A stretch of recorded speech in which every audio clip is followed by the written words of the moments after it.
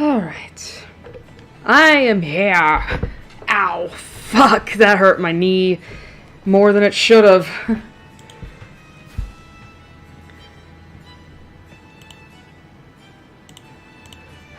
How has everyone been? I know it's only been a couple days since our last stream, but again, a lot can happen in a couple days.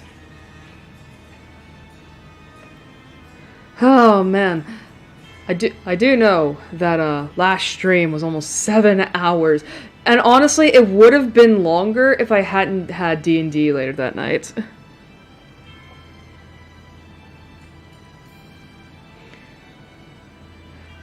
But now that I'm technically free, we could... well, now that I'm technically free tonight, we could potentially, like, go a while. We could potentially go a while. Sorry, I'm adjusting my chair. We could potentially go for a while. Now, granted, is it going to be... I mean, technically, I'm already anticipating tomorrow's stream, because I think I am going to be streaming tomorrow, the finale to this. That, I'm already anticipating that, like, it's a joke. But, yeah, the true ending of this game is going to be, like, 12 hours long or something like that. And it's like, oh god. Excuse me. I'm a little tired today, because, not because I didn't get enough sleep, or didn't get good sleep. It's more so just, like, feels like the last couple days were just kind of, like, wiped me out. And my body's just trying its best to, like, get together and all that.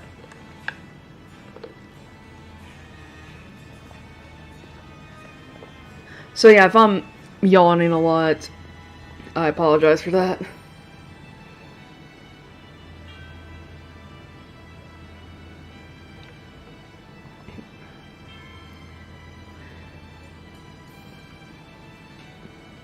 But yeah, so today is the last day. Well, not the last day, but you know what I mean. Like, it's like it'll be Halloween in less than 4 hours for me. So this is going and because where we are at on the letter, it's like, oh dear. I honestly wonder, like, what's gonna await us. I honestly wonder what's going to await us on this this excursion, this venture. Because I've been, like, calling this, like, the worst ending, which, to be fair, considering the fact that we're on this after killing everybody, it only makes sense to call this the worst ending. But I wonder what's gonna lie beyond, like I don't want to get too into it because I have to get to the letter proper before the recap, but, yeah. Yeah, I've expected some shit.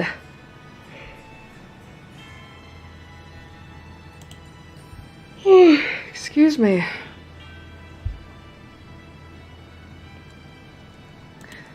But still, I do like that everyone's celebrating Halloween like a day early, because Halloween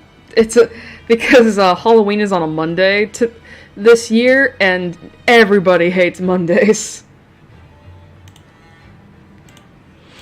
I mean, granted, I do too, but I think Sundays are, like, I hate the most, which is weird. Because, how do I put this? Like, I think it's just because of the fact that it's, like, Sundays are normally just mark the beginning of a new week, and thus, like, I have to wait several days in order to, like, get to the weekend again. Excuse me. Wow, I'm yawning a lot. That's probably gonna happen throughout the stream. But also because, like, at least with and also because, like, on Sundays, like, almost nothing happens during Sunday. At least stuff that happens that I care about.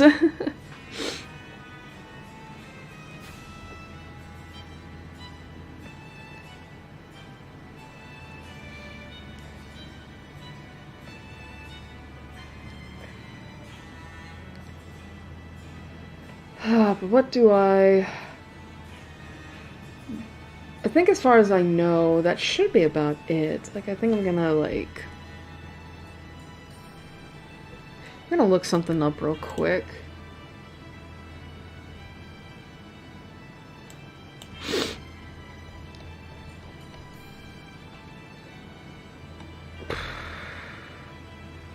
I'm out of it today. I'm sorry.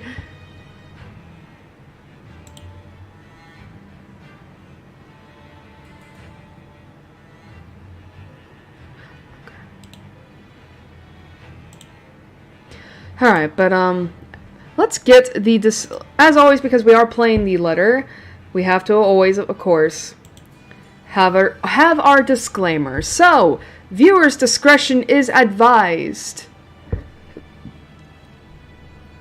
Due to the nature of this game, in the description down below is a condensed list of subject matters that are shown in this game.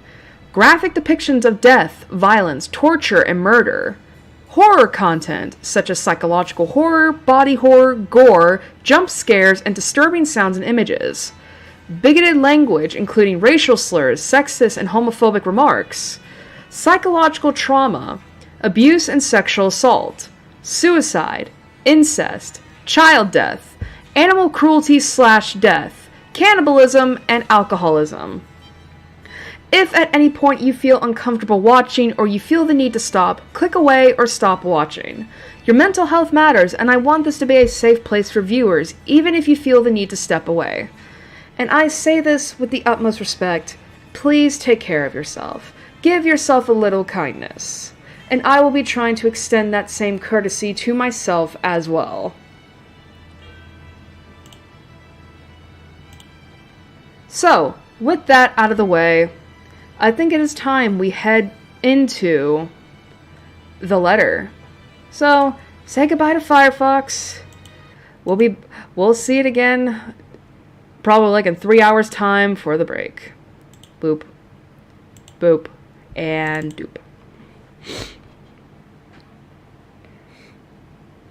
And of course Steam has to just do everything.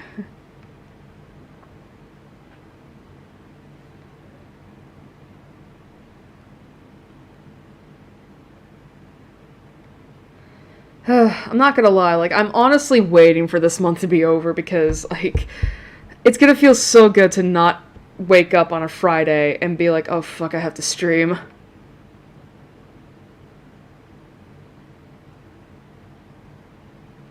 Which I know sounds awful, but it's like, guys, I've been streaming, like, twice a week.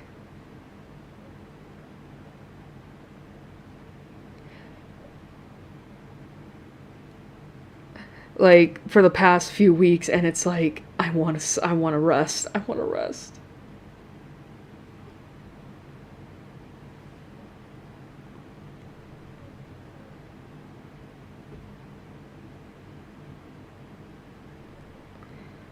Just keep going, just keep going.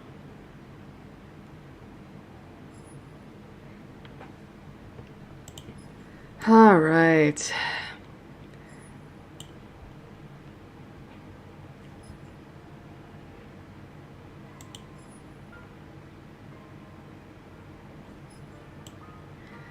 Alright, so, what happened last time on the letter?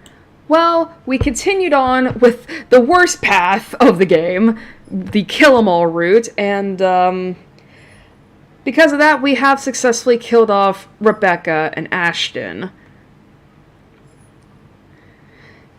And, their deaths happened to be a lot more gorier because of previous events that we took on this path, which sucked.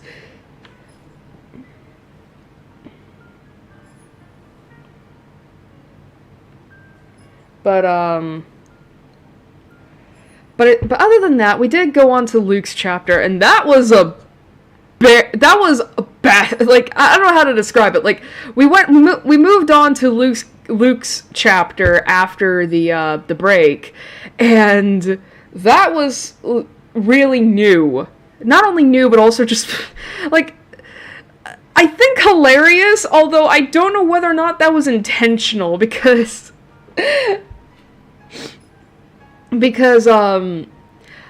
God, I felt like I was laughing my ass off towards the latter half of the stream in Luke's chapter, because, like, it's not supposed to be funny. Like, there's a whole lot of, like, actually, like, horrifying shit going on, but it's just Luke's like, it's the voice acting for Luke that is just making me laugh. That's not to say that it's bad. It's not. It's just the way that that his lines are being delivered that I'm just like losing it, because it's just like I finally took a look at the VOD last night, and I fast forwarded to, like, what my favorite moment was, where Luke discovers that he has, like, a dungeon in his house.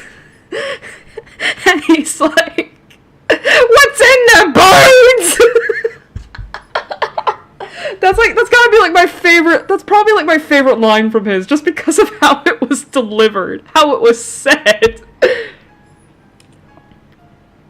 Just like, "Birds! Oh Christ, more dead people!" It was just so funny. It's just, I love it. I really gotta pay attention to his voice actor, because I think if I remember right, his voice actor is Curtis Arnott, and I think if I remember right, I think that's supposed to be,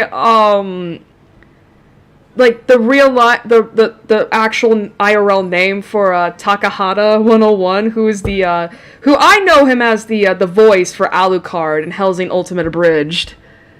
So it's like that's probably why I'm laughing so much, is because it's like, it's not so much it's reminded me of Alucard, but it's just like, it comes from, like, I guess, like, I mean, he was very funny, don't get me wrong. It's just like, oh God. I could be wrong, so don't take my word for it. But anyway, where we left off at was that now with all the characters dead, Ashton being his only escape, and he died because I killed him off, Luke is now trapped in the mansion with no one by his side, and presumably Takako, Charlotte, whoever this bitch is, I think it's Takako this time, somehow possessing Hannah. That was genuinely that's a creepy ass moment. Like, the fact that, like, Takako is apparently so powerful that she is able to, like, possess a dead body.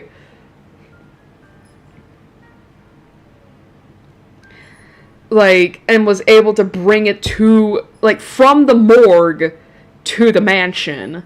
That was genuinely some creepy shit that I liken to, like, Pet Sematary. But I don't know what's gonna happen in this. Like, I'm hoping we were able to fucking, kill Luke off, because I want those memory fragments, damn it. I mean, seriously. Look at this, we have only 2 more left. Oh, and we also found out from the backstory that, I can't show this because it's, very sexual, but, basically, I mean, you can pretty much tell in this photo that Charlotte is being taken by someone, and Takako just walked in on her. I sincerely thought that this man was Edward. No, we found out it's just a random-ass man! So Charlotte was cheating on Edward.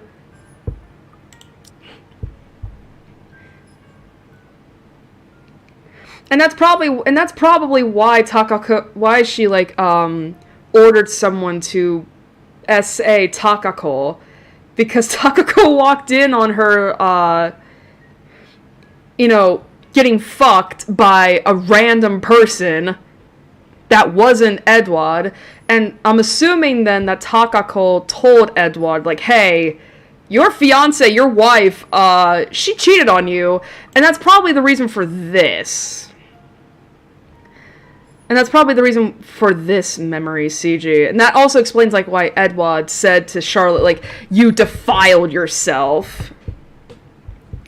My only question is like, how did this come to this? Because if we're taking, you know, these images as, like, vertical instead of horizontal, like I had always thought. So what happened between this and this?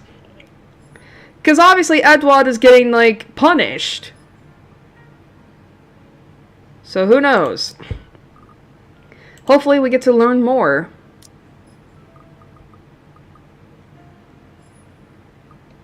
Wait. Did I not save? Oh no. No, wait, I had to have saved. Wait, did I not? No, wait, I did. Yeah, look. Yeah, October 29th, 2:45. So this was my save file. For some reason, I was like, I thought I stopped in darkness. And I was like, wait, did I not save? That doesn't seem like me. I normally save before I go to the main menu. Alright, now we gotta find our... Oh. Now we gotta find our place. Alright, so... God, 57? Jesus. 78 and 57. 20%. God. Ashton, like, seriously. It's always... Like, the first 4 chapters have been great for the most part in terms of, like, getting most of the story stuff. But damn, man, it's Rebecca's that seems like it kicks off.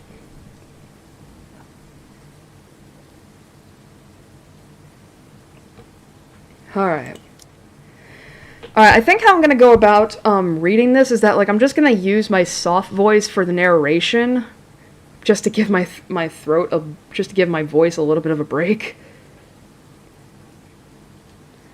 And not to mention that last time when I did that pretty early on, I didn't have to wet my throat as much.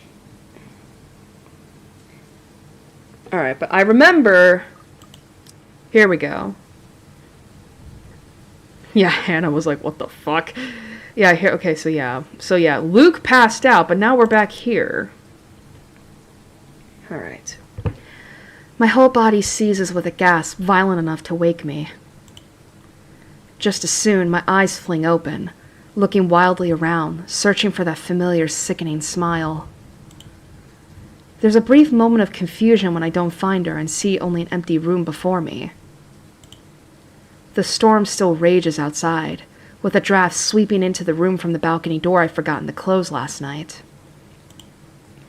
In the far-off horizon, lightning cuts sharply through the dark sky, illuminating everything in sight, before disappearing with a boom of thunder at its heels. A dream. It must have been a dream. No, I don't think so. Yet, it all feels too real. The migraine still pounding in my head serves to remind me of that. Though maybe it's because I haven't eaten anything since this afternoon. Coupled with everything going on in this bloody mansion this past week, I no longer have any doubts what this is. Stress. Just stress. What else can it be? Everything will pass soon. This headache will be gone tomorrow, along with every fucking problem, and all will be well. Fucking nightmares. The expensive mattress and pillows feel heavenly under my tired body when I flop back down onto it. Burying my face into the soft Egyptian cotton and simply laying still makes the idea of sleep especially inviting.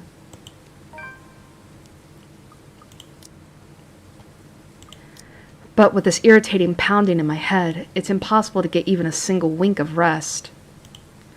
Without the alcohol, I'm going to have it rough trying to calm down or sleep. I suppose now's a good time as any for that drink. Hannah won't approve, of course, but she's no longer here. Perks of being a widow and all that. I throw the blankets aside and rush outside, before another bout of regret hits the pit of my stomach.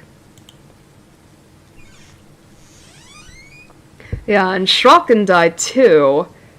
So what's going on here? Is Takako, is this like a, how do I put this? Like a, I guess like a hallucination, a delusion or something? That Takako is putting on for Luke? Let me see the backlog again real quick. Yeah, because here, don't worry, my love, everything will be over soon. I just don't know. She's gone. She's dead. Just like every other person in my life, nuisance or otherwise. Only I remain. Nothing else matters. It's dark, but the large windows of the foyer illuminate the area much more easily than any of the other rooms. That's the smallest of blessings I can ever ask for, in the hopes that I can go to bed after this little trip without further incident. But I have to stop in my tracks as something catches my eye. Carefully, I draw closer and... Is it Ash's dead body? Oh. On the floor, a smear. In the darkness, it's impossible to tell what it is, but it's left an ugly track, disappearing underneath the door leading to the dining room. Whoever left this here will have to answer to Johannes in the morning. He hates seeing a mess, be it mud tracks or the tiniest drop of wine on the serving platter.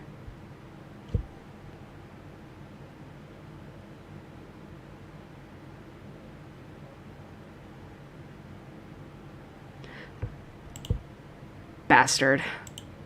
For now, I follow it, letting it guide me in this darkness, even if I feel its purpose is anything but. Take an amusement in imagining how Schalken's expression will change from surprise to disdain upon seeing it. Hello, Plush! You haven't missed much, we're just getting started, and I'm currently trying to figure out what the hell's going on. Because everything was a fucking... because everything was a disaster when we ended it, and now it's like, everything's back to normal, so it's like, what? However, I can only feel disappointment once I open the doors to the kitchen. There are only empty wine bottles, put aside to be cleaned and stored for collection. And I can't be bothered to try and find out where Johannes has hidden the absinthe on Hannah's orders. Even in death, she continues to bug me like this, keep me from my beloved wine. I do have other options, although I'd rather not go down to the wine cellar myself, especially in this darkness. But when needs must be satisfied. Can't be helped that the need to wine back is monumental, right? And I really need this fucking drink. Even the smear seems to lead me to it. But like in the dream, there's still the horrendous smell in this place. It really is an awful stench.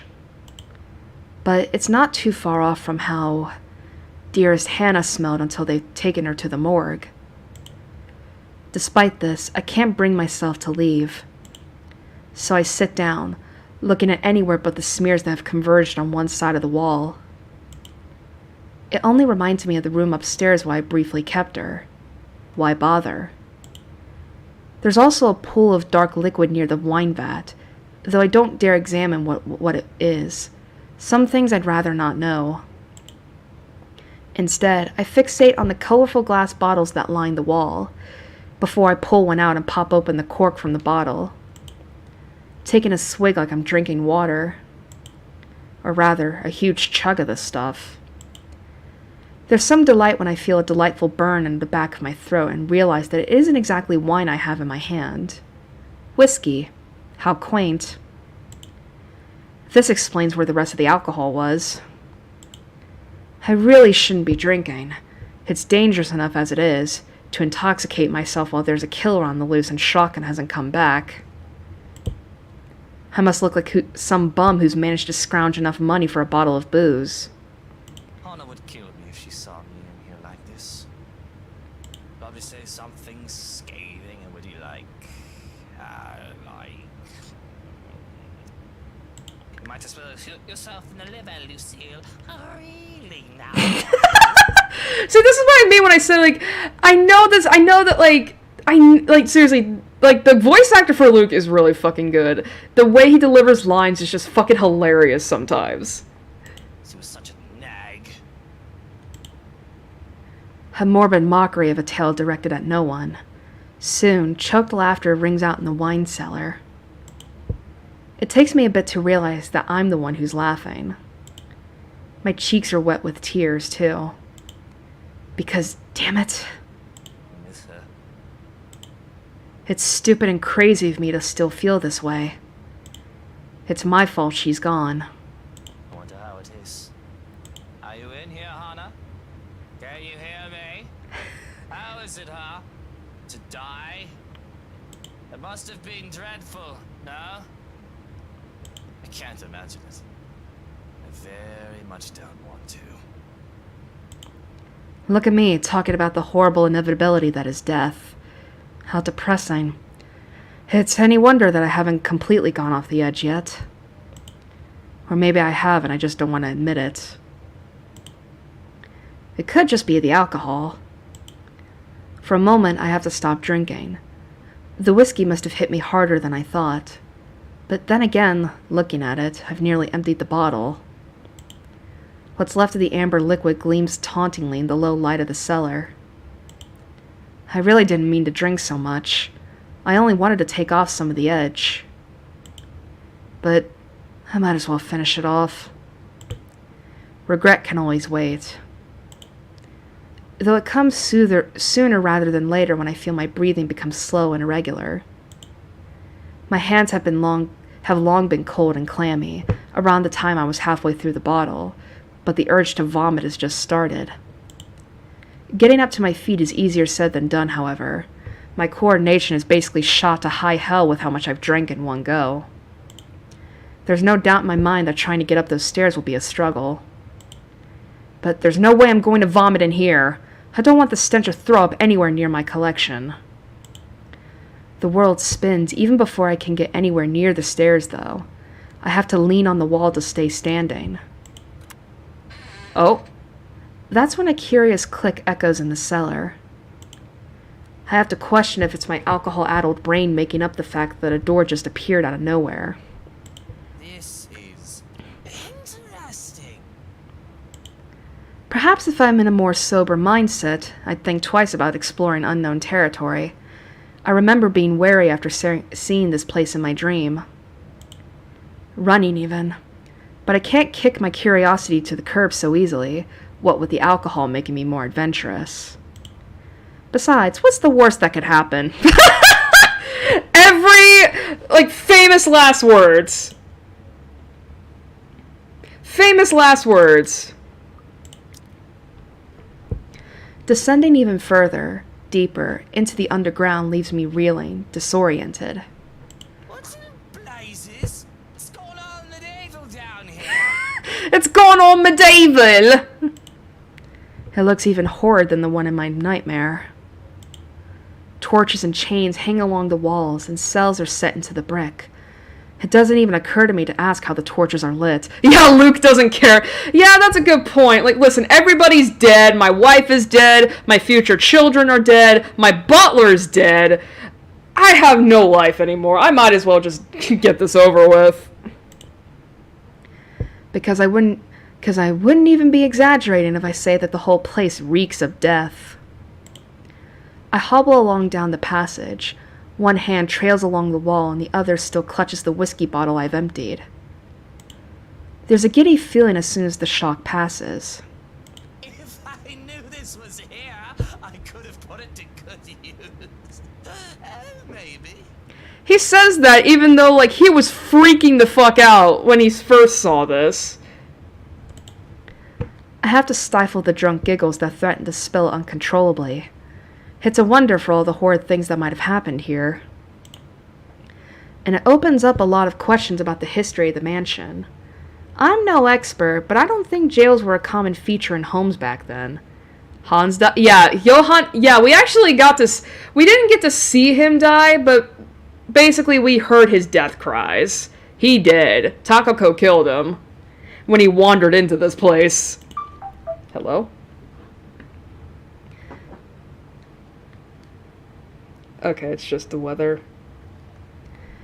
How many people were locked up in here? What would they have even done to deserve this place?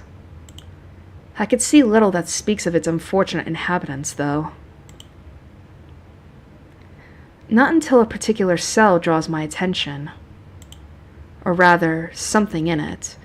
On the far wall, there's a small pile of something in it. Thrown together in a small mound as if someone has just hastily dumped them here. It's impossible to tell in this low light. Belatedly, I realize that the dark smear from the foyer, going into the kitchen and the wine cellar, ends here. But that's not where my gaze lingers. Oh! A small stone gleams, its dark color a stark contrast to the hay-littered floor. That's Takako's pendant. Yeah, like, I will admit that as much as Johannes is an asshole, he was pretty funny, especially when he was snarking back at Luke, just like, oh, you dumb cuff, or something like that. Calling him out for his alcoholism. Like, it was great. But still, it actually does solve the mystery of where he goes, of what happened to him after the last few run-throughs. He actually dies. I just thought the game forgot about him. It's such a simple thing that I could have passed it off as another ordinary stone if it weren't for the symbols painted on it in the thick cord. And, in my curiosity, I kneel down and reach an arm through the bars to retrieve it. I'm quick to get back up on my feet, however, scowling at the dirt on my knees. The stone is cold and heavy in the palm of my hand. An interesting trinket, an accessory most likely. It's a shame I don't know what the symbols mean. My amusement at the find is quick to fade, though, as a woman's laughter echoes in the passage. It's that woman's voice. I didn't need to look to know that it's her. But that's a problem, because I hear her, but I don't see her. I had been terrified when I first saw her. But they don't call alcohol liquid courage or liquid stupidity in this case as I seek her out. The trinket slips through my fingers and, in its place, my knife. Where are you? Show yourself. There are eyes on me, but every time I turn around, there's nothing. Nothing but a horrid feeling that buzzes under my skin. Anxiety overpowers the haze of intoxication and wraps its arms around me, suffocating and straining. But terror doesn't take hold until I hear a whisper in my ear, and familiar arms come from behind to rest across my chest. You've come for me, my prince. I am so happy. Oh, that's creepy. I hate that.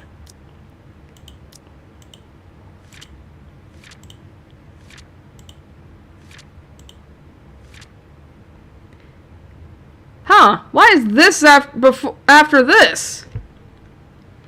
The power was still off when Luke woke up. Brushing away the bad dreams, he went down to the wine cellar to find a drink that could help him sleep.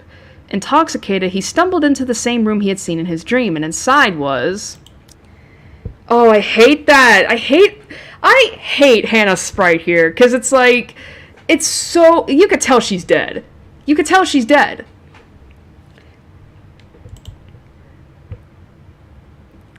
There's a creeping feeling, as if there are hands running all over me. Something in me screams and snarls at the thought of being held down.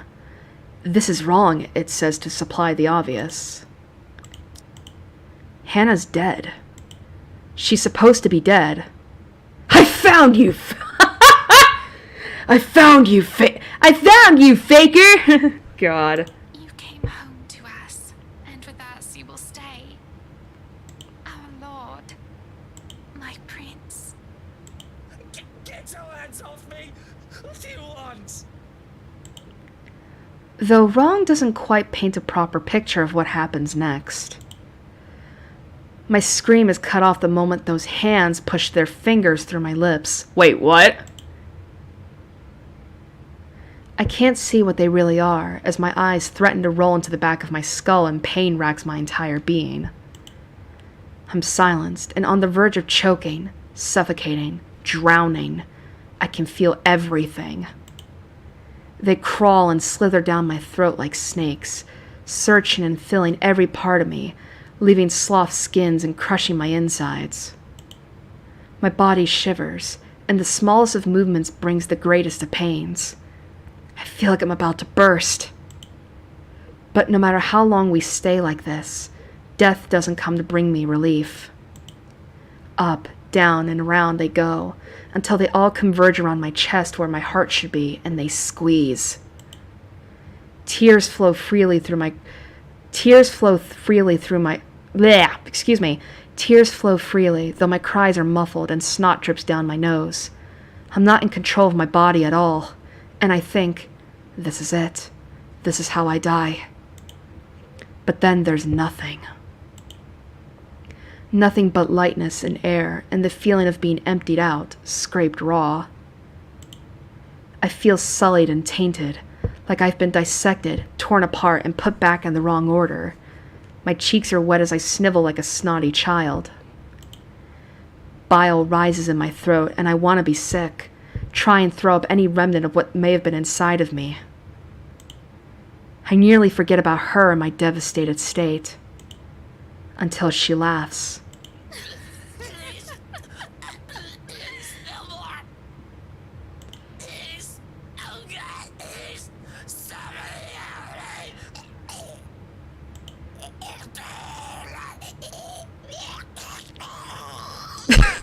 That is really good line reading. Holy shit. Like, you can literally feel him choking as he's saying that. Oh my god. God, can we actually give a kudos for that, please? But her laughter only grows louder, echoing in my head. My heart seizes in my chest and I...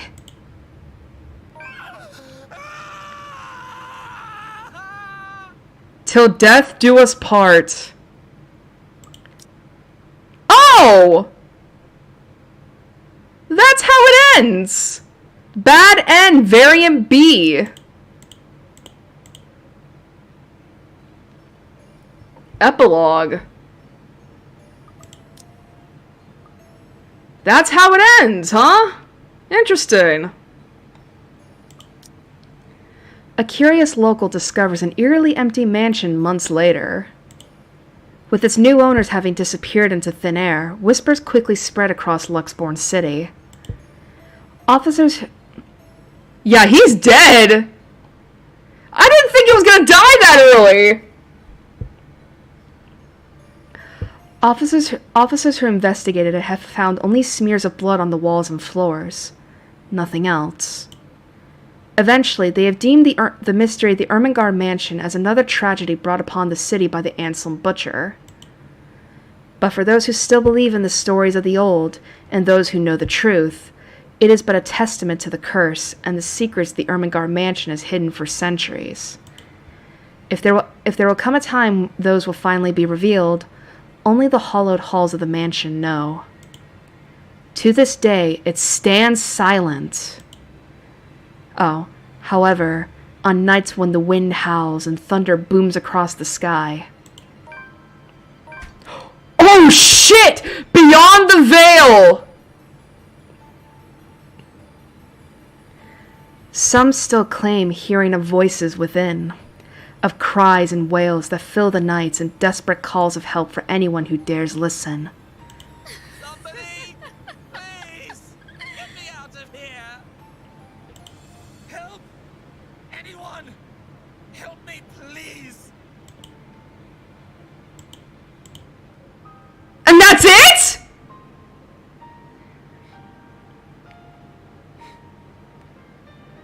That was it?!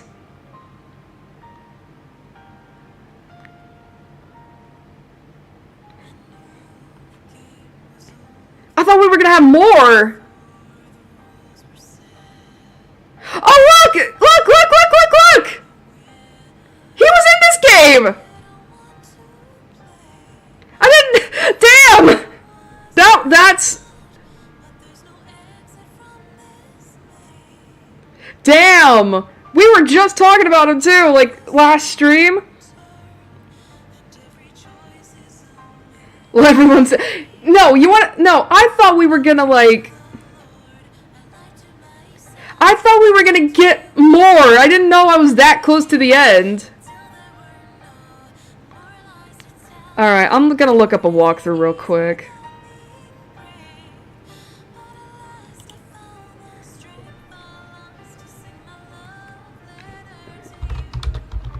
Alright,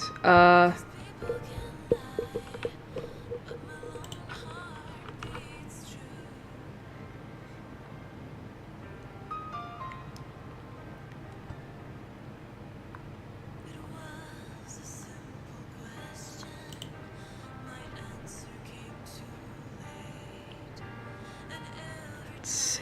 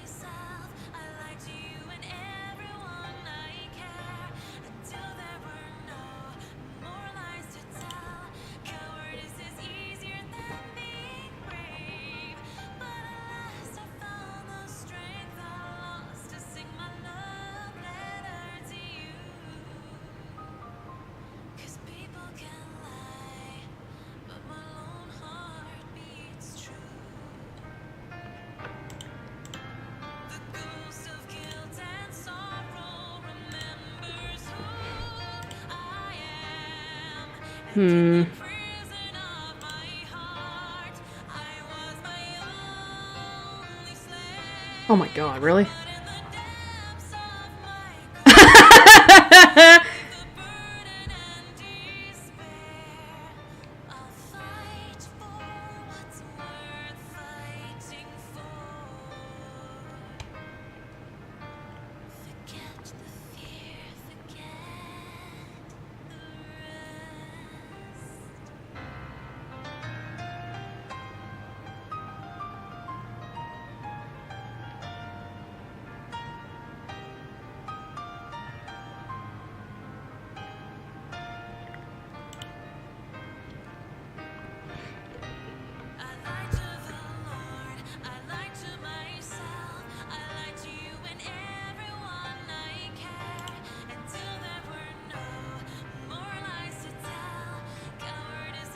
Sorry, I'm looking up walkthroughs, so I'm sorry if I'm being quiet right now.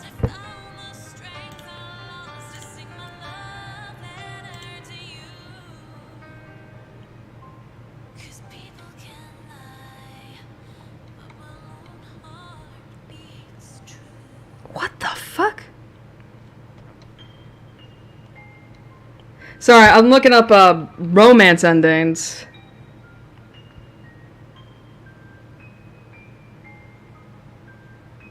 Ew. I'm looking up romance endings. Oh my god. So I found out what the other pairings are.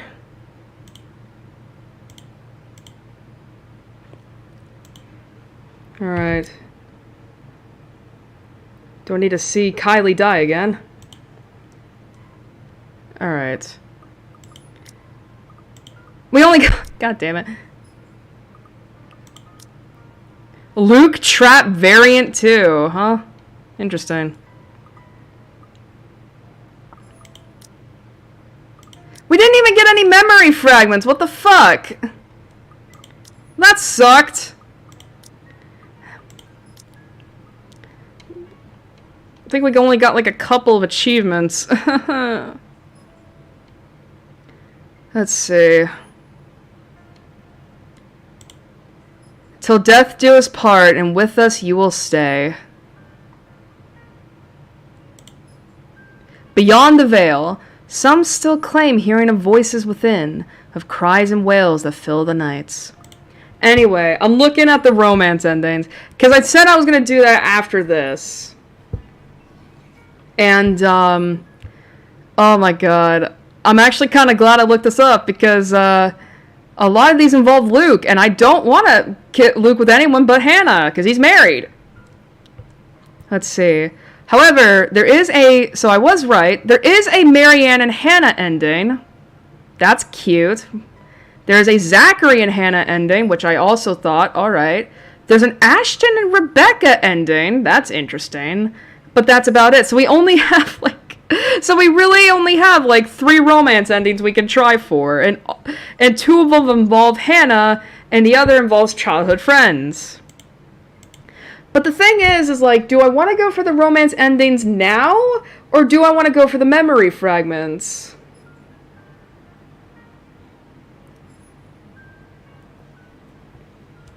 God, I hate that there's so many that involve Luke. Why Luke? Why does he get to have, like, romance endings?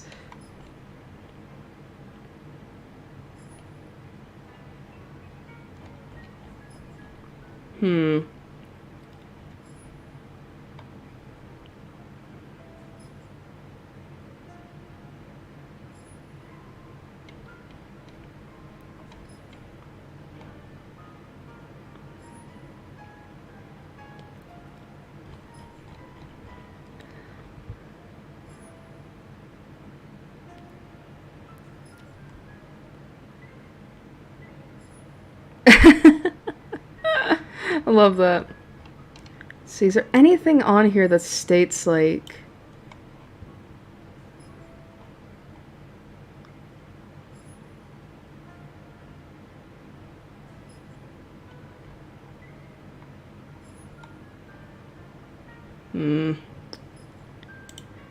I really want to try and go for the memory fragments, honestly. Alright, let me see. Let's see. I don't need achievement guide. The letter walkthrough. I guess memory fragments? Memory fragments.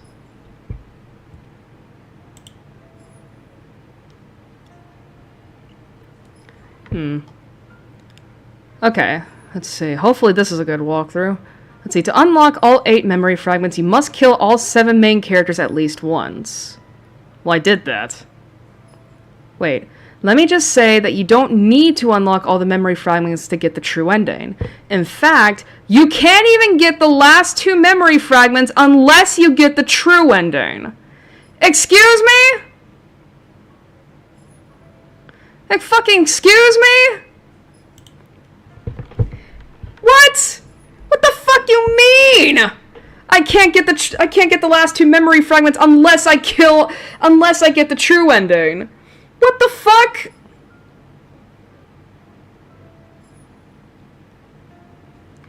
Fuck you. That's not fun. That's not fair. Alright. The key to unlocking the true ending is to kill Luke. In all the other endings, including the ones where everyone else dies, Luke never truly perishes. He just ends up trapped in the mansion for all eternity. Okay.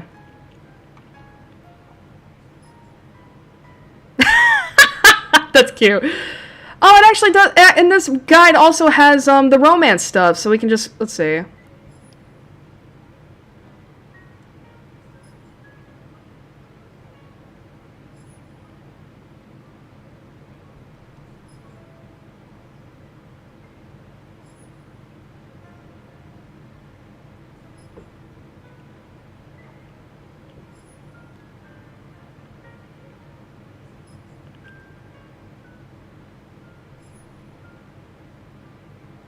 Oh, that's fucked.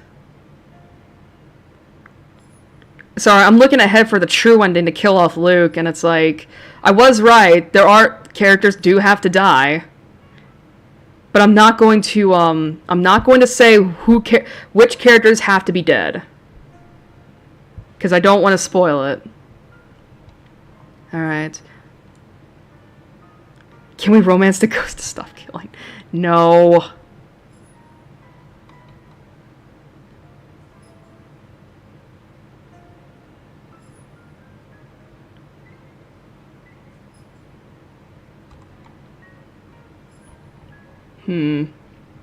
Well...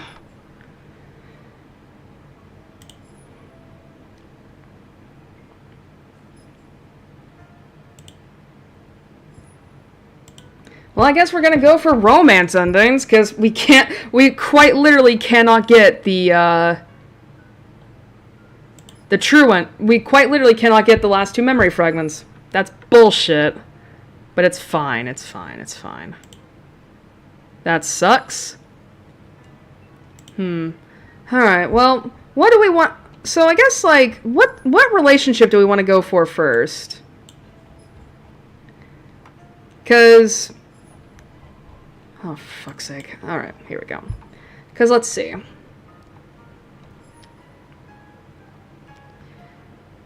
I mean, we have 3 of them. We have Marianne and Hannah, Zachary and Hannah, and Ashton and Rebecca. Because I'm not going to go for Luke, and I'm not going to go for any Luke ships. Fuck that guy, alright? He can go die in a fire for all I care.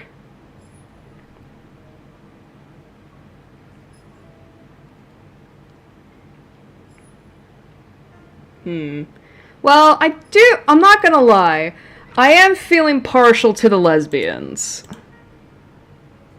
Then it's a bad game. No, listen. You wanna date some monsters? Play Monster Prom. I mean, they just recently came out with their 3rd game, and you can date monsters in that game. Let's see. But yeah, I'm partial to going for the Marianne and Hannah route. So how about we settle? How about we go on that route once? How about we go on that route for that? Does that sound good?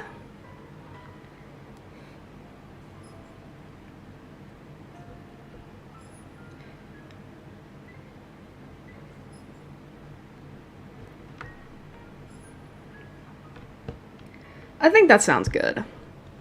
Alright, let me check the game real quick. Oh, I'm still on the achievement screen. Whoops! Sorry about that.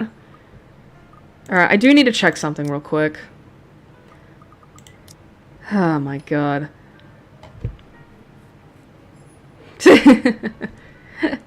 Well, I certainly don't want to get any bad, like, friendship endings, because I don't like that.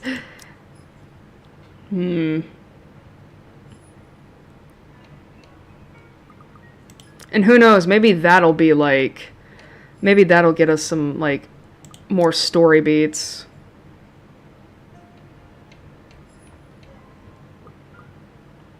Alright, so... alright, so where... okay, so what do I want to do here in terms of the other stuff?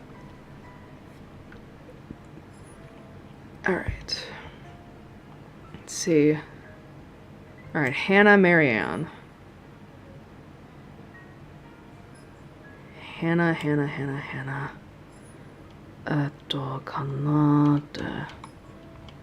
There it is.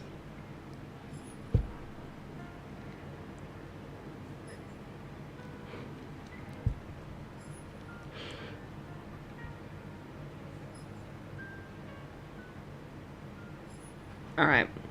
Alright, so we are going to follow this walkthrough and see... and so we are going to follow this walkthrough. So...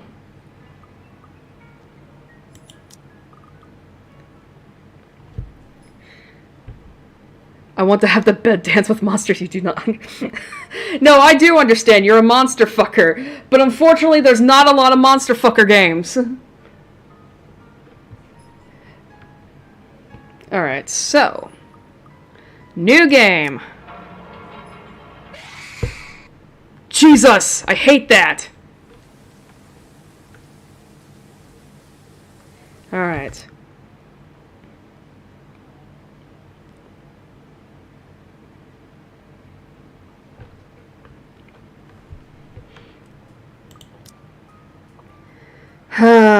Man, and we've mostly gone through all of this.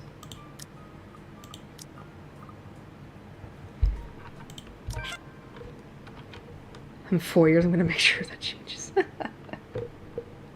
Oh my god. Alright. Let's see.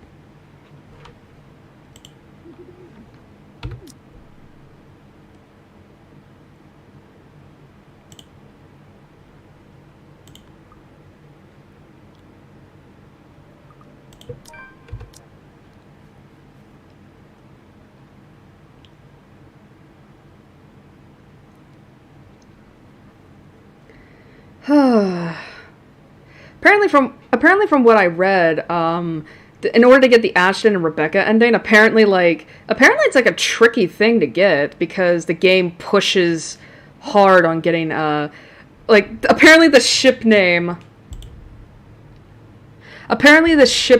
for Ashton and Isabella is Ashabella, which I think is actually like a really cute name. Alright, don't show the letter.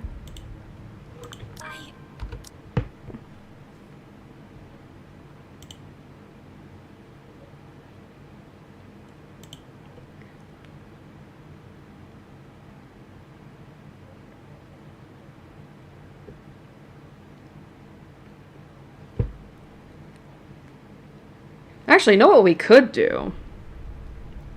We could try and get to a route where everyone lives.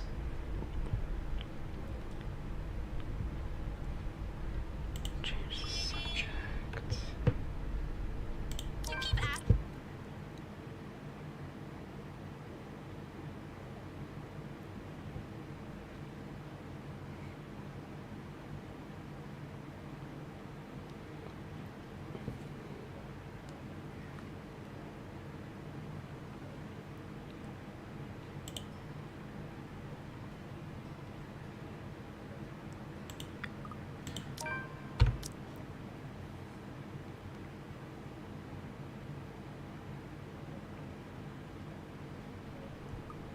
I'll think about it.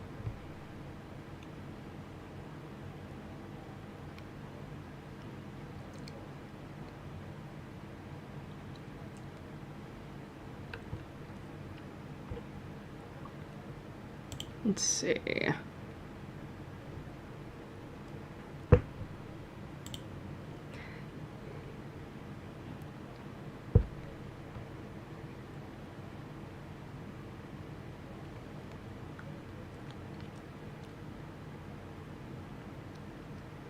Just keep skipping, just keep skipping. Okay. Just getting stuff.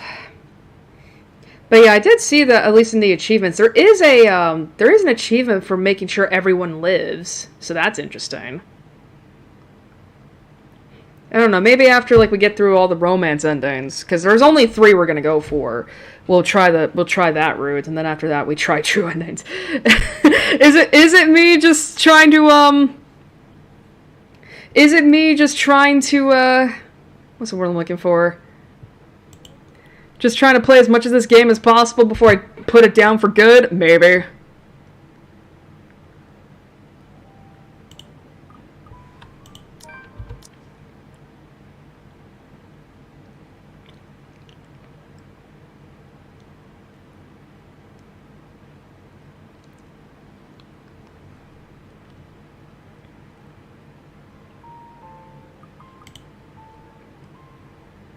Oh, this is a different choice.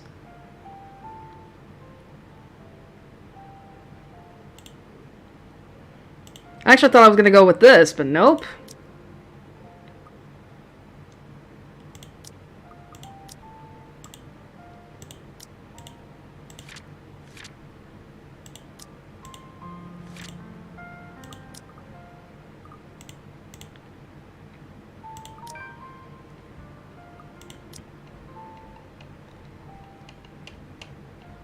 The game's trying to be nice and giving me more story beats. Alright. I closed the short distance separating us and give him a light punch on his arm. The gesture, familiar, in place of phrases one couldn't spin together or answers too early to seek out. See, you can be pretty nice when you're trying. I am nice. When you're sleeping, but thanks for this. Don't go losing it. It brings bad luck if you do. Wait, are you serious? I knew there was a catch! This ashhole! Yeah, that's what they say. You did this on purpose, didn't you? Oh, I should have known. Not entirely. But seriously, if anything happens, tell me. I'll be around. Man, I like the alternative route to this better, because it was so cute. Before leaving, he waves at me one last time. He's back to teasing me. Back to our usual routine. Back to what we're comfortable with. But for all that, I believe in him. I just hope...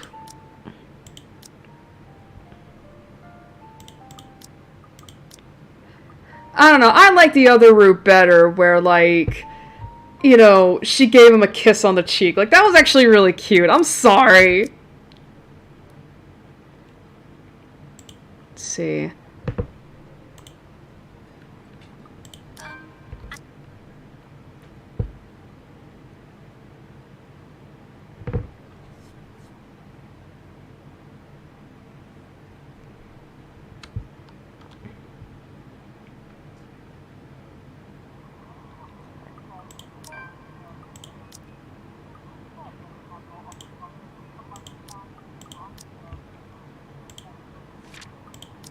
Right?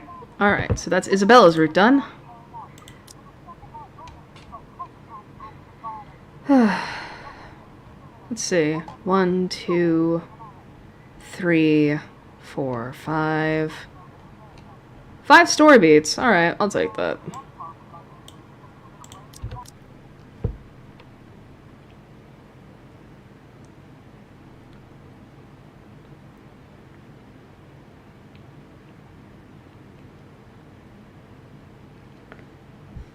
Gonna skip that because I don't want to deal with it. Seriously, QTEs just give me too much anxiety. Alright, now it's Hannah's turn.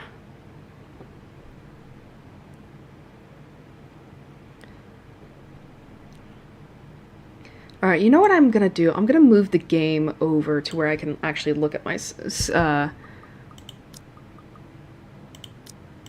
to where I can look at... everything. Let's see. Alright, defend myself.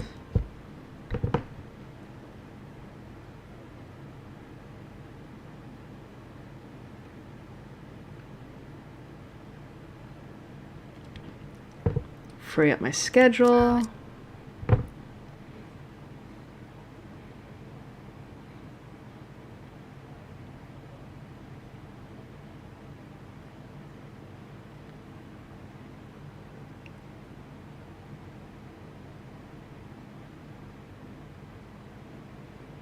Apologize for bringing it up.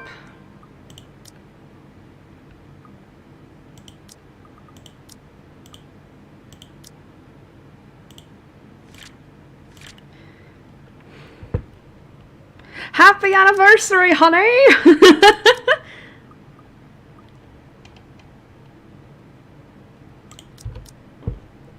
Excuse me.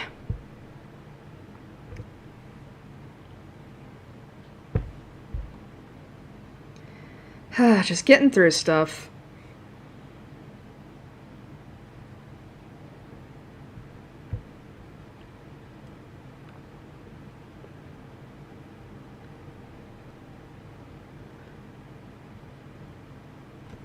Whoops. Alright, stop it.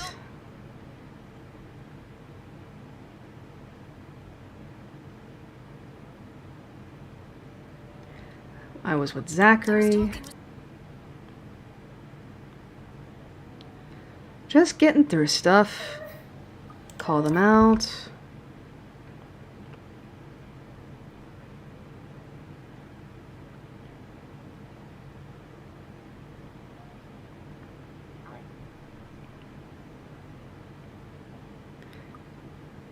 Be honest with me. I mean, to be fair, I did figure that Hannah Marianne was like a thing, considering that like you can make Hannah break up with Luke, and the fact that Marianne seemed to be going after Hannah because of her resemblance to Lorraine.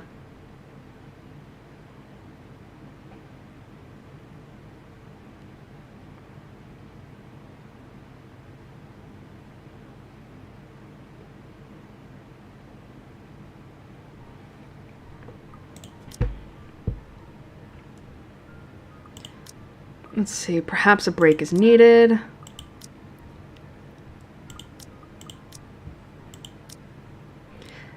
Aw, the babies.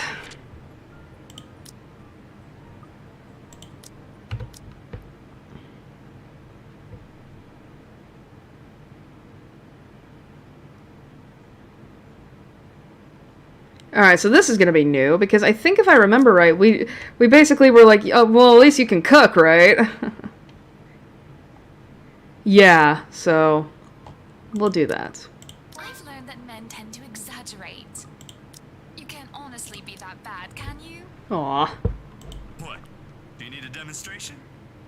That would be preferable, yes. It's not like there's music here, Hannah. Come on. But I do like the fact that, like, I do like Hannah and Zachary, too. I was thinking they were pushing that, considering the fact that, like, you know, how do I put this? Considering the fact that considering that, like, you know, you had a lot of time, Hannah spent a lot of time with him, getting, like, positives and all that. If anything, I was kind of wondering if they were going to push Rebecca and Zachary.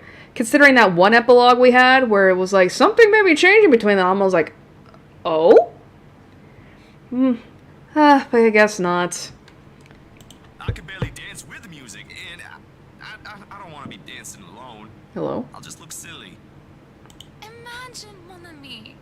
You are an artiste, are you not? With your photos and films and your guitar. You must know notes to play an instrument. Find a melody and a beat. Would it be such a stretch of the imagination? And don't fret, I will gladly be your partner. Oh. I can tell by his expression that he's flushed, embarrassed. But no more protests escape him, and he focuses with a slight tilt of his head. Then he starts to hum a little tune. Oh, this is gonna be cute. I drag him into the gardens while we go through the motions, and he gains courage, the farther we are from other people. Oh, that's so cute! Oh, that's so cute!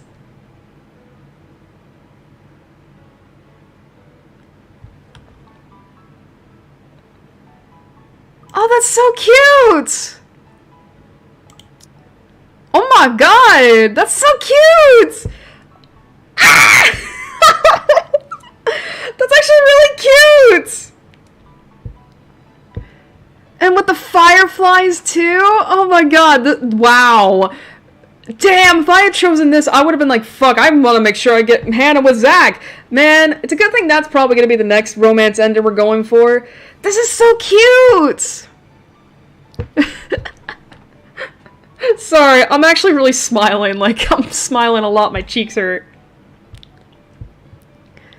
And we just dance. Though he stumbles at first, unsure and bashful. Where did you even learn to dance, Zach? The 60s want their moves back, honestly. College of two left feet, obviously. This is so cute! And I'll have you know the twist is still an awesome dance. We're happy and we're having fun. Even if Zachary fumbles with his steps and did the funniest, oddest movements that anyone can pass off as dancing. Yeah, Zach is just like there's a reason why he's probably like my favorite male character in this. Like, I mean, again, when you have to choose between Ash and Luke, like, listen, Ash may be good, but even he has his moments of assholery. Zach is just a good man. It's like, I can honestly see why Hannah favors him a lot. There's no need to impress anyone, however. Not even each other. And this is the most I've smiled and laughed in a long time. It's simple. Simple as nice. Oh, that was such a cute scene! Fuck!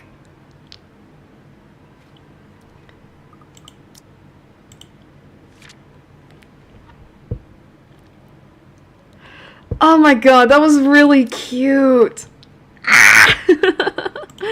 Oh my god, I wish I had gotten that first. Oh my god. I'm sorry, it's so cute. It was so cute. Oh my god. Oh, my cheeks hurt because I was like smiling so much. Alright, skip. I don't want to do this. Alright.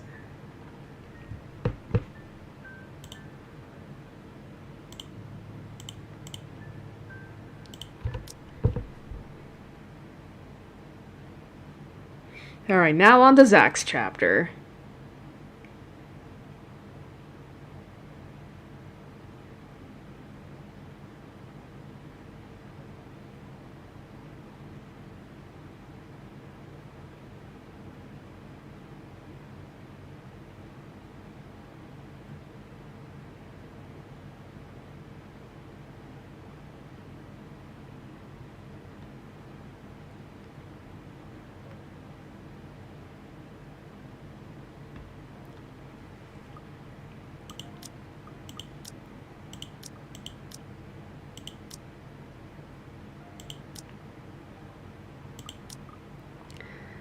Let's see. Tell the truth.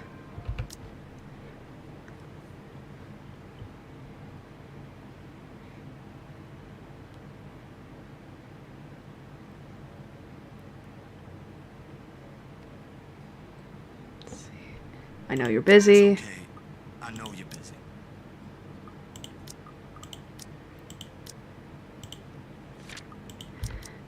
We have to follow the walkthrough, unfortunately.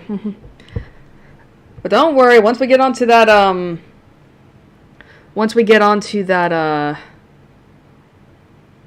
what's the word I'm looking for? Showed a photo to Ash.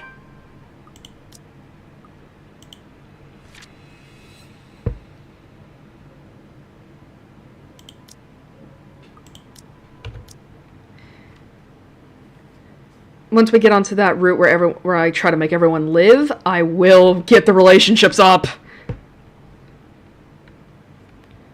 Let's see. You're the one who started it, so that's new. You're the one who started it. So that's new. That's a new choice.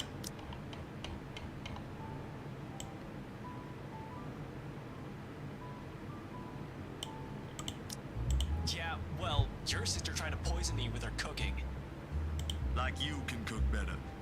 My cooking has never killed people. Your brand of cooking mostly involves throwing things into a pot and hoping it never explodes. I'm never going to live that one down, am I? Nope. Was in the news. Did you know Nana and Gran called me that night just to check if you're still alive? And they were genuinely concerned. They've always been. In some unspoken agreement, my grandparents have adopted him into the family. A nice gesture, and I don't think he minds it at all. He'd even ask about them from time to time, check on their well-being. I think part of him misses his own family, the one he'll never get back. And though he won't say it out loud, he appreciates having one thing close to it. Makes him feel less alone. Who wouldn't? And yet... You should drop by sometime. Nana's request. She wants to see whether that skinny boy has somehow gained some muscle. Skinny boy. I'll see what I can do. Sometimes he neglects the more important things. Ash. Some other time, Zach. Things are a bit hectic at the moment. Even for just a day? Psst, come on, Ash. You saw how things are at the precinct. Even Benjamin's at his wit's end. He's quick to avoid my eyes, swiftly turning his attention back to his plate. The food, however, remains uneaten. He's put up a wall again. I can't remember the last time he did that, but watching it happen in front of me is disconcerting. It ain't an excuse, I know that. His job is never as easy as those television shows often imply. Lots of bureaucracy and red tape involved. If he's lucky, they'll find an easy lead, close a case after several months of no sleep and pure hard work. But most of the time, it's just one pile of reports after the next, one frustration after another. I just wish he'd stop focusing on it so much and see what he's missing out on for once. You really can't make time for it? I can't just leave this case for now. Sorry. His change in tone is subtle, but his aggravation over the matter hangs completely palpable in the air. Still no closer? Alright, that's not new. It's really just a gig.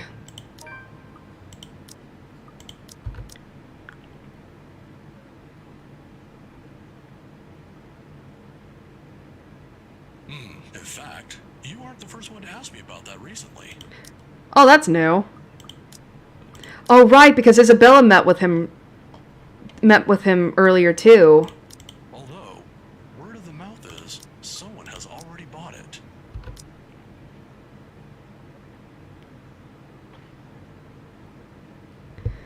Just keep going, just keep going.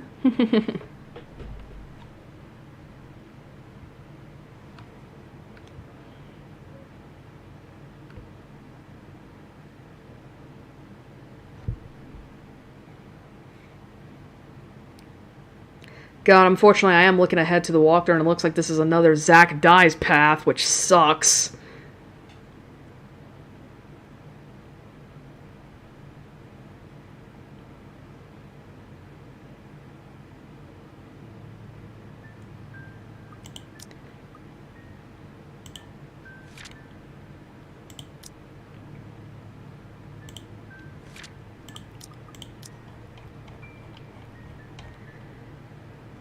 We gotta... Oh, I gotta stay silent for this. That sucks.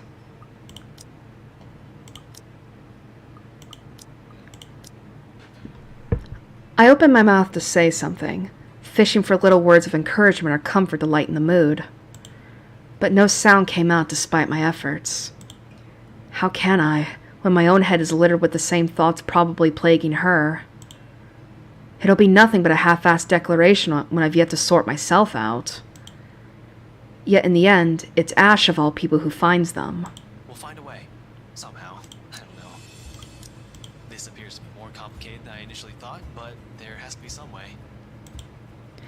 The whole thing sounds unexpectedly optimistic for him.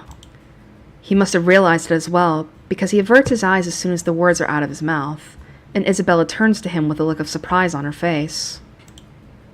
But despite himself, he continues.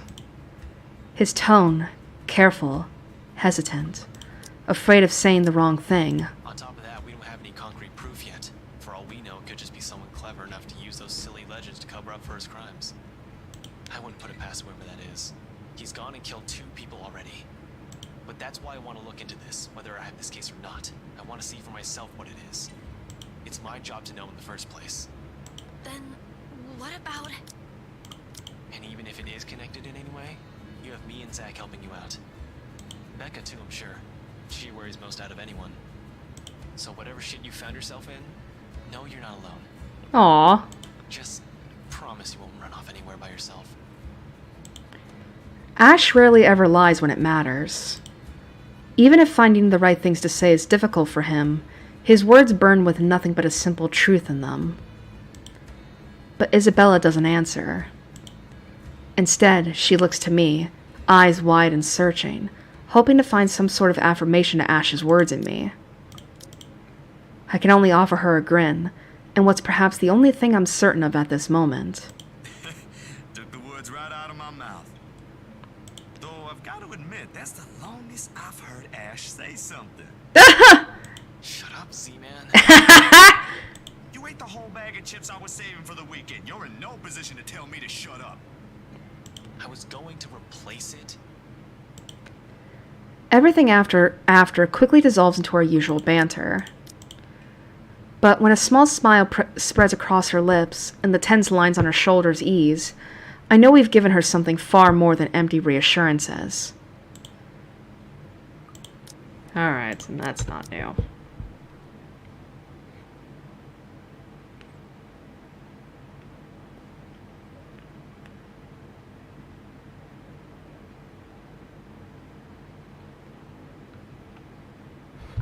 Fuck that. No QTEs.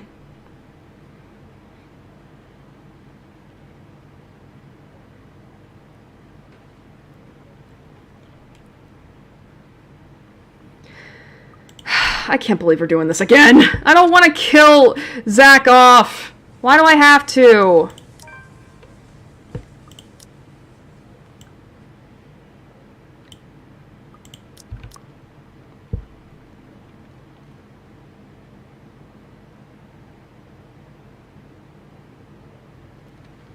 By the way, I think I figured out what the other variant to this ending is. It's basically if Takako was replaced with Hannah.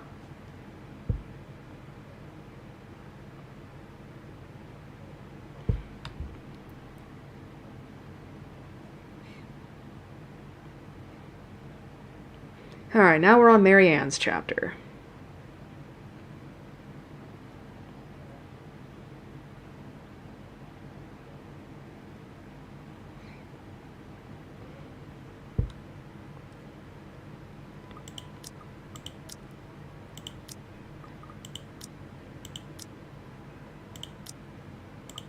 Alright, this is wrong.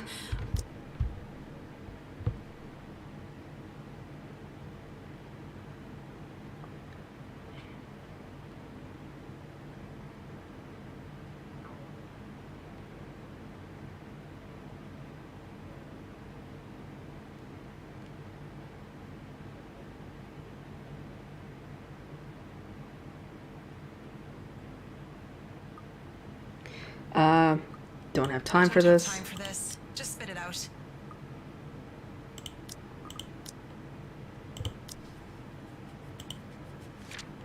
Just making sure.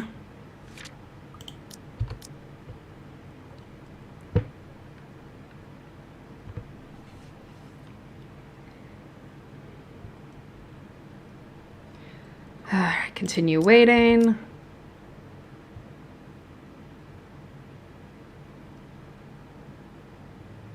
I just remembered something.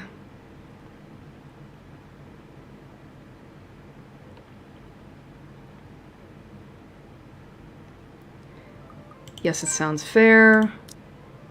We're really building up that thing with Hannah.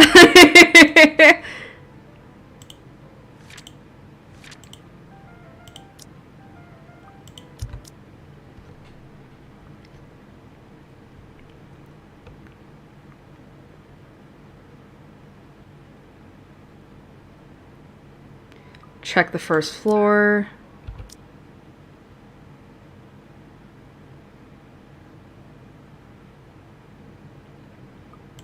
You must have been. Must have been quite the pair.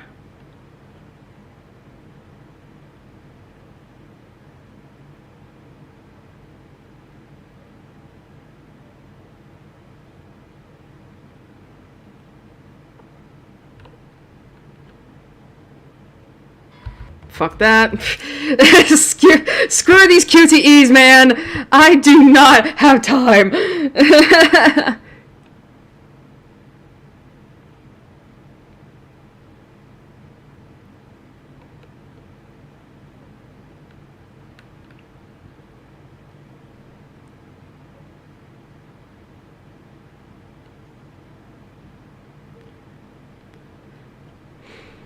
Like, seriously, those QTEs give me too much anxiety, and I don't need that in my life.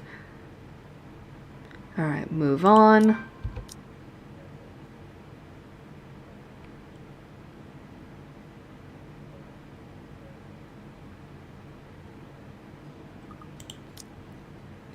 Hell yeah, boy! Look at that. Try to lighten the mood.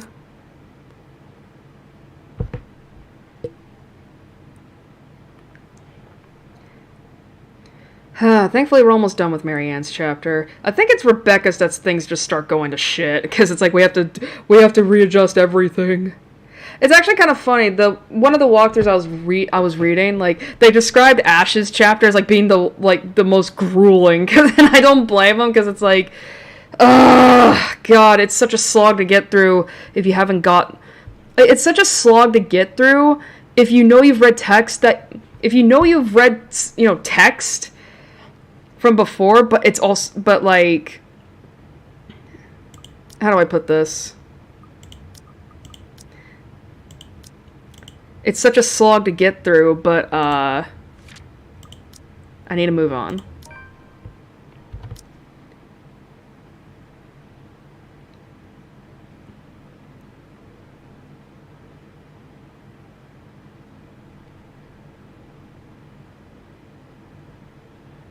And then that. And Marianne's done. I guess what I'm trying to say is that, like, again, like, there's like text that you've read before, but you can't skip through it unless, like, you go to the options and, like, how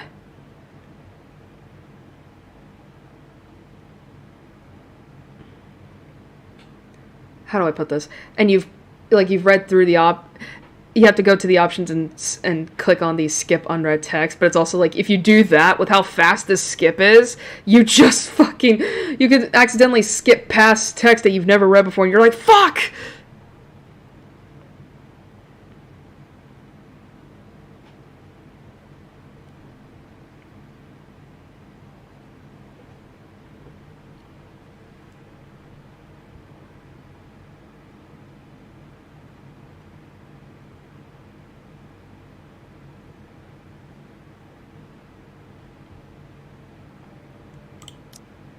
Sorry about that, I was scrolling past on the walkthrough because I have it up.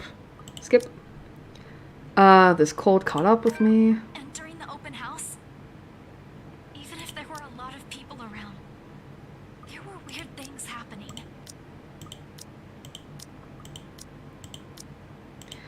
Alright, just skipping past stuff. What is a thing? God, I hate that there's actually like a Luke and Rebecca ending. Like, why would Rebecca want to get together with this douche?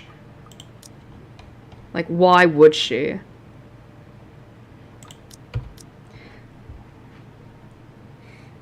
Like, it's so, like, there was like, obviously there's like a Luke and Hannah ending, but there was also like a Luke and Marianne ending, there's a Luke and Rebecca ending. I'm like, why the fuck would Rebecca want to get together with him?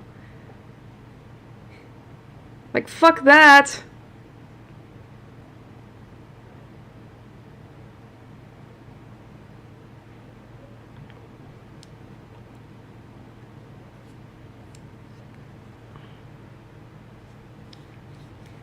Oh, my nose.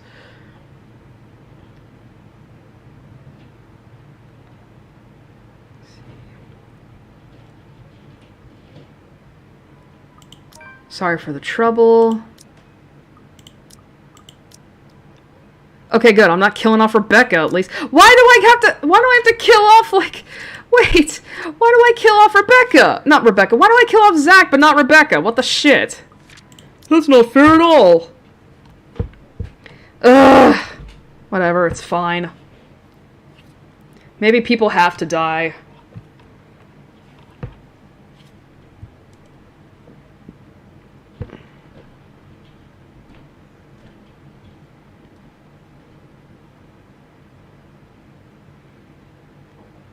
Alright, hit him where it hurts. Mister, you have until the count of 5 to let me go and step out of my personal space. Whoops! I turned on caps lock by accident. I meant to hit tab because that's the skip button on the keyboard. Apologize to Kylie, cause fuck Luke.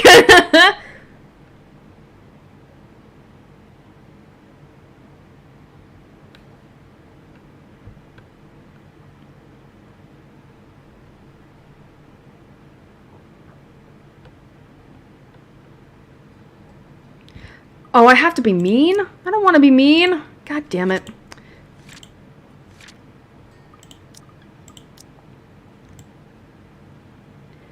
Oh, I have to be mean. I don't want to, though. It's fine. I hate being put in this situation. I hate being the one holding the truths people need to hear. More than all of that, I hate knowing precisely how people would react once the words are out in the open. And Isabella's never hard to figure out. You get what you see with her. When she's happy, she's happy. When she's upset, she's upset. There's no middle ground. Most of the time, it's a good thing. Sometimes it's just plain difficult. But as harsh as this is, it's what she needs to hear. Isabella, I already told you. It's okay if you don't believe me. Her answer is so glaringly cheerful it makes me stop. She's avoiding my eyes when I turn to her, going through the papers again without really reading them, pretending her attention's only halfway where I need it to be. It's an obvious distraction. For her. So she won't have to listen, to look at me. Hard truths are always the toughest to face, after all. I know you guys aren't really into that kind of stuff. That's not what I meant.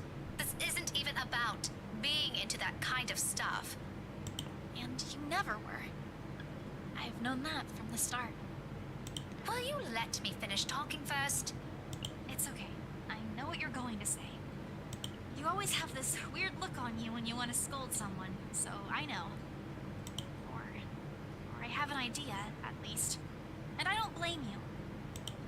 I'm aware that it's hard to believe. I can't fault you for that. This is not what I like. I don't like that! She exhales, folding her arms against her body as if to brace herself. Here's another truth she carries with her, it says.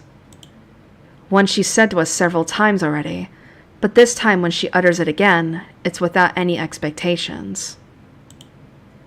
Just a simple fact to be laid out, leaving it up to us to take it. But I've seen it more than once already. I know for sure she's real. Something in the world, her world, has moved, I realize. A subtle shift. A change so minute I barely even noticed it until it already did so. Little by little, without bothering to wait, she's moving away from us. And frankly, I don't know what to make of that. Afterwards, a hush stretches out before us. Alright, so that's not new. Wow. We didn't even have to be a bitch to her about it.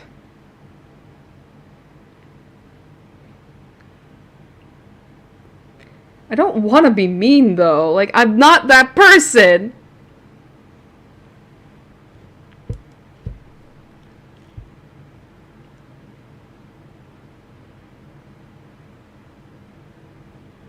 Do you really think that? Jesus Christ, we're just fucking up with Luke.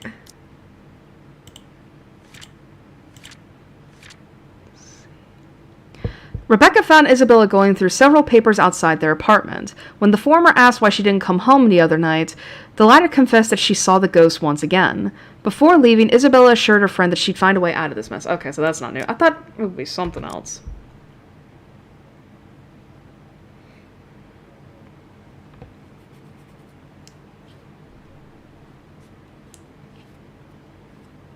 Oh, my nose is so stuffy. Stuffy? Not stuffy. It's very itchy.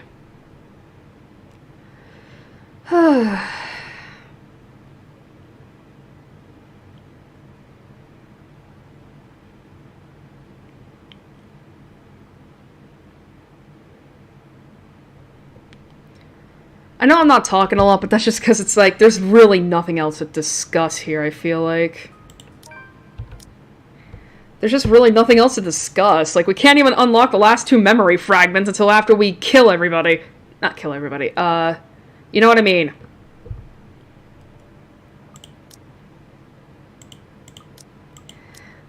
Until we get to the true ending. It's like, that's such bullshit. I mean, I'm glad it's not hidden behind completionists. Behind completionist's sake, but fuck's sake, really?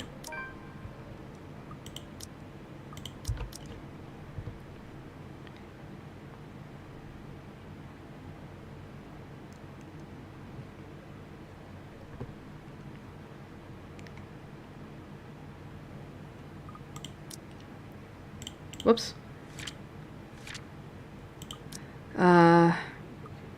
Shouldn't be doing these things.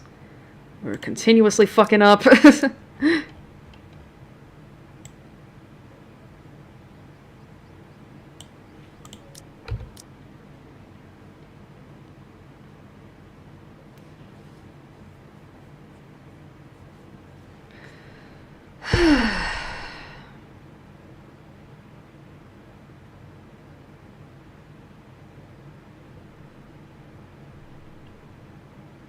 I think we're coming up on another new choice soon. But thankfully we're almost done with Rebecca's chapter.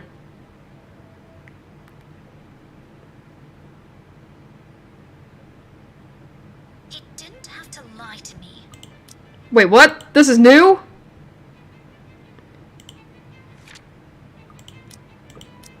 This is new?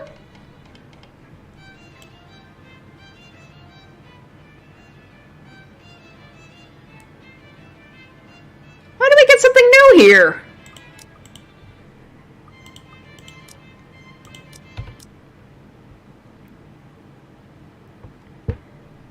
Now we gotta be more of a dickhead. So here comes another new choice. Is it true? Is there some truth to it then? Just fucking up with Luke. To his credit, he does appear extremely offended and repulsed by the notion. His mortified expression alone answers the question, but I want to hear it from him, even if he takes nothing short of a derisive tone just to answer that. Daisy. Oh, Daisy. If you believed every scandal that came along, I'd have 100 children already. Do me a favor and give me a break. I get enough of this false shite from the tabloids. Well, I'm sorry for asking. I just wanted to hear it from you. Douche. And now that you've heard it, does it change anything? No, you're still a douche. Are we going to start seeing miracles now? A solution to poverty? Pigs flying in the sky? Is some friendly concern such a hard thing to comprehend for you? He pauses at that. Suddenly, he doesn't know what to do with his hands, and in the end he simply stuffs them back into his pockets and sulks. I'm not too shocked it's caught him off guard. There probably aren't many people who tell him that. He's a difficult man to get along with. Zachary probably wouldn't want to be anywhere near him, despite the man having the patience of a saint. Ashton he can tolerate, maybe? Though I highly doubt he can keep it up with Luke. Dealing with him requires more than patience. It's a huge mystery why I still bother. When the awkwardness passes, mostly coming from him, he merely glances away. Maybe. I don't need your stupid friendship. Why did that sound like he was so pouty? He sounded like, well, I don't need you. Just like he sounded like he was pouting. Good heavens! I really want to ask how Hana's able to deal with you. He's interested. I can tell from the frown he shoots my way. He's likely wondering how I've ended up knowing her. I'd humor him any other day. Probably tease him about it and keep him guessing just to annoy him, if I'm in a good mood. But my own impatience is nearing its end. After Ashton, after the whole fiasco here, and now him. He won't even answer my own questions properly. Why should I answer his? Moreover, there are other matters more important than that. His marital problems first and foremost. His attitude follows right after. Concerns aside, I can't help with those. Those are things only he can fix, and it's definitely not by standing around here. So, with a slight wave of my hand, I end it right there and walk away from him. Alright, so this is not new.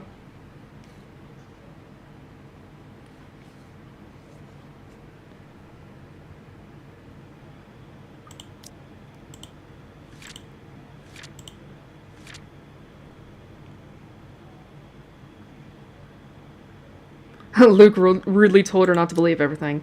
Alright, care to explain your reason? Explain your reasons?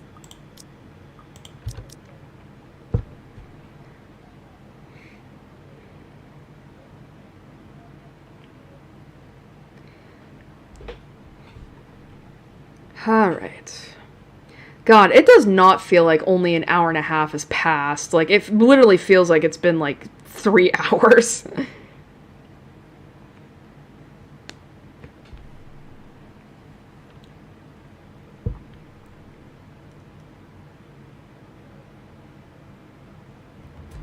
Head for the door.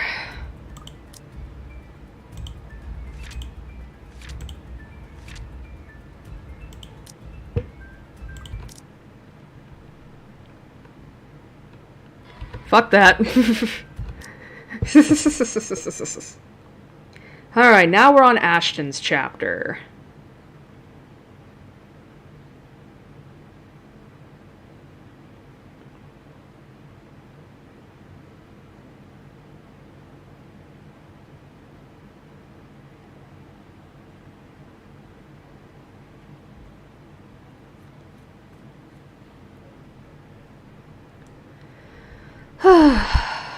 I'm sorry I'm not talking a lot. It's just like it's really hard to discuss what the hell is in this story when you've already like probably talked about it like 10 dozen times at this point.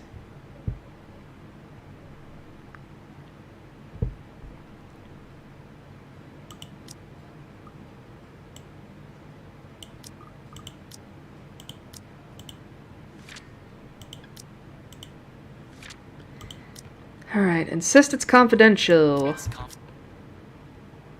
Just keep going, just keep going.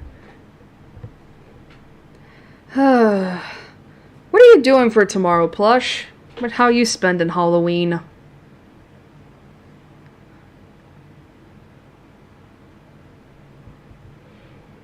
I don't really have much to do.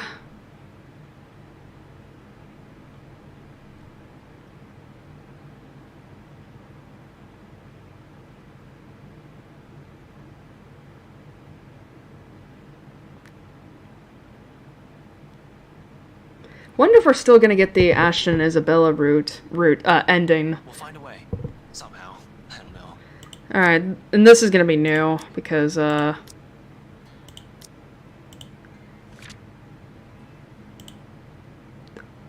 I know. Oh, fuck, I forgot. Did you celebrate Monday? Fuck! You know what I meant! Did you celebrate Halloween? This appears to be more complicated than I initially thought, but there has to be some way. But did you spend it tonight then?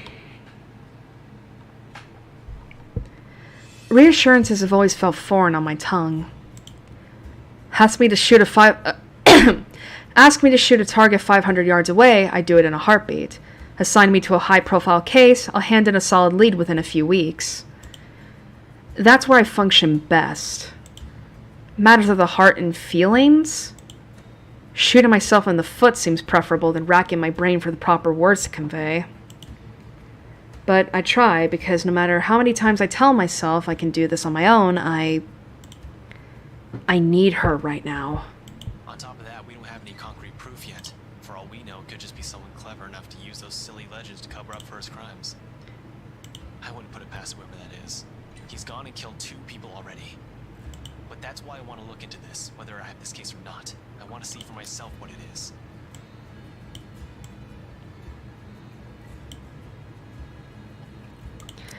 Yeah, November's coming up. It's my job to know in the first place. Then, what about... And even if it is connected in any way, you have me and Zach helping you out. Becca too, I'm sure. She worries most out of anyone. So whatever shit you found yourself in, know you're not alone. Just promise you won't run off anywhere by yourself. Encouragements aside, this is still a whole fucking mess and we're in it blind. The only way to make it worse is if we start running around like a bunch of headless chickens. Alright, so that's not new.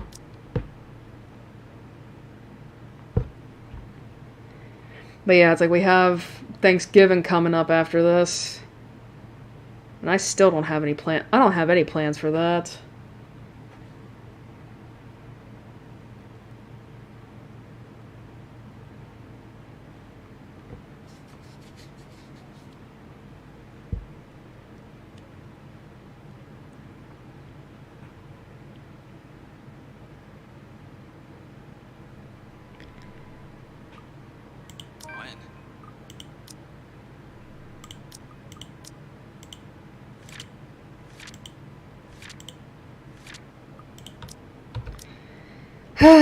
Just keep going.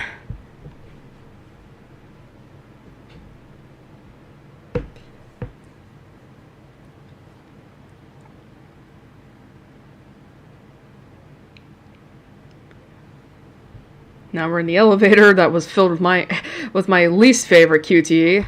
Fuck that.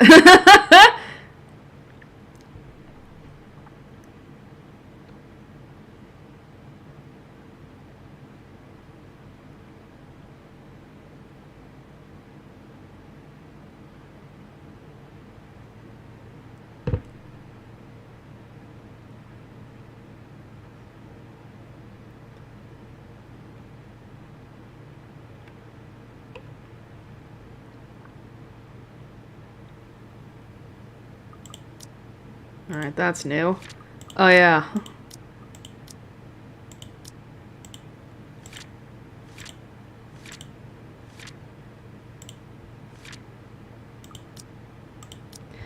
Alright, where are we at now in terms of the timeline? Alright.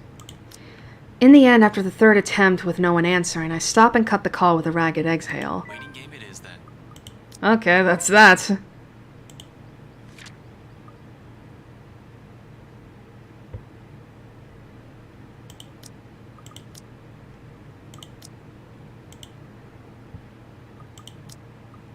I've been trained for those. Hell, I'm used to them, just not when it comes to people I'm close to. Much as I keep reminding myself to maintain a level head, it's a whole different matter when it's someone you know. Personal feelings will likely get involved at some point. It's starting now, actually, with the anxious strings coiling and uncoiling, causing a racket inside my stomach. It annoys me that all I can do right now is grit my teeth and trudge back to Isabella's apartment. Useless. That's what I am in the face of this. A mad dash around Luxborn and Anselm isn't going to help things. It's not like I'll simply stumble across them on the side of the road during a drive. The city's too big a place for one person to go searching for only two people. I'd be lucky if I even glimpsed the hair of either of them. With one last frustrated glance towards the open skies, I slipped back into Isabella's apartment and slammed the door behind me. I might have already grown used to this, but the waiting will always be the hardest part. More so when it's the people you care about. Ash, did you really have to shut it like that? This isn't the first time I've seen Isabella like this. Okay, so that's not new.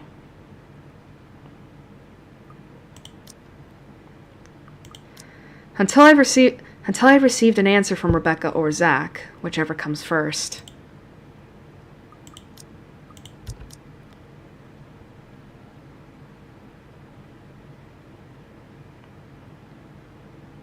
I have to say I'm not hungry. Are you kidding me? Thanks, but I just don't really have the appetite right now.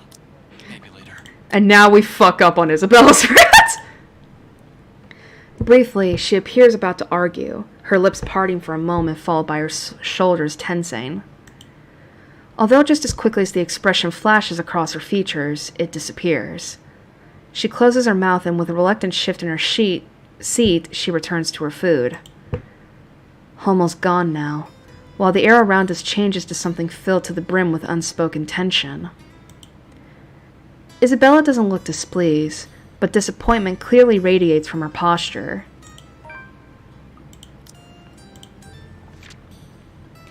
After leaving their friends an urgent message, Asher returned to Isabella's apartment. He found the girl already up and about, cooking.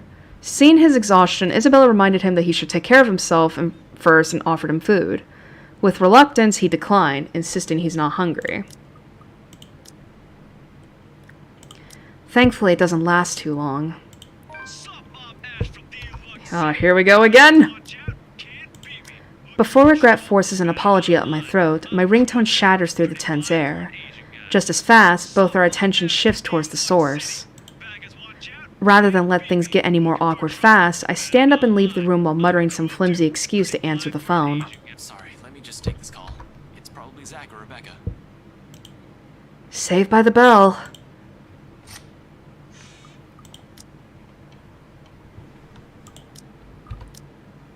What?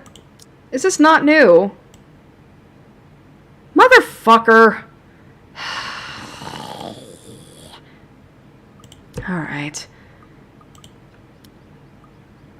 Unrelated frustrations aside, once I step out of the room and accept the call, the stone that has been stuck in my stomach simultaneously lodges itself up my throat. The person on the other side of the line isn't who I'm expecting.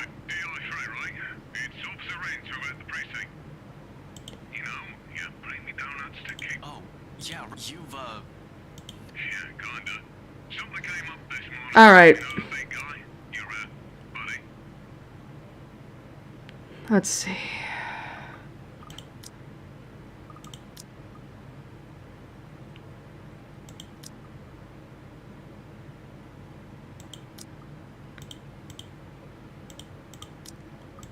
Alright.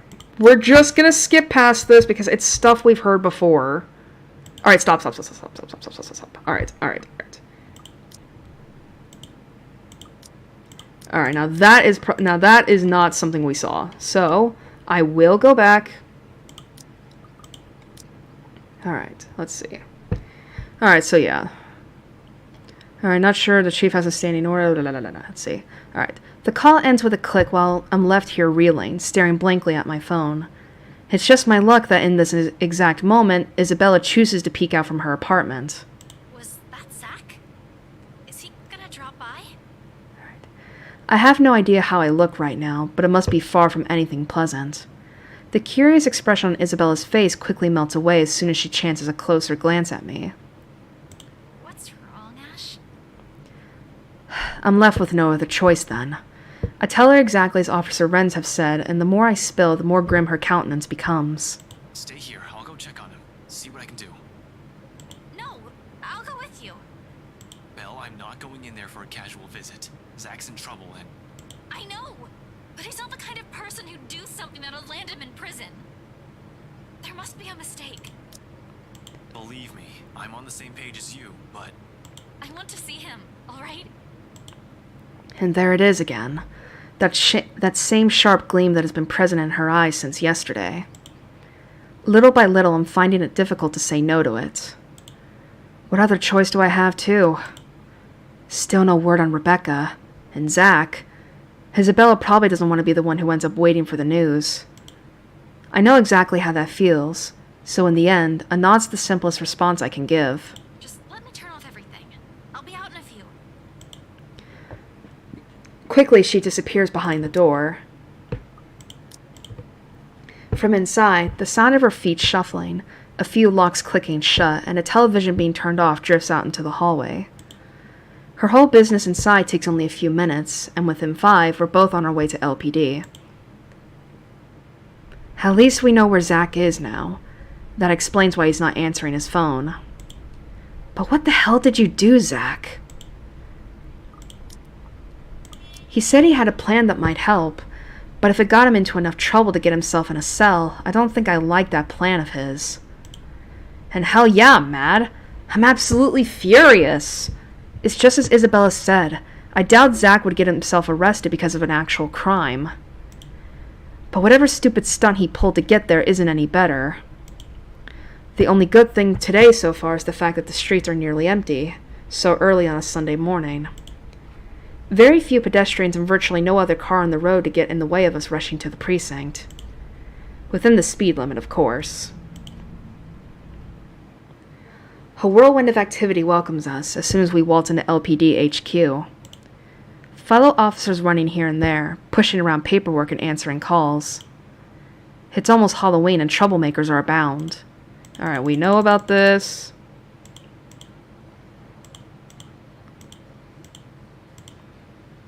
Alright. Next to me, Isabella stands wordlessly, clearly uncomfortable, waiting in anticipation from how close she's sticking to me. But that's probably because she's been in the same position so many times in her life. Her drunkard brother, the eldest, a repeat offender. Mostly minor cases, but she had to be the one to bail him out every time from what I've gathered. I can't imagine what's going on inside her head now that it has happened to a close friend. Hearing the way these guys talk about him must be worse. Hey, I heard there's a new guy in the holding cells. Let's see. News flies fast, huh? They just brought him in this morning. Any info on him? Got his ass handed by some rich bloke. When we got to the scene, hard to imagine how a guy like him could feel sorry for the bloke. Because Zach wouldn't hurt a fly. All said under her breath, but her grip on her bag grows rigid. Unlike me, she's not frustrated at Zach. That ire is directed at the person who put our friend in this predicament. It's true, though. Zach's not that kind of person, and knowing he might be in a bad state, whatever little anger I've built for him on the way here dissolves into thin air. Has he been booked yet? No, still sleeping. Your friend was caught on right property, and you better believe I'm not happy about this. Not one bit.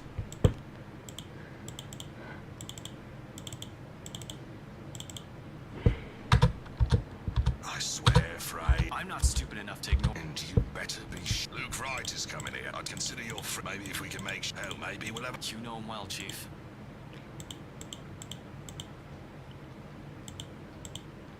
Of course I do, shouldn't you? I'd call you a bad detective if you can't even... That's an you can tell. Yeah. Shush. I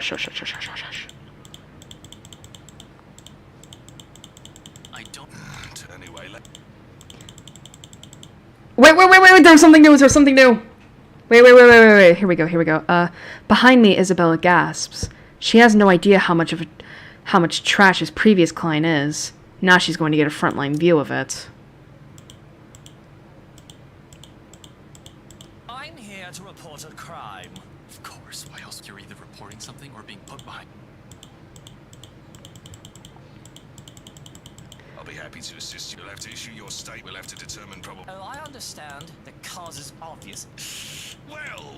Reports and problems. Yeah. Shush. Yes, I know the racism. Of course. The racism. Swear they should do their own. Stop. Alright, it says here we have to rush him, huh? But there is stuff here. I'm gonna save, just because I'm curious.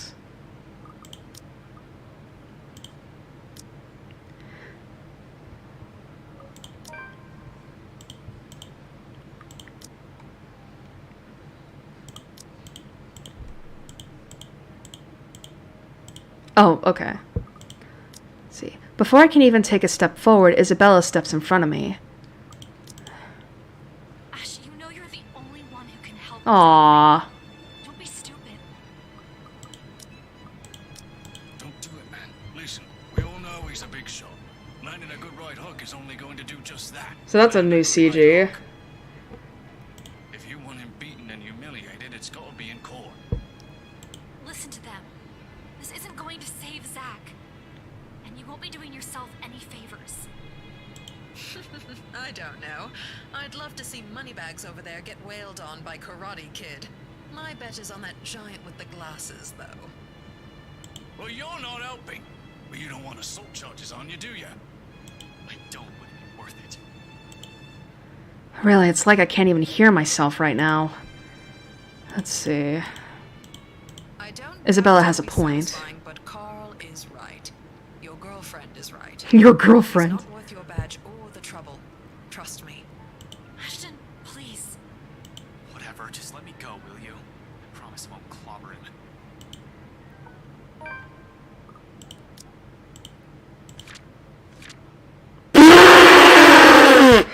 What? An LPD officer informed Ashton of Zachary's detention. Immediately, he rushed to the precinct with Isabella, where they met Luke right there to file the charges against Zach. But before the detective could confront him, his fellow officer stopped him. Isabella, however... In the end, it's the look Isabella gives me that makes me falter when she finally steps back. They don't even let go of me. Let's see.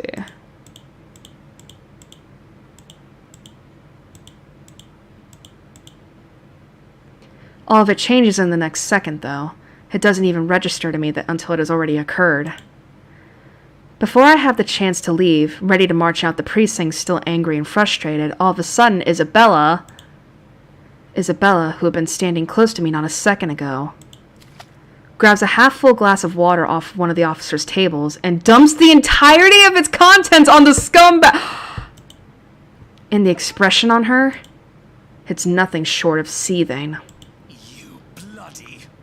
It's been a pleasure doing business with you, sir.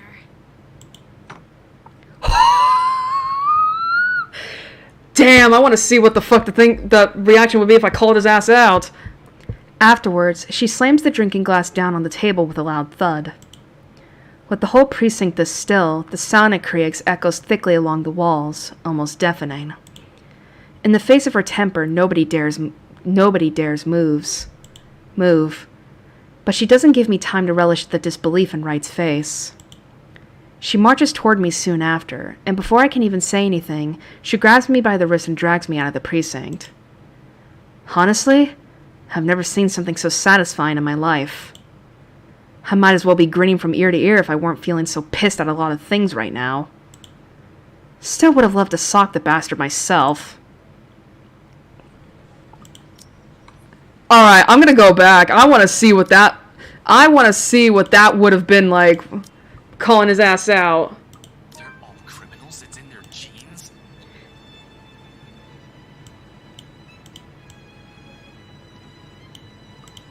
Come here and say that to my face, you bastard! Ash, don't. I realized my mistake only after her whispered plea reached my ears. Isabella's fingers dig deep through the fabric of my jacket as she tries to hold me back. True, I shouldn't have put myself out on the spotlight like that. But this guy. This fucking guy. Oh, and who is this loud young man? He glances at me like I'm a flea. A pest. But it's more disgusting how fast his expression changes once he spots Isabella behind me. Recognition flashes in his eyes the moment his attention turns to her. I do recognize little Lily over there, though. Hello, long time no see. Is Pipsqueak your friend? Yes, sir. I'm sorry. He didn't... Don't apologize to him. He doesn't deserve it. I can't believe you're all just listening to his shit. You have to calm down, Ash. Should have kept my mouth shut. Frey, stand down. I'm so sorry, Mr. Wright. Luke, you have to excuse him. He's under a lot of stress. Just got removed from a case, and the man is an acquaintance, you see. But I'm not taking any of my words back, because he's an utter bastard. From the way he stares at Isabella to what he has done to Zach, it all reeks of the rot that is Luke fucking Wright. Even after so many years, nothing has changed. He's still the same slimeball who does everything to get what he wants. The thief is a friend of a cop? Now that is the start of a joke if I've ever heard one. A thief and a cop walk into a bar. He's not a thief. And yet we found him trespassing on my property. There are eyewitnesses, and his grubby prints are probably all over my pristine walls as he was breaking in. Face the facts, little policeman. We've made the wrong sorts of friends. He's not a criminal. And that's the truth. But with the way everyone is looking at me right now, this must have been how Isabella felt when we wouldn't believe her about the letter. Just the thought of that leaves a bitter taste in my mouth. And here she is, caught in the middle of this fight I've started. Isabella, tell him. You know Zach. He's not the kind of person who'd do this shit. Ash, we both know that. But yelling at him won't help Zach at all. Please. Calm yourself, Frey. Unless you want me to throw you in a cell myself. I understand you're upset that your friend is locked up, but the law is the law. And don't you worry, I won't be pressing charges against you. I don't know what charge, but I'm sure I can think of something if I need to. Do put a leash on your boyfriend, Lily. He might hurt himself. Being that angry can't be that good for his health.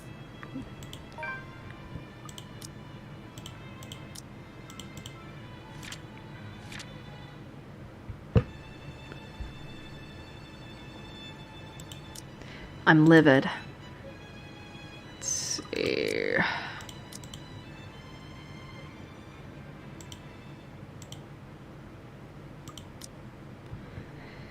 It still would have led me to the same thing anyway.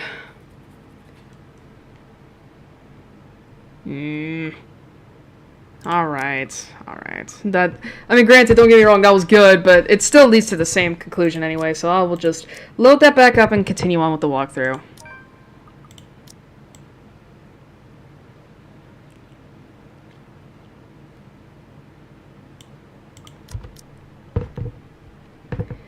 And hey, we got a nuke CG out of it.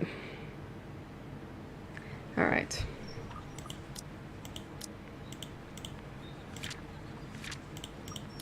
With the two of us in a mood thanks to one specific scumbag, it's better to keep our own opinions to ourselves, lest we lash out at each other. Let it melt away on its own. How long until then? Can't tell. Zach's still in lockup, and I wasn't able to do a damn thing past getting angry and almost socking the living daylights out of scumbag. Really, I just want to hit something, damn it. I almost envy Isabella for having the guts to throw water at him. But as amazing as it was to watch, she still shouldn't have done that. This is right we're talking about. No matter how much he hits on any woman he sees on the street, the moment you piss him off, you better watch your back. It might have just been water, but she'll be living in the same city as him. Who knows when they'll meet again? He's just bunked up over at Anselm. I shudder to think how he can easily make her life hell with just a flick of his finger. It doesn't help that the thought of that alone adds a whole new level of irritation, atop the disappointment, anger, and outrage. And in my frustration, I slam a hard fist down on the steering wheel. Oddly, it's what finally piques a reaction from her. You know what? You would have ended up in an even bigger problem if you did hit him. You threw water at him. It won't leave a mark, though. He'll live. The only thing I ruined is his expensive suit. Still the same thing. And you acting like this isn't helping Zach at all. Really, blame is the last thing I want to hear right now, especially with the stunt she pulled. She means well, but anger clouds a lot of things. Sometimes I just can't help but sprinkle my own answers with the same heat. Alright, so this is a completely new thing. The walkthrough says we have to say, I know, damn it. I know, damn it. Hey! Somehow, admitting that out loud feels like a release in itself. As if a dam has been opened, every pent-up frustration spills from my mouth before stopping myself occurs to me. Seriously, it's one bad thing after another. First I get kicked off my own case, now Zach's in jail, and still no word from Rebecca. To top it all off, there's a ghost, a damn ghost of all bloody things, going after us. Everything's such a clusterfuck. Ow! Without any warning, she gives my forehead a hard flick. A sense of deja vu hits me. The pain is fleeting, but enough to stop my tirade. She appears completely unamused when I glance at her. There's no trace of anger in her eyes, though. Even lacks the sharpness Rebecca has when scolding someone. Hers are softer, but doesn't fail to nail the disappointed mother look. All at once, regret replaces the annoyance. You don't have to act so pissy all the time, you know? Well, she's right about that, at least. Not everything's gonna go your way. That's something you'll have to live with. That's just how it is. Easy to say, but the moment everything goes south. Well, that's why we're here, right? It doesn't always have to be just you. You'll miss a lot of things in life, the good things, if you keep thinking like that. If my mama were here, you'd get a scolding. She throws a quick smile my way, then turns her attention back to the window. Her gesture leaves no room for an argument. For some introspection, plenty. The whole thing did serve to help clear my head, and just like that, somehow, everything doesn't look too bleak anymore. Isabella has always had that effect on people. Gratitude and an apology almost form on my lips. Though before the words even fall, my phone rings, effectively cutting through the conversation. A quick glance at the caller ID shows Rebecca's name blinking on the screen. Beside me, Isabella stares, waiting. It's Becca. I'll tell her to meet us at Salem Well as soon as she can. Excuse me. Without another word, I slip out of the car and answer the call. However, the tone she assumes isn't what I'm hoping to hear. Alright, that's not new. Becca, what? Nothing. Well, Zach's in a bit of a tight spot right now. Define tight spot in this context, Ash. I'll tell you about it later. There's nothing we can do about it now. Where are you, by the way? Home, I had to make a quick visit to the library. Listen, Ash, about that thing, Isabel. Please tell me. Save it for later. We? Is Isabella with you? Yeah, she insisted to come with me. With a quick press of the button, I switch on the loudspeakers and step closer to the window on Isabella's side. I hold out the phone towards her, giving it 2 shakes, urging her to speak. She's still carrying a curious look on her face. It's already bordering on worried, actually. This should ease that. Rebecca's asking for you. you. Becca? Is she okay? Hey, Becca? Hey, Belle, what's happening over there? Is there something I should be worried about? Becca, it's Zach. He's... We'll tell you once we get there. It's not something we should discuss over the phone. I don't like the sound of that, Ash. But, all right. And please, hurry. Gotcha. Give us a few minutes. She mumbles a goodbye, then hangs up. Becca's the last person I need to account for, yet that call left something strained in the air. Thankfully, we don't have to linger in it for too long. The drive back to Salemwell only takes a matter of minutes. We find her pacing in front of Isabella's room, hands clasped tightly in front of her as she treads the small space offered by the hallway. The second she looks up, Isabella clings to her. I'm so glad you're okay. Ashton checked on you this morning, but... He did? I'm sorry. I was in a hurry. I didn't have time to drop by and let you know. It doesn't matter. What's important is you're here. Free my boy Zach, he did nothing wrong. Well, unfortunately, the route we're going, the Hannah Marianne ended requires that he dies, so unfortunately, he's dead. Not burnt to a crisp or brutally murdered somewhere. Whole. Alive. Although she seems a bit shaken, it doesn't really matter in the grand scheme of things. Alright. There's still that problem with Zach, but the minute... Okay.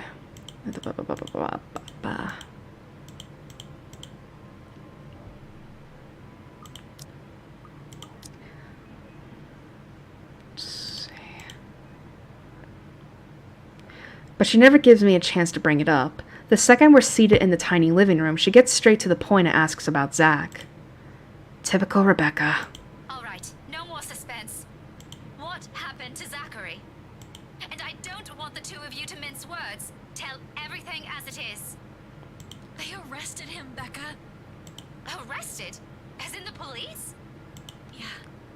Ashton just heard about it this morning. Her eyes quickly zero in on me, and at the raise of her eyebrow in question, I quickly fill her in on what happened. Zach trying to live his life and all of a sudden he dies, that's sad. Well, unfortunately, this game really is just like that. From the moment I've gotten the news down to the very person at the root of this trouble. The very person she's been friendly with from the start. She falters the second I drop Scumbag's name, disbelief all over her features. Are you sure it's him? This must be a mistake. Yup, quite sure it's the bastard we saw at the precinct, in all his pompous glory. What was Zachary even doing in the mansion? Breaking and entering? Are you kidding me? I know Zachary can look a bit intimidating at first glance, but he's not the kind of person who will do those things. That's exactly what we told the police. But they won't listen. Apparently they caught him in the act. Of course they won't. They're up against Wright's smug face, for fuck's sake. He's the one who has the money. There must be something we can do to help him. I'm still up for kicking his ass if anyone's asking. Not that. Anything but that. Isabella's like, no, we're gonna get in trouble again. Oh, come on, you threw water at him. At least let me score. It's not a competition, Ash! We need something that'll help Zach. If you really want to hurt something, go punch the wall or your face. I'll talk to him. Immediately, all the banter in the room stops and we both turn to her. Talk to who?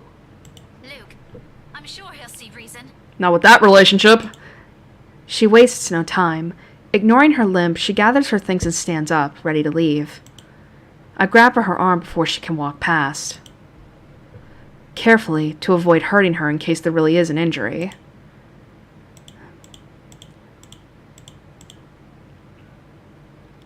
Don't be rash. Becca, this thing with Zach has already gone down the legal territory. Smugface already filed the case this morning. Isn't that another reason to talk to him? It'll be difficult, especially when he's so eager to get to the precinct this morning. Unless we find evidence that'll prove Zach's innocence, there's nothing we can do at the moment. Chief will kick me out of my own precinct if I keep insisting. Becca does give it a moment of thought. She still appears like she wants to run headfirst to Anselm, though. But after a minute of silence, thankfully, she concedes. All right, but promise me you'll get Zachary out of that place. Well, unfortunately, he dies the next day, so... I will. There's no way in hell I'm leaving him in there. Besides, even if you could reason with Smugface... Stop calling him like that. And you wonder why he won't listen. Even if you could reason with Smugface, you're not going anywhere with that limp. As expected, she tries to hide it. No. It's fine. Well, Something's happened there.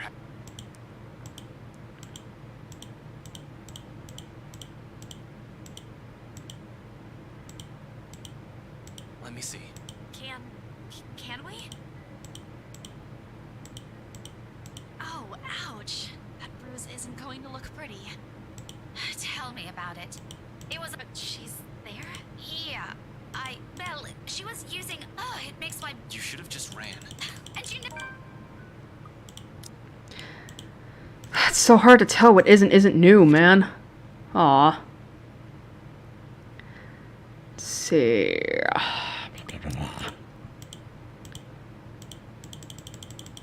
I'll go Ashton.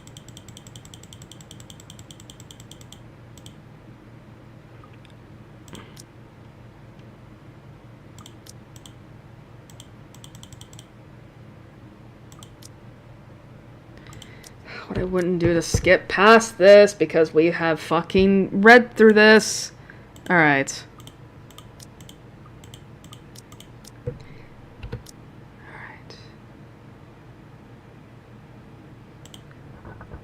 Alright.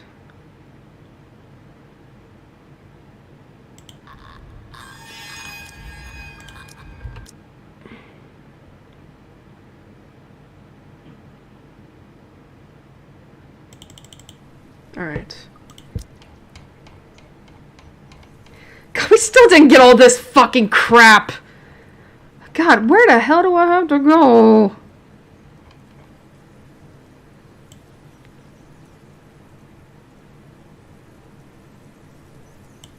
Alright. I need to put it back on this.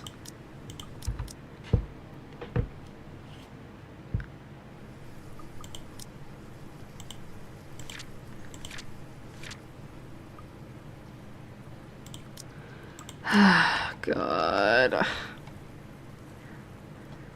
Not necessarily a bad end. God, this game is endless. Yeah, it really does, man. Because it's I think that's like one criticism I have about this. If I like, well, I say one criticism when it's like, no, I've had multiple criticisms. But I think the criticism I have, right, is that like we've read all this text before. We've read it. Why can we, like, we've read like most of this text before. Why then does it, like, why then do we have to, like, you know, read it again if it's on a different path? Like, no, we've read this before. Just let us get to the, just skip to the text that we know for sure we haven't read before. We don't need this.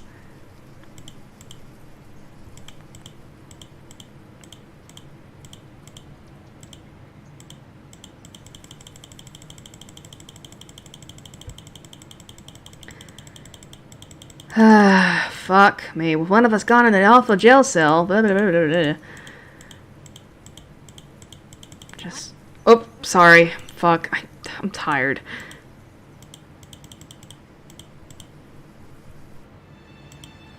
Well, first, we can't just stay here. That much is obvious. But we can't just keep running like this either, Becca. Sooner or later, she'll... As if we have a choice. We know we're safe, not to a stupid chain letter. I didn't do it on purpose, Becca. Had I known... You two.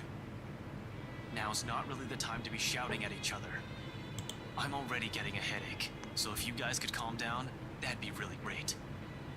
Well, isn't that rich coming from you? Whose side are you on, Ash? So this is new. Why does anyone have to pick a side? You're a rational person, Becca.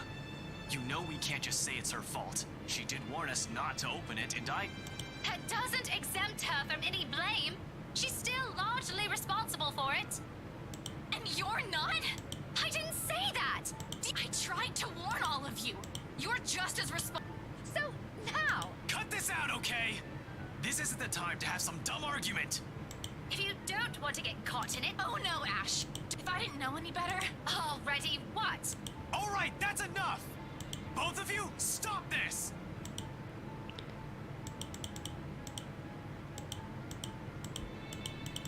We're still... If we all want to get up. God, I'm trying my best. It's hard, man. We already know what any of this are.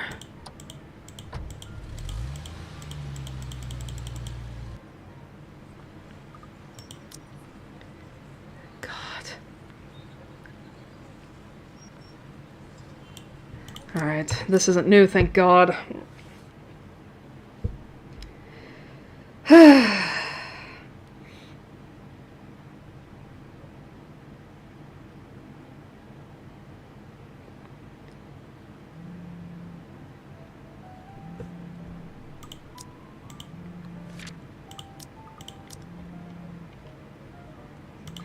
Well, after all, the ones who will worry or fret over how awful I might sound right now are here with me.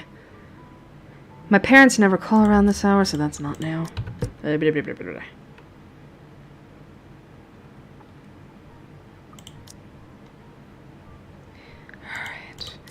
That this time I've permanently lost someone in my life. Alright, this is not new.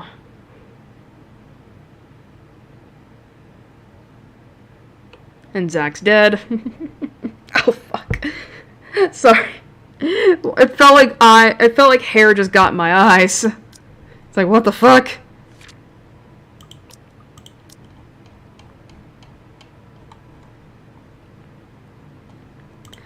The thought of telling Rebecca and Isabella about this, it'll upset both of them.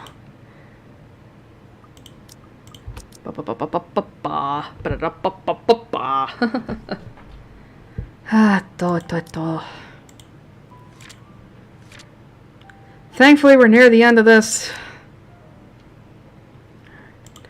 With the kind of danger we're in, and after what happened to Zach, this swiftly puts me on the edge, even before I can fully process and analyze the scene in front of me. Why did you think Ash stopped me yesterday? But we don't have any other choice, Becca. There's real... And that's not new.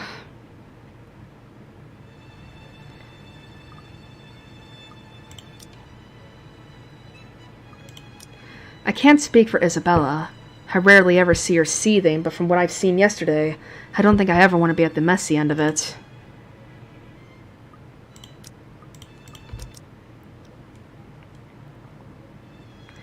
Alright, we have to agree with Rebecca for this.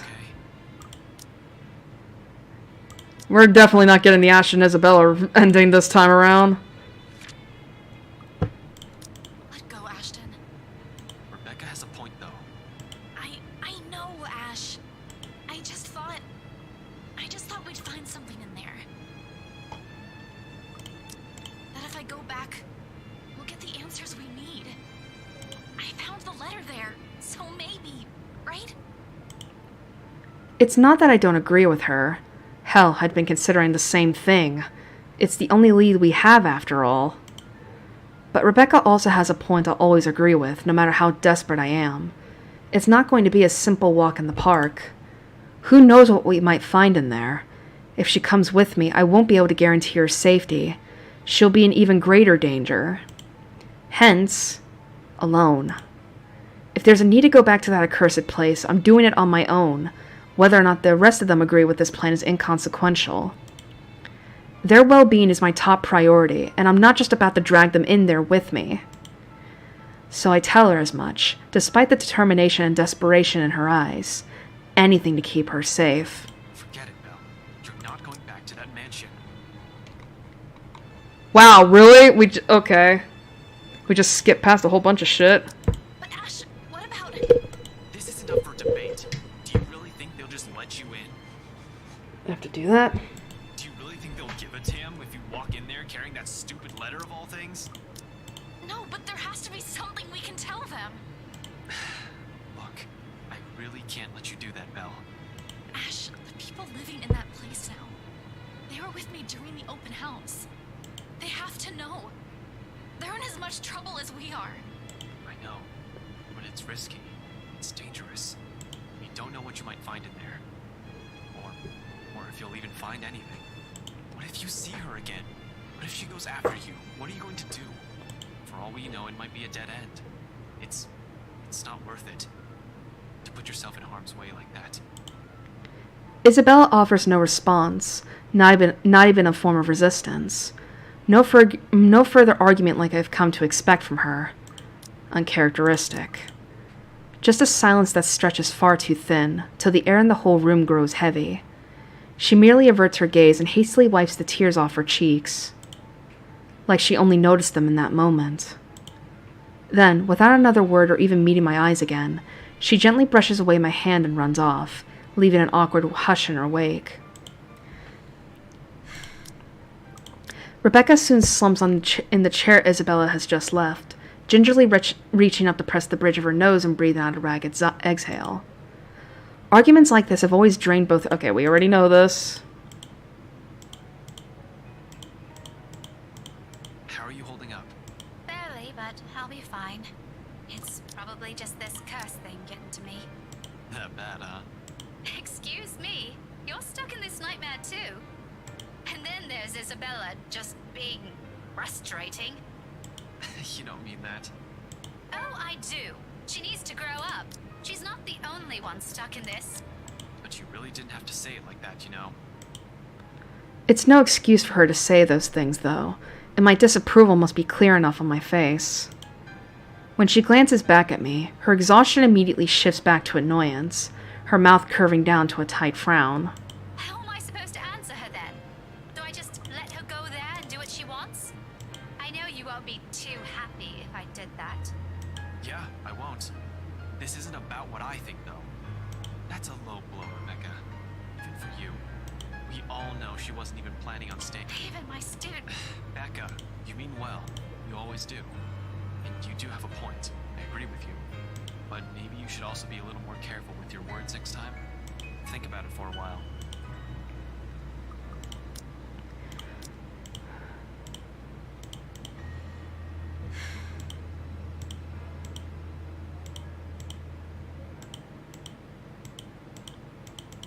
Why are you staring at me like that?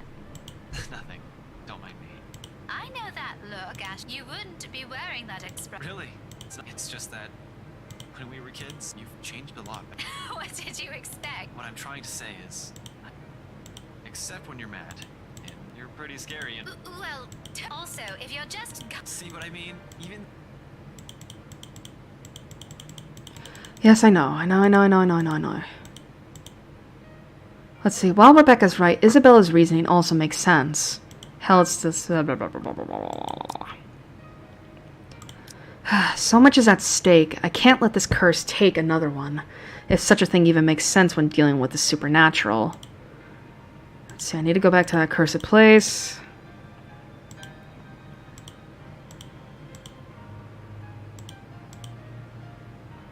You have a plan in mind, don't...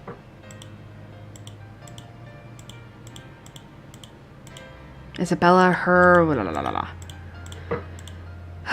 Offer a vague answer. I need to head off somewhere tonight. A vague answer is all I can offer. What does that say? Part of me wants to tell her, admit that Isabella's suggestion is exactly what I'm planning tonight. What good will it do, though? I do intend to tell G before leaving tonight. Hell, simply letting someone in on the plan...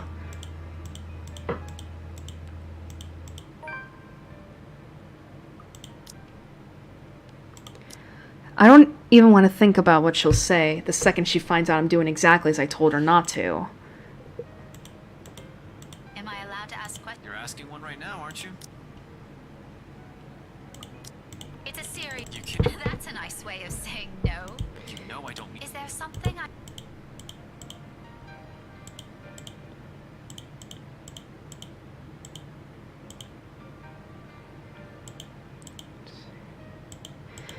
I'm just trying to...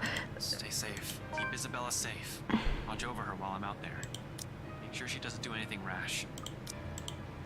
And then a moment's pause. La la la la la la. Because Zach... Please, take care of her for me. You're good with that kind of stuff. I'm a high school teacher, Ash. Not anyone's babysitter. A grimace is on her face, but I know she'll do it even without me asking for it. And it eases something in me, knowing Isabella will have someone like her here. Sure enough, after a stretch of silence, she eventually nods. She doesn't entirely agree with this. It's in the distant look on her face, but she's willing to trust me on this. For now, that's enough. Shortly, Isabella comes into view, clutching her hands firmly in front of her and sporting the same uncertainty on her face. She casts me a cursory look, then shifts a nervous one to Rebecca, who studies her with a curious gleam in her eyes. Their fights never did last long. Are you free? Am I interrupting something? If it's okay, can we talk? Her interruption couldn't have come sooner, and I'm all the more glad for it.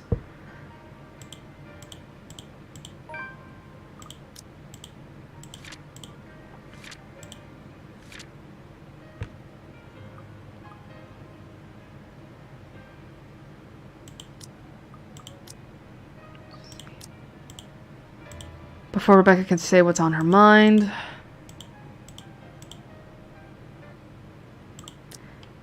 Alright. Again, it's just like trying to figure out what is and isn't new. And Rebecca's here.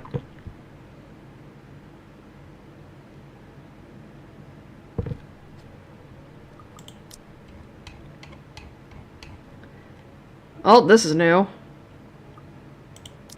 Because as flattering as this is, it simply never occurred to me she'd ever hold affections like this for me. Even when we spent so many years alongside each other. Hell, we practically grew up together, not once did it cross my mind.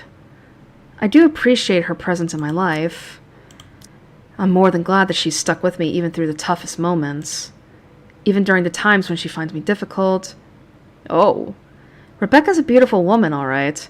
Anyone with a working eye can easily see that. Anyone would appreciate becoming the object of her affections. However, more than that, she's also a close, important friend to me. Rebecca, I draw in a breath, ragged, unsure.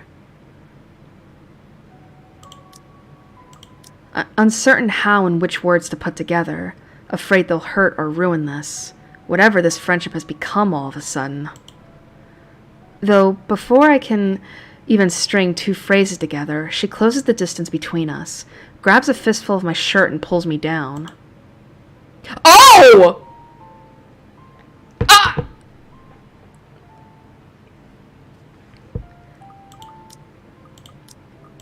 That's new!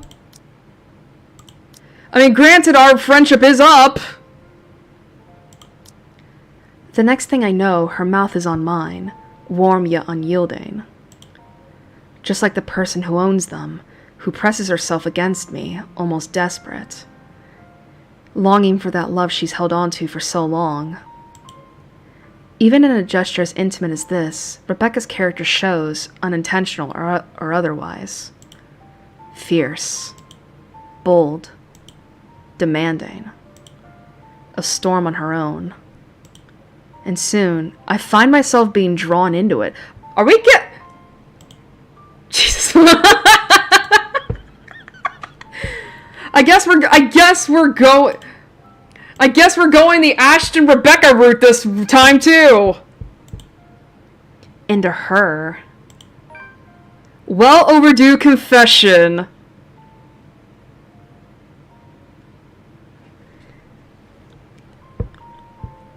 There's nothing gentle about her kiss. Far from it. It's urgent. It's frantic. Brimming with every pent-up emotion she's had. Years and years of it. Maybe in another time it will be, when death's not looming over us. But for the moment, right below a wholly different storm brewing, we both cling to it. Perhaps because it's the only thing tethering us both from losing to this madness.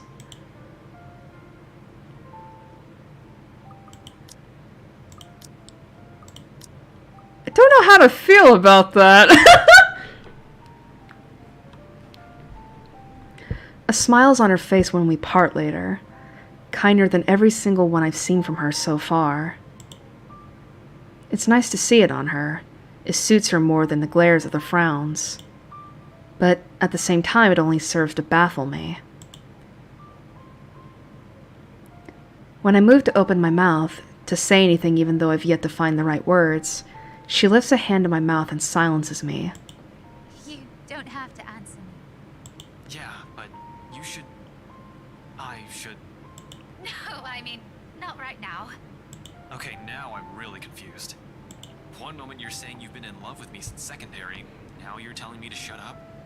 If you want to interpret it like that, all right.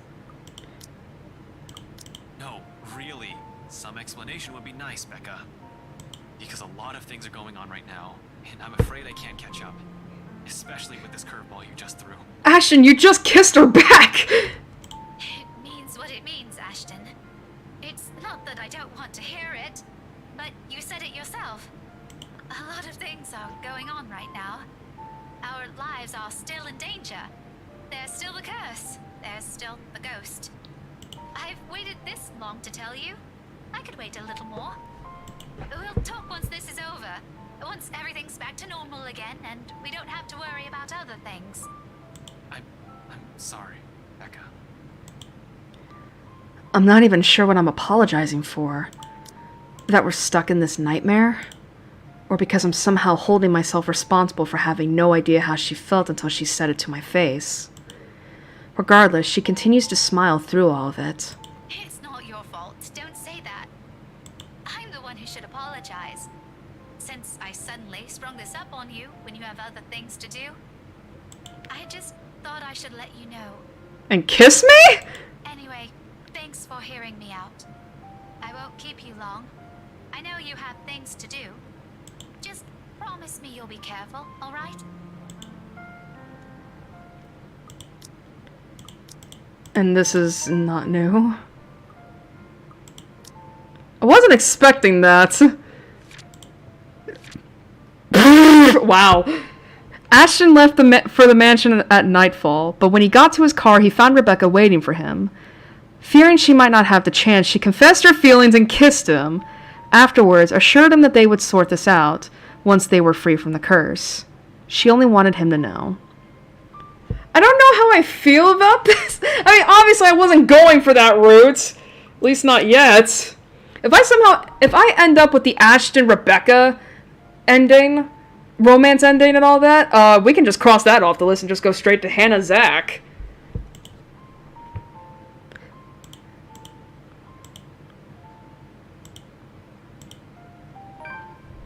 I just didn't expect that. Like, to me, is it weird that I'm not as into it?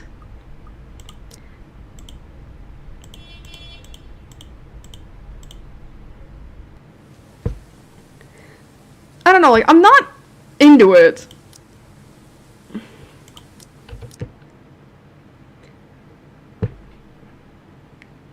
Like, I'll probably talk more about it during the break.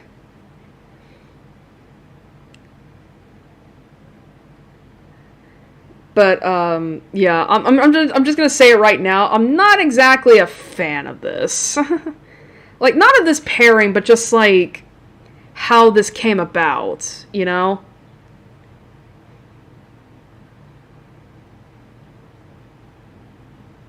Tell my friends what might have happened here. They're at the crawl.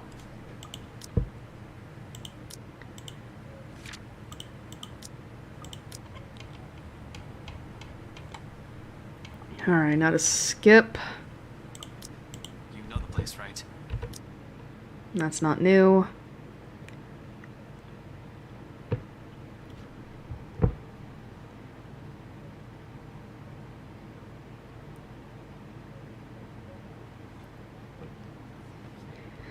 That's not new.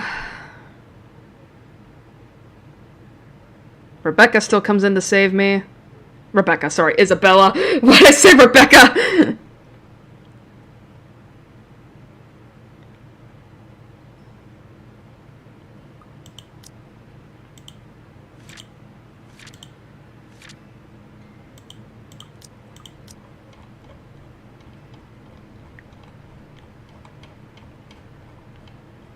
Oh, so this is going to be new. Let's see.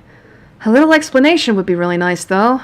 After almost getting choked to death, after almost getting choked to death, a slap is the last thing I ever want to receive. Hell, breathing still feels painful. What was that for? Though she speaks softly, her irritation slips from her lips, harsh and piercing. Almost as sharp as the lightning streaking across the night sky and rain still falling hard. Every word weighted with the same truths underneath her gaze. What was that for? What was that for? I think I should be the one asking questions here. What is wrong with you? Isabella! If your bartender friend hadn't slipped up, no one would have known where you went. One person knowing is enough, Isabella. And shouldn't I be asking you the same question? Why are you even here? Please don't tell me Becca's with you. She's quick to avert her gaze. She is, isn't she? Oh, Jesus Christ. I don't care if you think you're being brave right now. You've just put yourself in even more danger by going here. Oh yeah? Well, you almost died. He could have suffocated you right then and there, and you could have died. And by the time anyone ever finds out, you're already fertilizer. She trails off, drags one indrawn breath after another. A brief lull as her frustration finally gives, dissolves into something more pensive and somber. Her shoulders droop, and though her voice rises hoarse and weary, in her next words there's only certainty. You count too, you know? When I said that night, when I told you that I don't want to lose anyone anymore, that includes you. Alive. You have Rebecca with you. Don't make her worry like that. And once their meaning falls, roars, it does so not with force of a dam breaking or a raging storm, but with the gentle, steady warmth of a hearth burning, an ember easing slowly, lightly, rising and giving until all that's left is a truth, an understanding. Not alone. Never alone.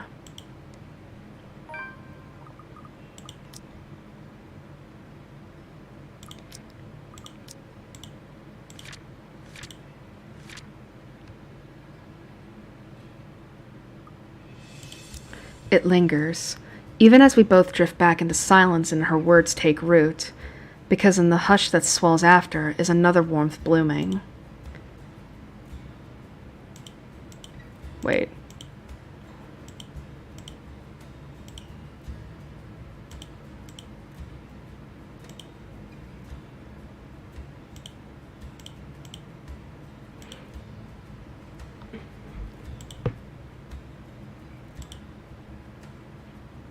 Oh. I thought it was new. I thought it wasn't new. That's why I was skipping.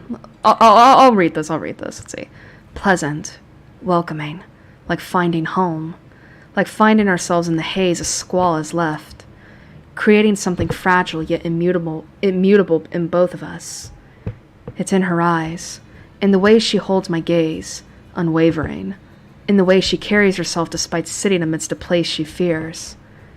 In the way she keeps herself from trembling and falling apart because fear is inconsequential when the people she cares about are at risk. A change. She realizes that now. Holds on to it. Another little thing. Another small thing from her that may go unnoticed and pass by quietly, but will eventually amount to a lot of things.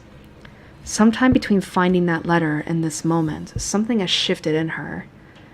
If this was the old Isabella, she'd be hysterical, probably with a lot of things and hiding behind people involved. She wouldn't even dare march in here alone to save anyone. Who would have thought? Despite this and the truth in her words, I can't look her in the eyes, if only because I know for myself that she's right. When, for a long time, I don't answer, she abruptly stands up and gives me a light push. Not enough force to hurt, though I do end up sitting on my backside. Then she sticks out her tongue and blows a raspberry, before quickly removing herself from the room. Here's to hoping this realization doesn't come too late for me. For all of us. I have a lot to fix. With a heavy sigh, I follow after her. And that's... Alright, so he doesn't realize he's in love with Isabella, which makes sense in this moment.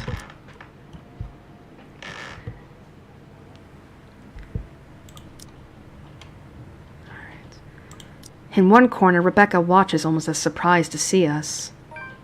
McCullough's also there with her. Of course, she didn't listen to me, even if I'd already exceeded the 15 minutes we've agreed upon. Although, color and strength seem to have already returned to her, enough for her to be able to stand unassisted. The empty plate on the counter appears to have played a part in that. Good news, I guess. As for the other one, however...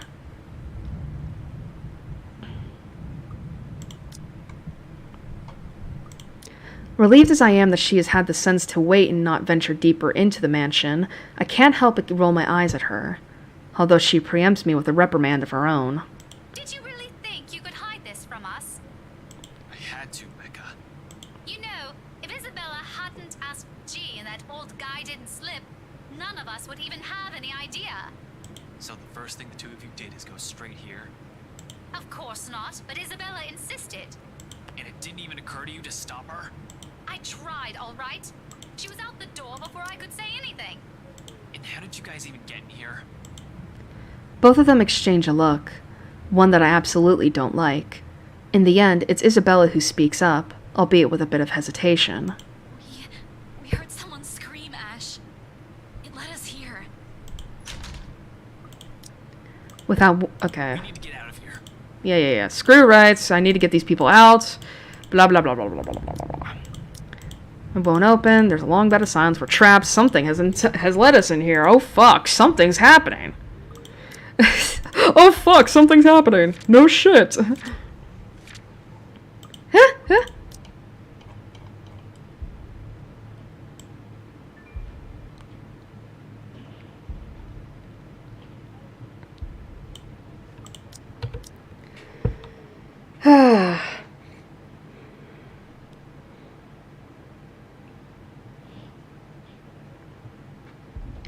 Isabella helps McCullough first, assisting her up and through the gap before giving a hand to Rebecca.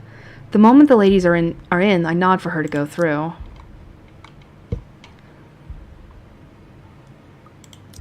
Go ahead. I'll watch your back. Surprisingly, she does that without any protests. Not that there's any need to. Sometime after entering this room, the whole place has calmed down. That's not new. Oh, fuck off.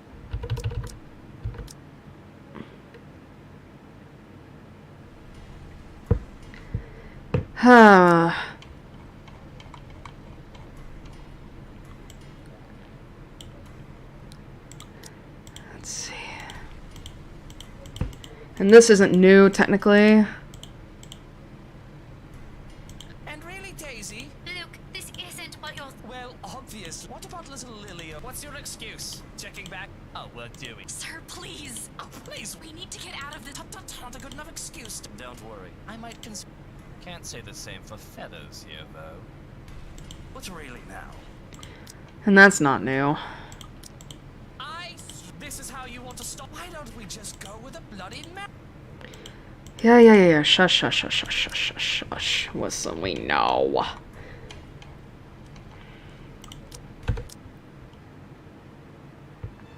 Alright, we gotta beg him to listen.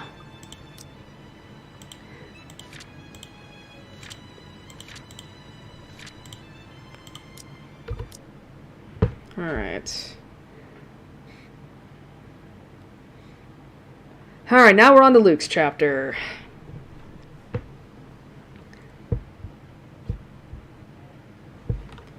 And now we're drunk again.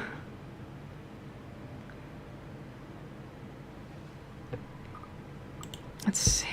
Well, that's new.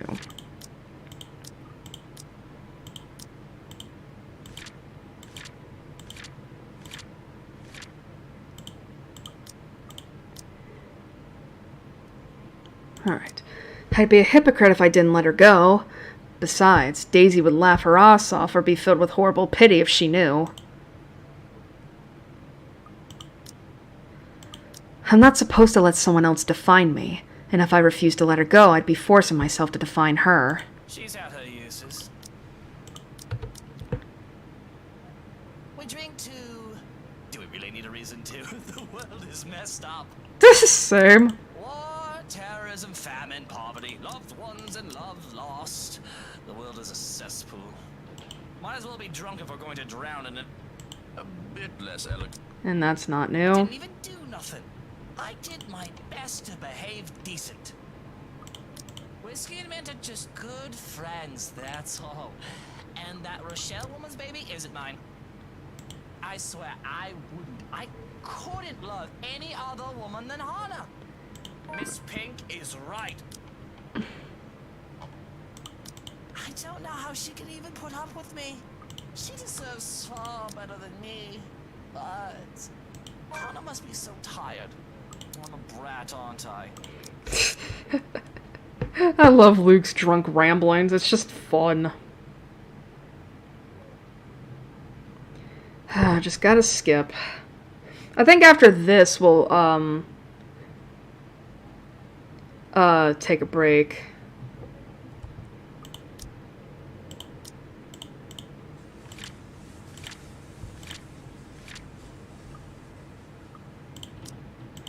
Alright, where am I now? Alright.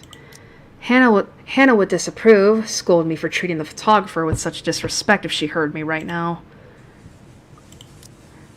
She seems fond of him after all, despite only meeting him once or twice. He's merely doing his job, she'd say. Whoops, that's not it. But she's not here, isn't she? What she doesn't know. You? How the hell did you get in here? What in seven hells do you want? It's bloody sick. Listen, sir, I know this. Oh, it's not a good... That's not new. Again, just getting shit done. I could see why Hannah took an interest in him.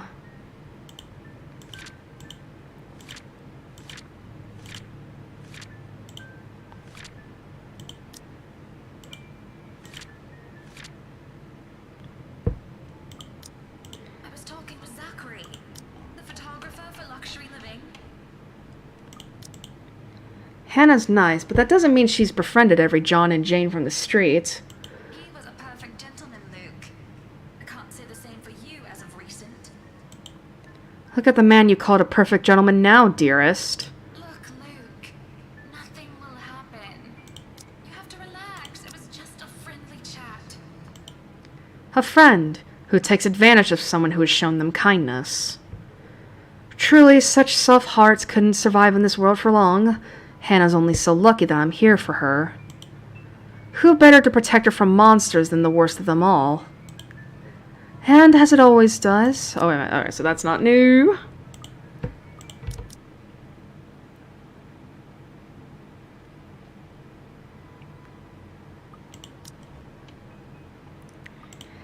I'd be much happier if the troubles life threw at me didn't include ruining my suit.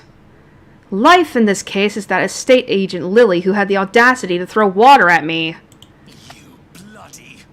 It's been a pleasure doing business with you, sir. Who even does that? That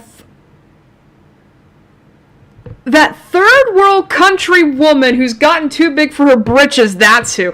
Wow, he's a dick! This is a Zyton X5 and this whole ensemble costs me 40,000 pounds. I could charge her for water damages to the tie alone and have her begging down on her knees for my forgiveness. That Lily girl, really now. If I hadn't heard that the company she works for was closing, I'd talk to her manager and have her fired. A graceful exit into the police chief's room was all I could muster in the face of such insults. My mood is further soured by the fact that I can still see the rest of the precinct from here. At the very least, Johannes is making himself useful and standing outside the door to make sure no one enters unannounced.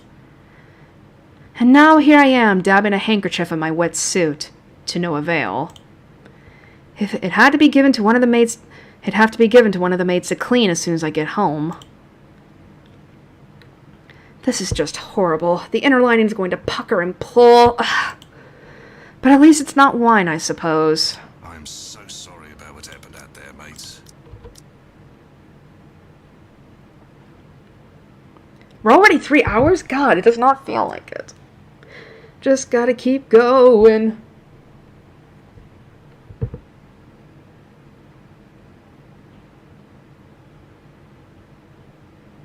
There's Takako. It's interesting that she doesn't wear the pendant, even though it's hers.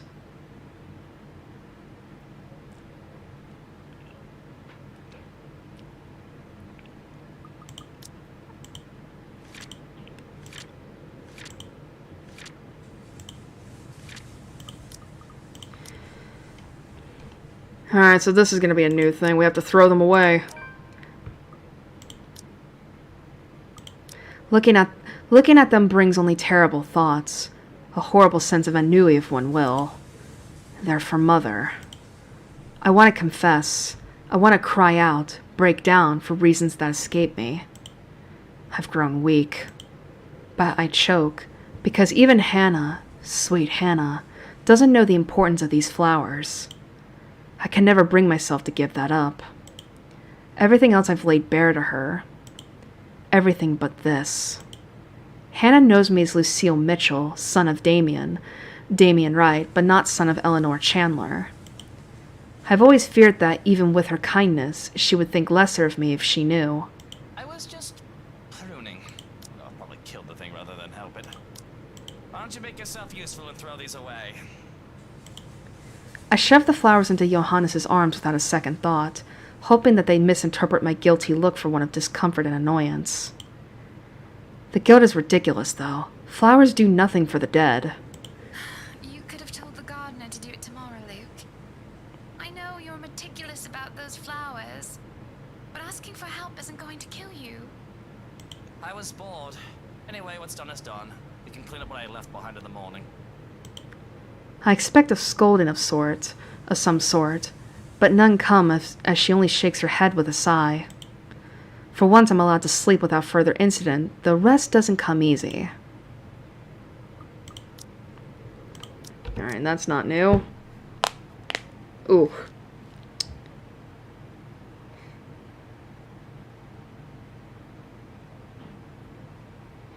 And now we've got the eyeballs.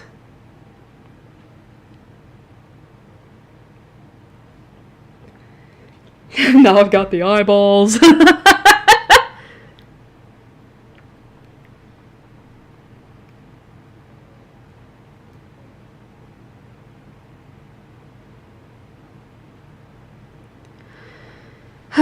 Just getting there.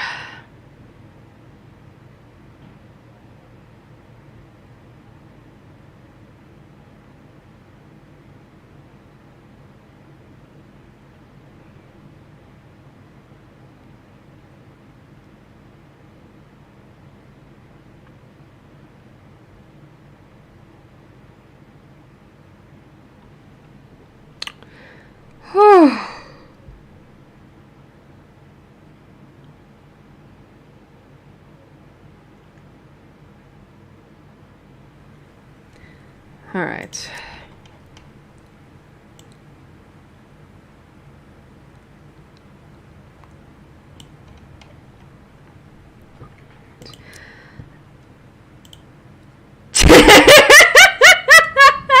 Yeah, unfortunately, that's what happens when Zack dies. Takako just gives Luke his eyeballs. And from where I stand at the top of the stairs, I can easily make out their forms. Recognize them, even.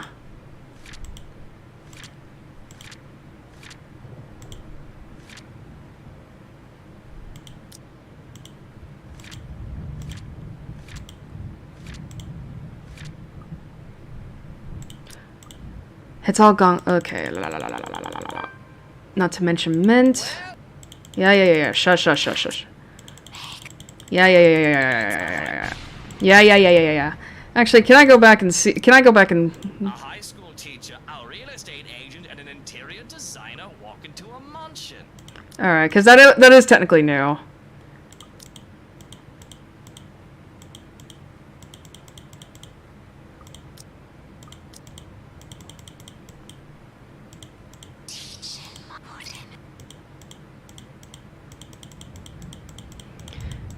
Had I known there would be people these days, I feel.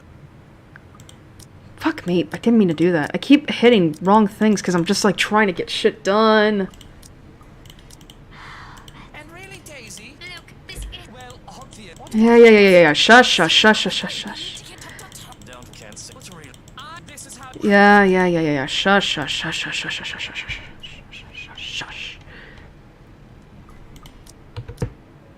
Alright. That's done.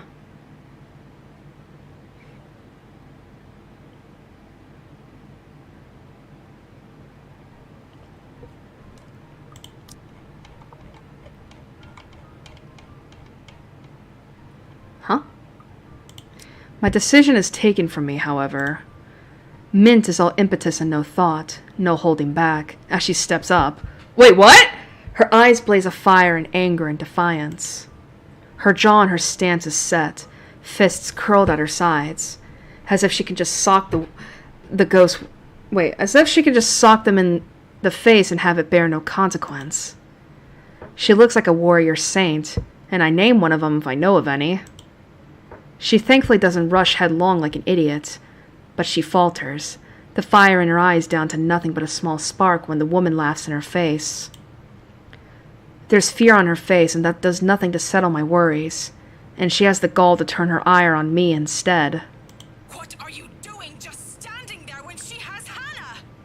Oh, what the bloody hell do you expect me to do? Oh, that's new! Get your fucking arse or anything? Oh, because she's in love with her! Yes, that's very helpful, McCullough. Telling me to get my arse in gear isn't going to help solve shit here. This isn't some bloody action film where me charging in is going to save anyone. One stupid move from any of us, and Hannah might be dead because of it! I know she looks like a scary fucker and all, but she's your wife, you gobshite. There must be something. The woman doesn't look armed, but that doesn't mean she's not dangerous. If anything, the fact that she's this confident, this unperturbed, while being barehanded is a testament to itself. Either she's well prepared or she's just that crazy. And it's one thing to work with hostage takers and another thing to entirely to work with the criminally insane. A hush settles over the room as she speaks up. Her voice is but a whisper, and deathly slow, and I'm hard-pressed to hear it over the pounding of my heart in my ears. She speaks, the woman from the gardens. Will you not speak up for her?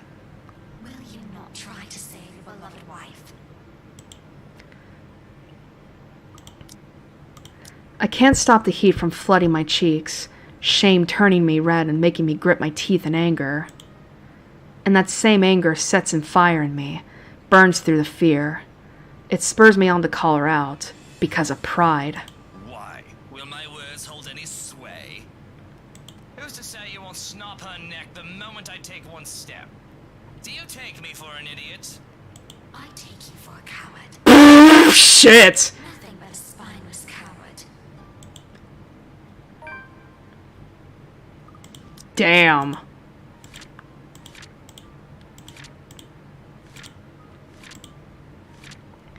Unwilling to risk Hannah's safety, Luke kept quiet to her disappointment. Although the woman eventually released his wife at Marianne's demands, there was anger and contempt on her face. All of a sudden, it was then when the whole house shifted before his eyes. It seems she's found what she's looking for, and that she has no further use for Hannah. A hand on Hannah's back, sends her falling down the stairs. She's nothing but a rag doll, thrown away because she's lost interest with her like a child with an old toy. I'm frozen in place, but Mint, she catches her, and that sends the two of them sprawling at the foot of the stairs. Clearly it was a painful landing, further aggravated by the fact that the Irish woman still seemed weak. Yet I just watch as she puts Hannah's well-being first. She pulls the both of them up to their feet and dusts their clothes off. There's a small strained smile on her face and a tinge of red, one that I can't entirely attribute to adrenaline on her face all the while. You all right there, Hannah? Were you hurt? The shine in her eyes almost makes me feel jealous. Though I don't know who wouldn't be. Mint is a handsome lady. And with the way she looks at Hannah, well, anyone would be lucky if Hannah ever so much as looked their way. Oh no, I'm fine, Marianne. Are you alright? I wasn't too heavy, was I? If Hannah doesn't wish to be with me anymore, perhaps she'll easily find happiness with another. And McCullough seems like she has the stuff to make her a good significant other. Well, a little bit. Not that I'm saying you're fat or anything. Stop flirting! We're in the middle of danger! Hannah laughs, out of breath, and she smiles at me, though that disappears as quick as it had appeared. We aren't quite out of the woods yet, and she hasn't forgotten what I did, or rather, what I failed to do. It's only fair, I suppose. I'm nothing but a coward in her eyes. A sorry excuse for a man who can't even muster up the courage to protect her. And we nearly forget for a moment. You do not deserve what you have. Just hearing her voice triggers something in Hannah, and she starts to tear up, her face contorted into one of pain and fear. Mint is quick to place her hands on Hannah's face so that she looks at her and her alone. Mrs. Wright, look at me and take deep breaths. She doesn't have you anymore, all right? I don't know exactly what in bloody hell is going on, yet I can't find it in me to care. Whoever these people are and whatever they're here for, this is not acceptable. For all I know, this is some... Let's see, and that's not new.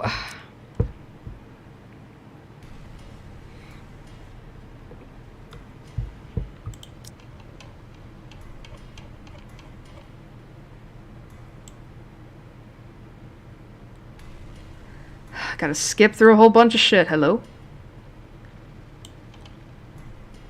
Let's see. It's a slow thing.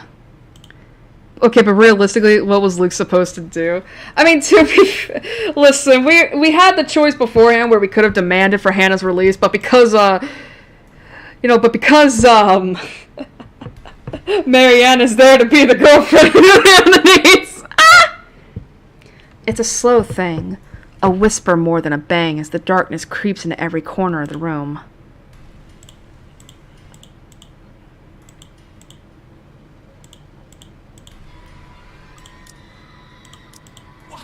What's going on?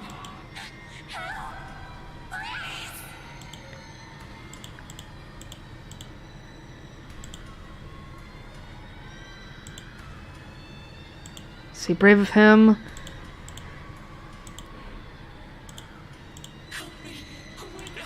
Who are you? Stay away! No. Stay away.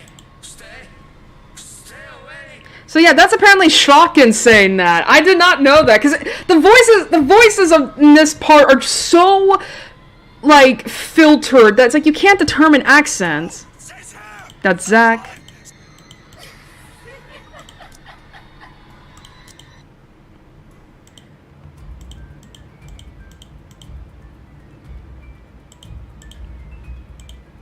Stay away.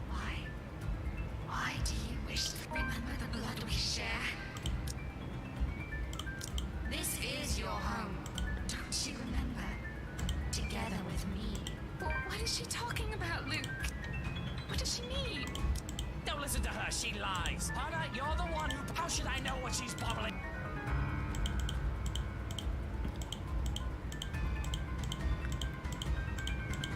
Of course, you haven't changed, I see. She's lying. You see, my love. Maybe this is Takako. Just like every we waited for I can't tell, man. It's like again, the voice filters are fucking with me.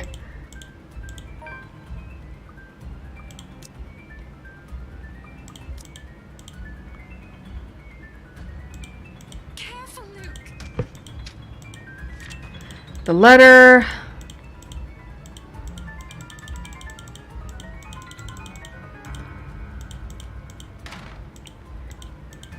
Yeah. Shush. Understand what you mean. Is it so?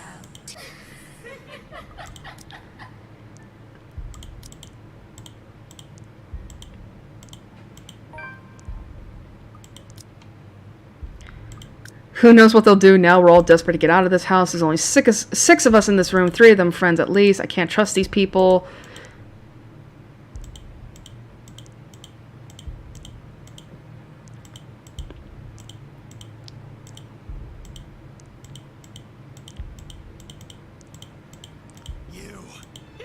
If I'm dying to this blood. Luke, please put that knife away. This isn't going to solve anything. Calm down, right? You shut your mouth. If it weren't for you, this Is your life all that matters? What about these people here? What about me, Luke? Are you taking their side? You're also stuck in this nightmare. That creature is out. I'm not defending anyone. Oh, of course you're not. I know. For you. Right, Anna. Oh, here's your gift, darling. Are you really? Because if that's what you... Oh, this is different. Suddenly, Min steps up and slaps the knife away from my hand. Said knife slides uselessly under the table out of my reach. Critical hit! Yes! That's amazing! So, if it's not Hannah that's hitting him in this one, it's Marianne! I fucking love that. She merely stands before me afterwards, without even batting an eye, glaring at me as if she might just rip my head off this instant. I'd almost forgotten she was here, her ramblings having faded away in the shouting. And did she forget whose house she's standing in right now, punching me like that? The nerve of her. And Hannah just stands there. Last I checked, she's still married to me. That's not the proper way to talk to your wife, Mr. Wright. What the fuck? Dude, I love this lesbian route. Marianne, you didn't have to. Please, I'll talk to my husband. Why don't you just let her say what she wants? Do go on. Since that's what these peasants seem to do these days. Barge into your home, barge in on other people's business. No sense of decorum at all. Keep talking about us like that. Rebecca, stop! All of you, stop this!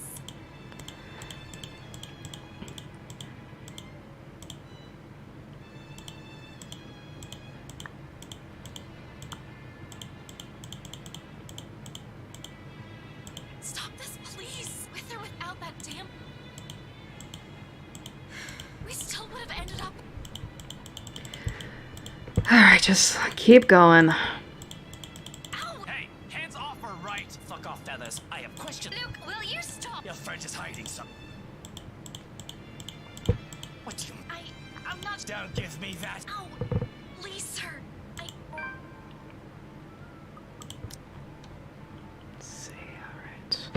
Alright, at the mention of the letter, without warning, Min snatches the paper out of my hand.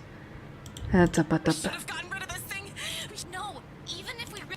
I think... You don't know what I've seen. There were children. Oh, God, those... Then, what about those people they mentioned in the... None of them had... I should know. And I swear, even if I wanted to save my... Is that what the trip to BR? Yes, I'm sorry. None of you believed me And yet we're all here. I have to go with whiskey on this. Who knows how many has already seen this before you found it? This cursed thing has to go. We would have ended up here either way. Maybe? Sir, please. There's something maybe... What? I still think we should get rid of this letter. What? And we are not burning a Seriously, Luke. Are you really more worried about that? I know, I swear. Well, you certainly won't be getting any of... Really, Luke? Bloody fucking hell!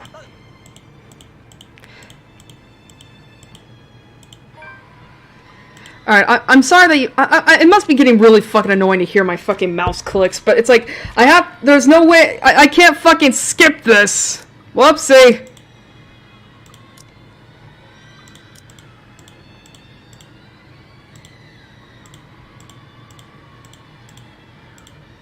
Alright, it says here, burn the fucking thing down.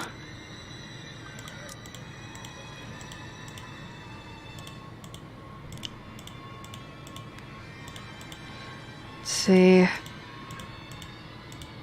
We spent millions, damn it! This isn't the time. Well,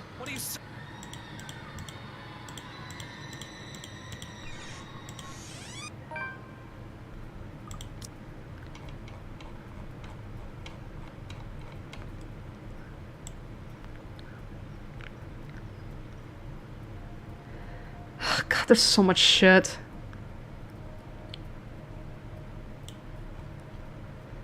Alright, we already saw this, so we can skip.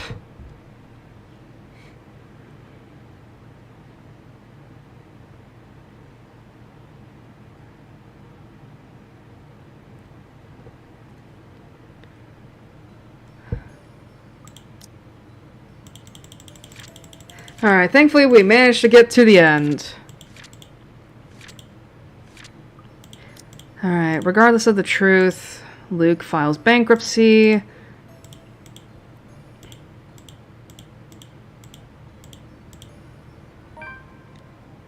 Alright. Hannah and Luke have divorced.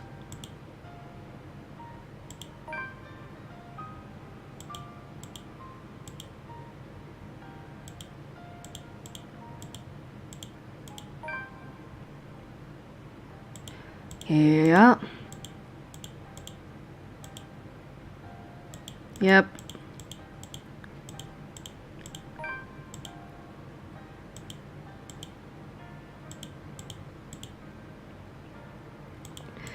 Hannah, of course, the best thing for Hannah. Alright, here we go. Let's see. Months after her recovery, Mary Ann. Let's see something. Although the terror of what she has witnessed inside the Ermengarde mansion still clings to her, turning a new leaf.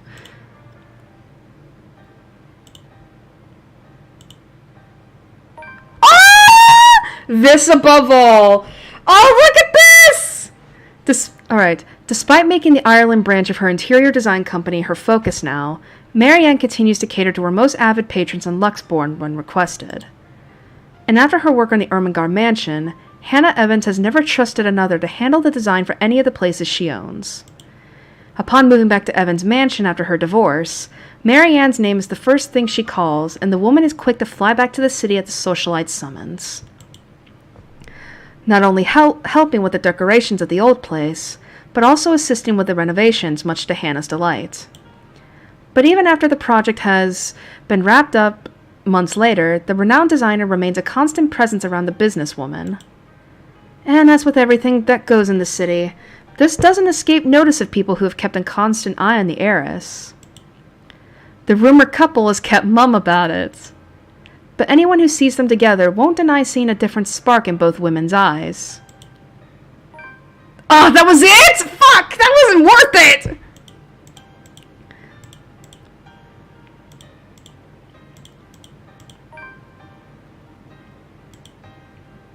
Oh! A long time coming. So we did get the Ashton Rebecca route. Oh, that's so cute! The promised talk happens months later, after both Rebecca Gales and Ashton Frey have recovered from the immediate repercussions of the curse. Even though things between them have started out awkward at first, with Rebecca mostly leading and Ashton having no idea what to do with the weight of the feelings the other has suddenly thrust on him.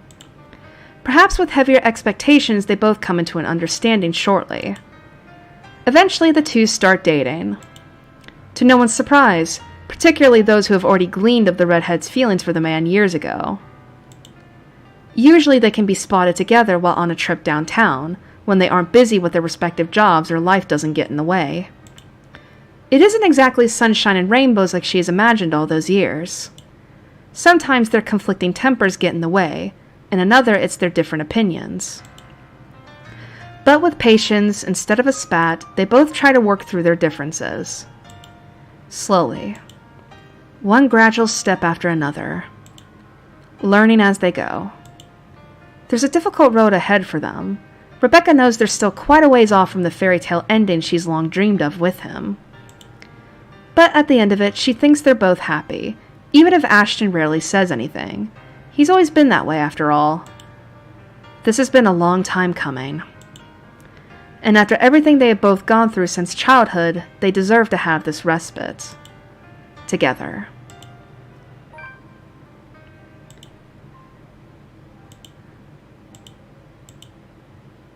Let's see.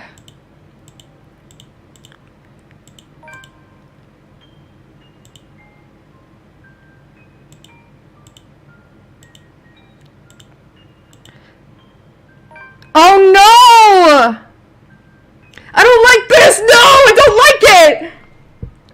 Shortly after accepting the scholarship grant from Luxbourne University, Isabella moves from Salemwell residences in favor of staying in a dorm close to her campus. Although she makes the decision out of convenience, she won't deny also doing it out of a desire to avoid another awkward encounter with Rebecca Gales. Following the aftermath of the curse, the relationship between the two girls has turned lukewarm at best. While no harsh words have been exchanged yet, the wordless silences since this incident had only pushed them further apart. Isabella leaves her home of 5 years with a heavy heart. And even though she's jokingly complained about Rebecca's bossy attitude in the past, she confesses missing the woman's fussing. Despite their tense parting, she still carries hope they will one day be able to fix whatever has come between them.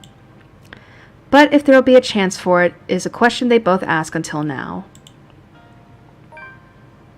Yay! Marianne and Isabella!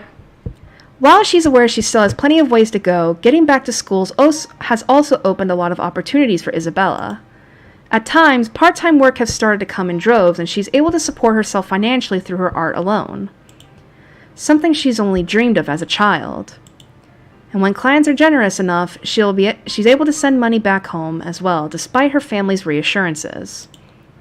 One such client is Marianne McCullough's interior design company, who frequently commissions her for murals after the woman has learned of her skill. Though at times she finds it difficult to keep up with the interior designer's standard for quality, it's a job and a challenge she's only too happy to accept if it means doing what she loves. Alright, and this is not new.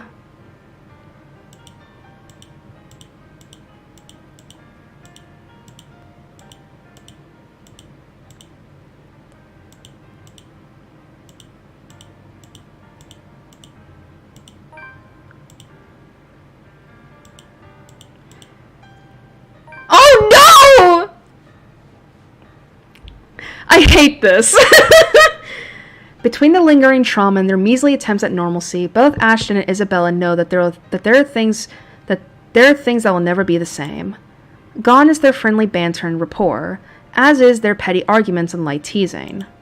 After all that has been said and done, it's only sensible for things to fall apart the way it all did. It's inevitable, so to speak. Yet, in brief moments when their eyes meet and the last stolen glance is given, a shadow of it can still be seen in them.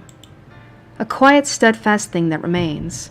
A trace of what could have been had things not crumbled. Neither holds on to it, of course, as much as they wish to. Both of them think it's already far too late.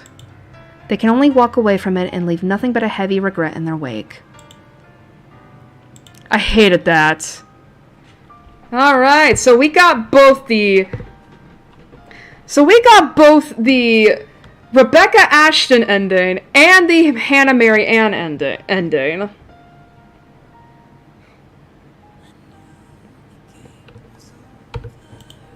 Oh, we can skip it. Okay, good. Goody. I thought we were fucking... Alright. 89 of CGs. 62 more of this. All because we got that CG of Marianne punching him. Let's see. Marianne and Hannah, Ashton and Rebecca, and Ashton and Isabella. Let's see. 33% of this. Rebecca and Isabella, Ashton and Isabella. Ugh, that sucked.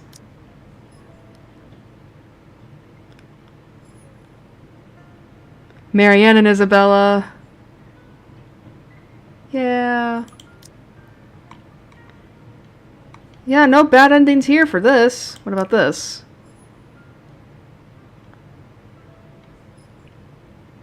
Not much. Okay. Alright, what do we get for extras? Extras, you know what I mean. In terms of, the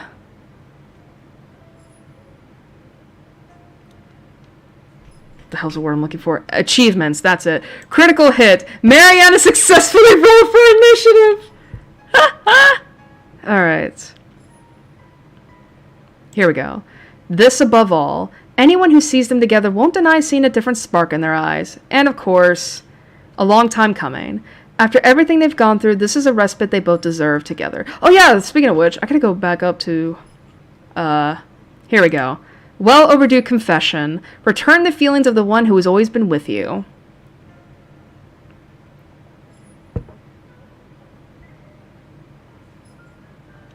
$75. We're 3/4 of the way through the achievements now.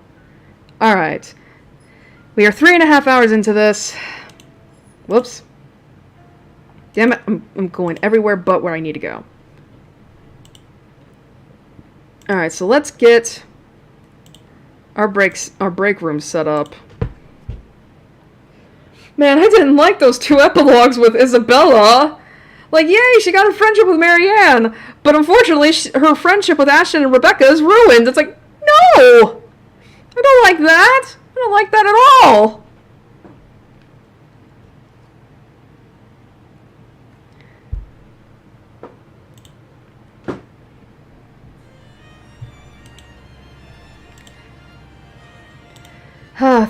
I mean, I guess the good thing is that, like, now that we unintentionally got 2 romance endings done out of the way, we can actually get, just the last one, and then we'll move on to, like, that one route I said I was gonna try and do.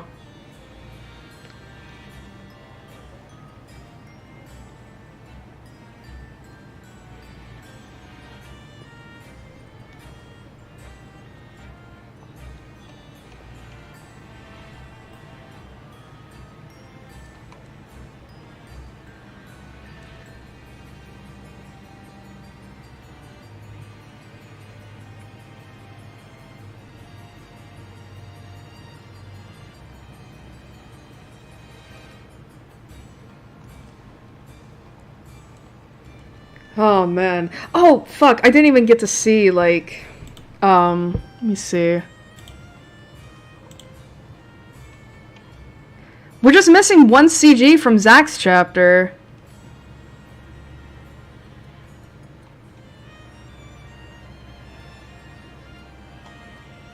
Oh, wait. No. Oh, wait. It was during Hannah's. That was it. Yeah, we got all of Hannah's CGs. Neat. We just needed the one with Zach and her. Anyway, we're on a break. Which means we can go get something to eat, get something to drink, basically do whatever it is we need to do.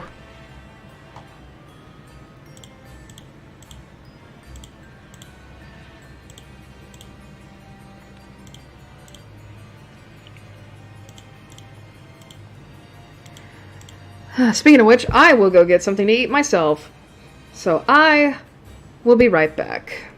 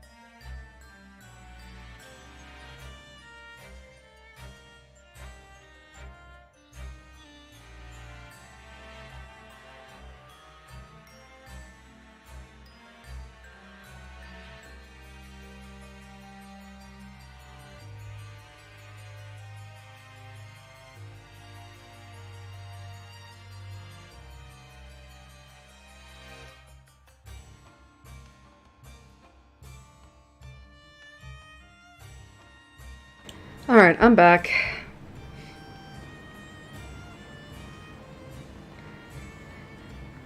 I had to like check some things. And I have Twix, because I love them.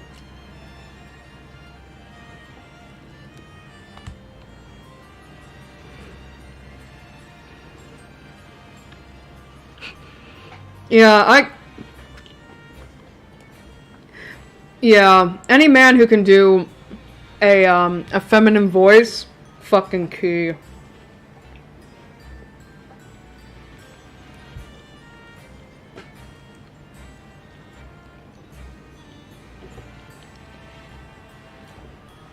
But yeah, I wanted to explain like the Ash and Rebecca thing.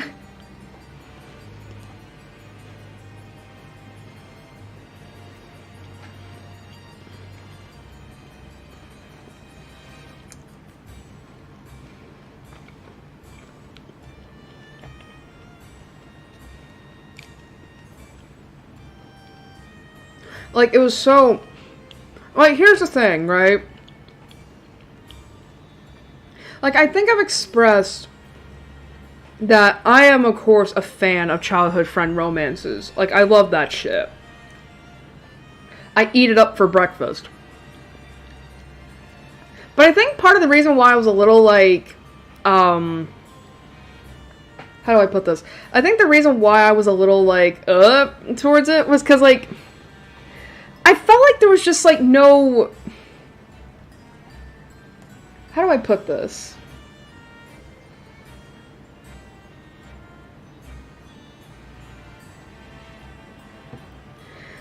Like, I felt like there was just, like... I felt like it was too fast, you know? Because it's, like...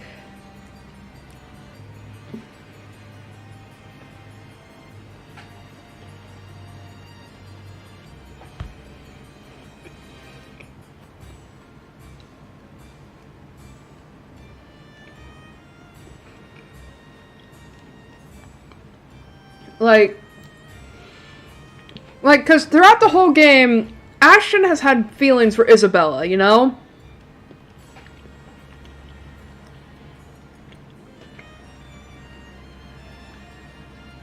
And then all of a sudden, as soon as Rebecca kisses him, it's like, well, those feelings are gone now. I don't know, I felt like, I think I get what they were trying to go for.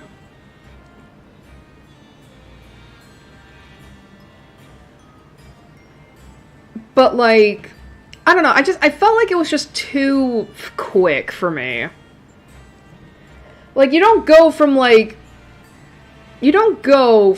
being in love with one girl and then suddenly, like, you know, developing feelings for your best friend. I don't know, does that make sense? I feel like it was just too quick for me, honestly.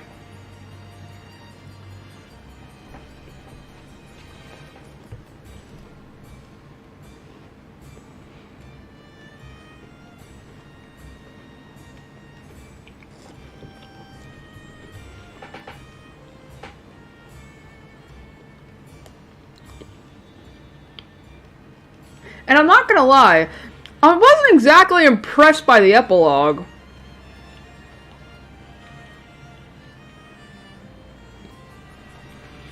Like, I personally feel like Ash and Isabella's epilogue together was more fulfilling, satisfying than Ash and Rebecca's was.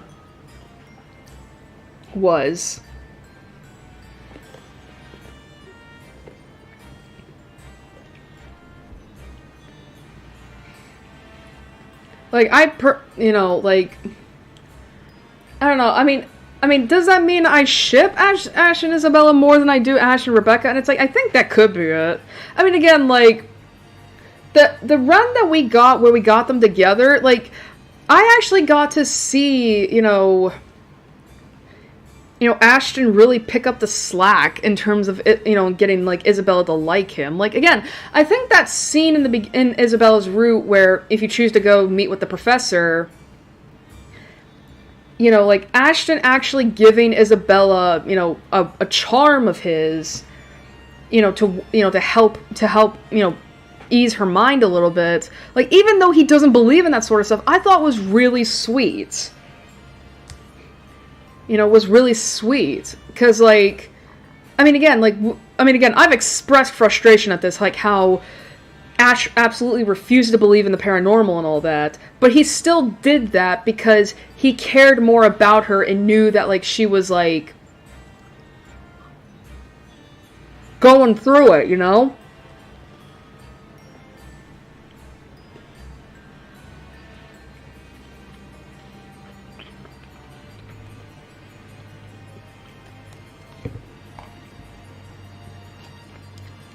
And the fact that, like, if you so choose, you know, Isabella repays him by giving him a kiss on the cheek. Like, I don't know, it was just really sweet.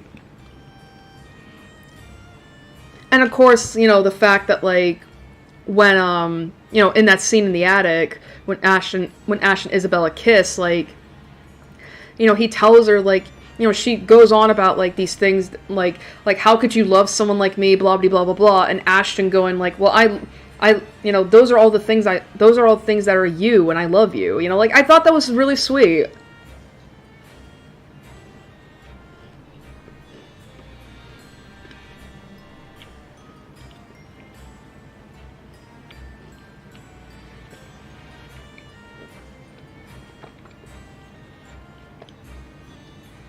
And maybe that's the reason why I also am not really a fan of the Ash-Rebecca ship.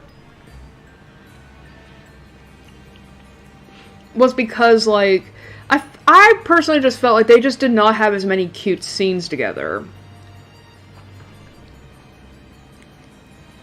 You know, I mean, yeah, there was the kiss, but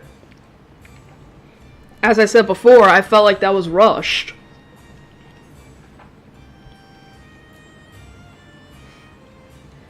You know, and other than, you know, and it is weird that, like, and I don't know, like, and it's just weird that's, like, even as much as I wish they had done more with the Hannah Marianne ship, at least we got something for them, like, in Luke's chapter where Marianne was like, you know, I'm gonna save Hannah, and all that. I'm gonna punch Luke because he's talking to Hannah in a bad way. Like, that was something. We didn't even get that with Ash and Rebecca. I don't know, like, I'm not saying, like, seriously, I'm not gonna, like, talk shit to people who, you know, who like the ship and all that, but personally, I just felt like it wasn't, like, as satisfying as Ash and Isabella.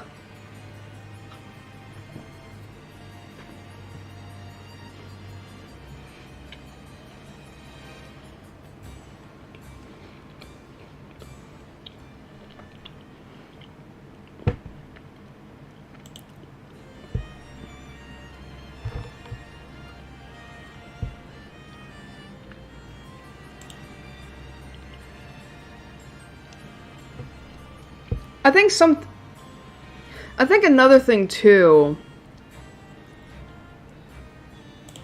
was that, I mean, I feel like, if anything, like,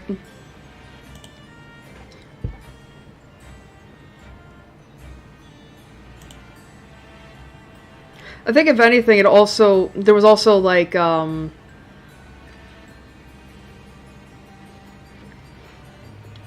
I guess what I'm trying to say is that, like, I feel like they did more Luke putting even Hannah and Zach in there than Ash and Rebecca.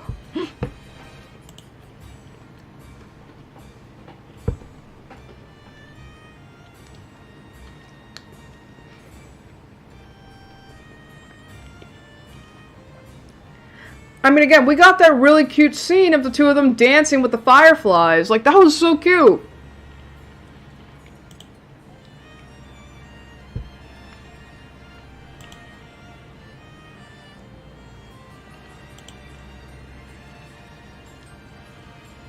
I don't know. It just feels like they kind of dropped the ball. Like, it kind of feels like they dropped the ball in certain pairings, it feels like. You know, like, it's, I mean, because it's like, I guess a good way to put it is that, like, it's kind of easy to tell, like, which pairings they wanted you to get, but then threw in these other ones just to kind of, like, maybe pad it out.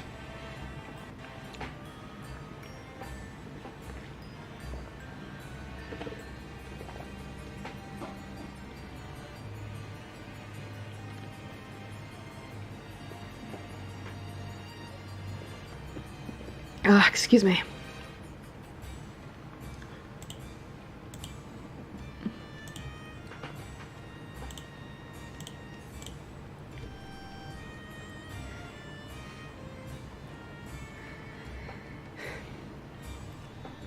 But, yeah, it's like, it just kind of, like, I don't know. And then, like, and it really fucking sucks when it's like, you know,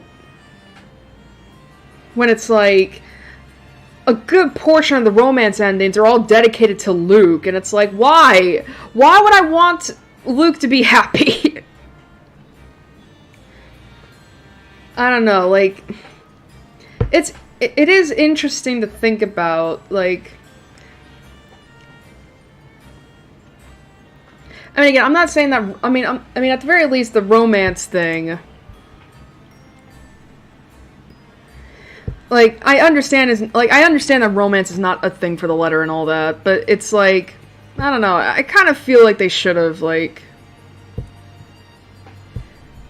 I don't know, it's just, to me, it's just weird. It's like, why does Luke get to have, like, get to be together? Like, Hannah makes sense, because it's like, yeah, that's his wife, but why Marianne and Rebecca?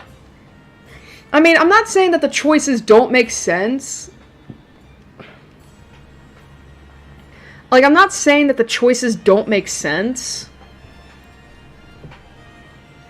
Like, I mean, yeah, they do have, yeah, Luke does have connections to both of them, but it's like, you know, to me, it's like, Marianne is still clearly grieving over the loss of her first love, Lorraine, and Rebecca still has feelings for Ashton. So to me, it's like, what reason would those two have to fall for Luke? I don't know, it's just, it's a bit of a mess, it feels like. But at the very least, it does seem like, after we get through this, and of course, like, the route where I try to get everyone to live, we're probably gonna, like, finish up the letter tomorrow. Because, yeah, I want to finish this game up.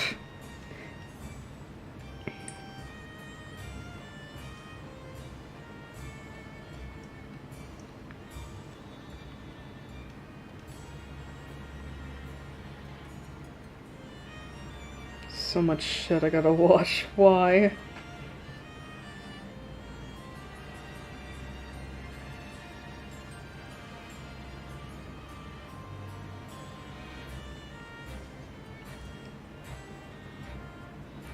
But, getting off of, what the hell's the word I'm looking for? Getting off of letter stuff, you know, getting off the game real quick. It seems like this is a thing now where it's like I have to talk about what happened in D&D.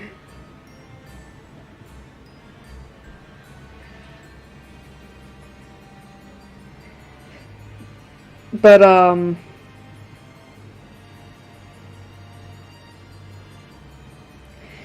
yeah, I had D&D earlier this weekend, and that was, fun. Oh, God. Oh god, that was actually, like, D&D this week was terrifying, because, we had to go from a town to back to, the forest, and we got involved in more combat. But you want to know what happened?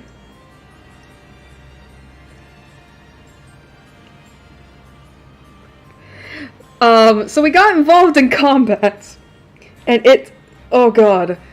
So, like, how it starts is that me and player W, we decide to go on ahead to scout out the place, especially me, because it's like, I know, you know, because I know what this place looks like, I know, you know, which way to go, which way, you know, like, basically it's like, I'm the best expert in terms of the layout of the lay of the land, so I wild shape into a wolf. And because you know, it allows me to be a little bit speedy and to, you know, sniff out some things, because I needed to, sniff out a thing. So I do that, and things are going well for a little bit. But then I come across, demons. And I'm not lying when I say demons. They're just demons. And I recognize them, and I'm like, oh fuck, in wolf form. So I try to sneak away. And here's the thing. The wolf is proficient with stealth. Meaning, like, I should be good at this skill. But you want to know what happened? The first time I tried to stealth, I don't even get a 10. Like, I rolled, I think, like a 7. Like a 9 or something like that. An 8, that's it, an 8. And I was like, fuck! Which, because I failed that check, the demons are now alerted to my general presence. They didn't know exactly where I was, but they know that, like, okay, something's here. And I was like, fuck. So I still try to sneak away using stealth, and I get a worse roll. It didn't, like, the thing is, like, it was already, the second stealth check was already a disadvantage, so I had to take the lower roll anyway. But the roll I got was worse. It was a 7. And I was like, fuck!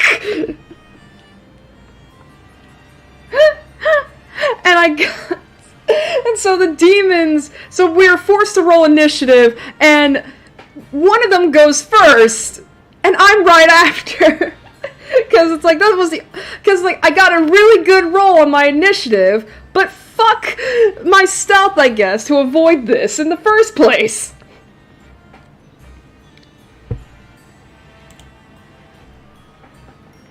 So, this demon fucking beats the shit out of me, and I'm not like it deals me like 15 points of damage on the first hit, taking me out of wolf form because I only rolled 10, and I had to carry that damage over to myself. And then it gets a second hit in, which reduced me to 21 hit points. So that sucked. And then a round later, I decide to leave the range of the demons because I'm a healer. I'm not supposed to be on the front lines of this shit. So, unfortunately, in order for me to leave, I have to leave the range of this demon, and it gets an opportunity attack, which hits me and gets me down to 8 HP. So I was in the single digits. I panicked.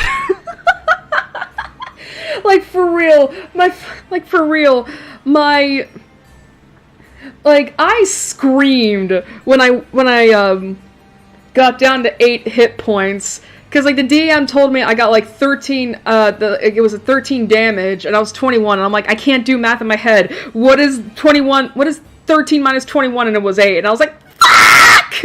I was panicking.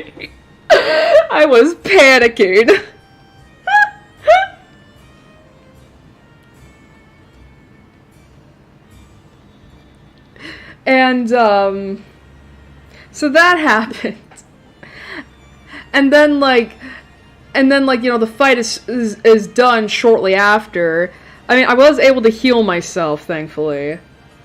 But I was the one who took the brunt of the damage. Our tank, our paladin, player D, showed up and killed both of the demons, I think.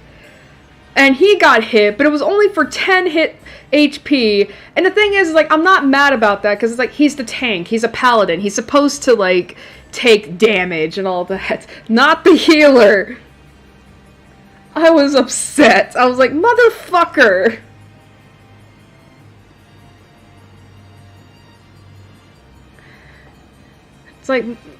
It's like, damn it! Oh, that sucked. It sucked a lot. But it was funny, but it sucked. And but the funny thing is like, I did get a bit of a pick-me-up later that session, like at the end, because I finally got to have something of use. Something that would actually help me in combat, baby. I got a staff that lets me summon insects. where in game it's justified as a gift from Mama, from Mommy.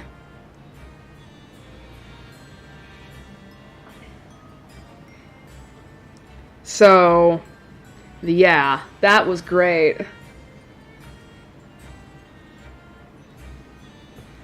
But still, I can't believe I almost died because of bullshit stealth checks.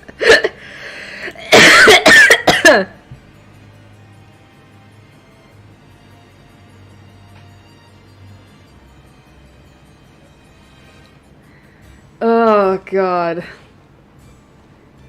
It was funny, but man, I panicked so hard.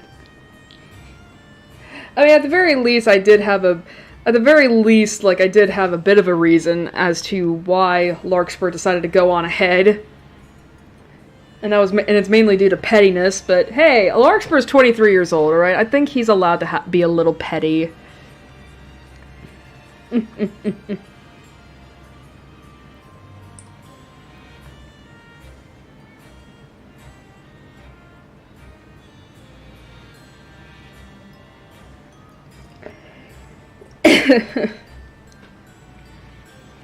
I am curious to see like what new stuff is gonna be. Well, not new stuff. What the game is gonna be like this year. I keep saying this year, this week.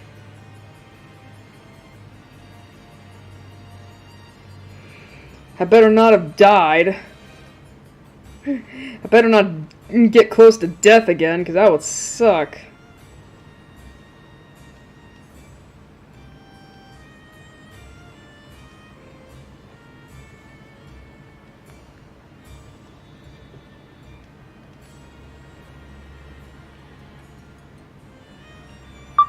Jesus Christ.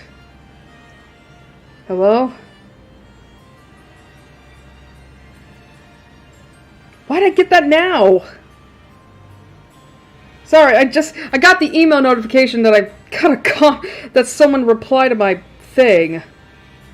Replied, sorry, not replied. I got a comment a couple, like yesterday about how, on AO3, about how someone likes my works and that they wanted to translate them into Russian, and I just got a reply back.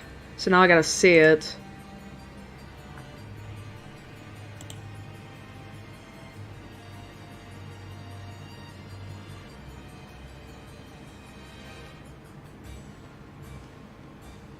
Oh fuck. I can't answer this right now.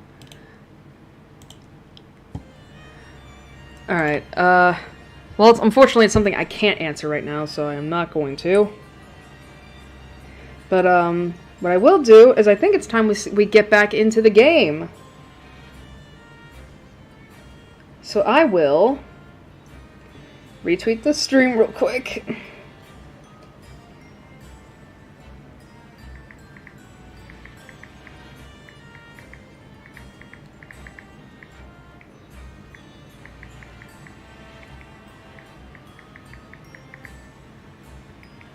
For fuck's sake. Disappointing! Jesus!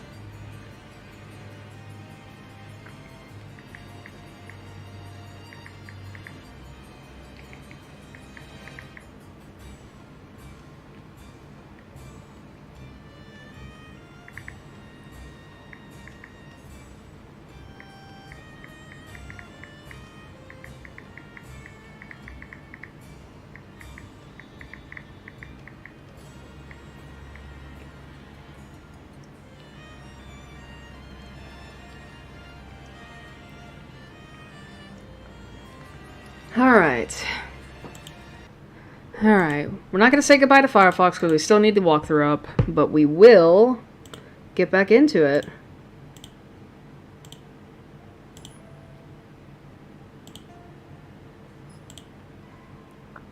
Alright, so we are going to be going for the Zack and Hannah ending.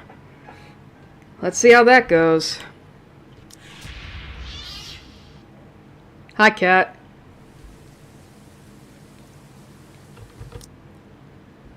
Gotta skip through everything.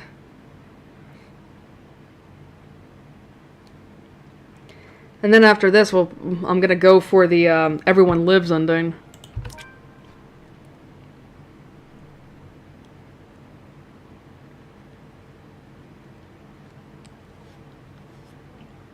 Well, at least it looks like Isabella doesn't die this time.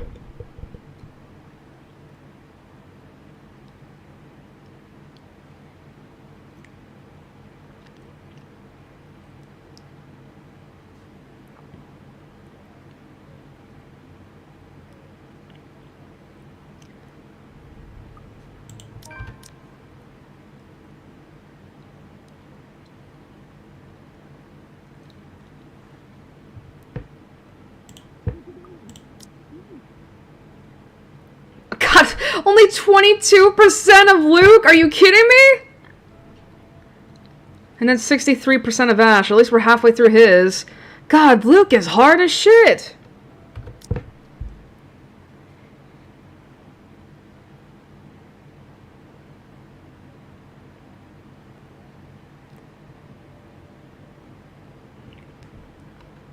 We're sorry, ma'am.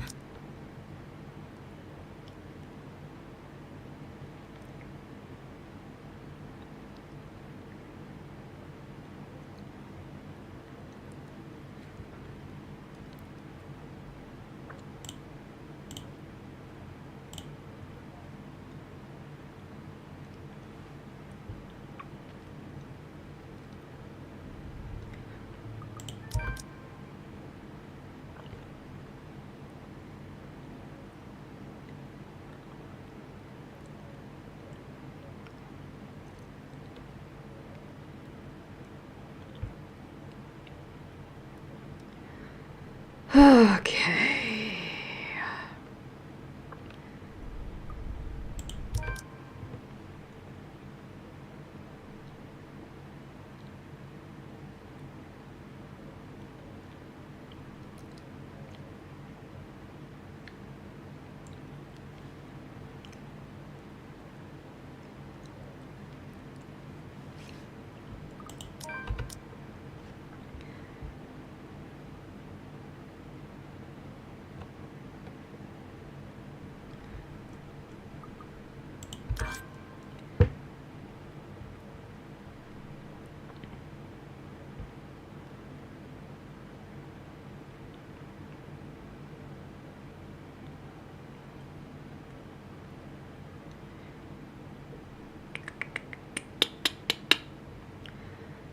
Man, this game does feel endless, doesn't it? Well, at the very least, there will be a lot more talking next month.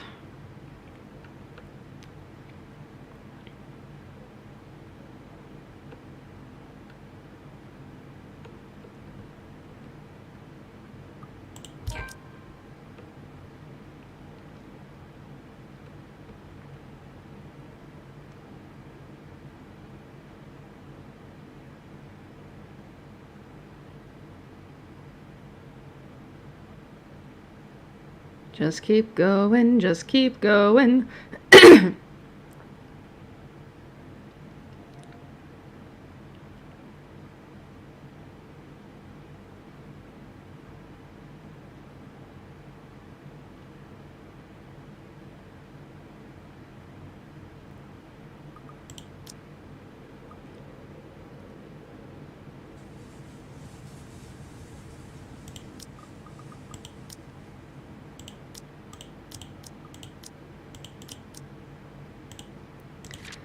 I hate that I have to do this every fucking time. It's so annoying. Apparently we have to say it's nothing.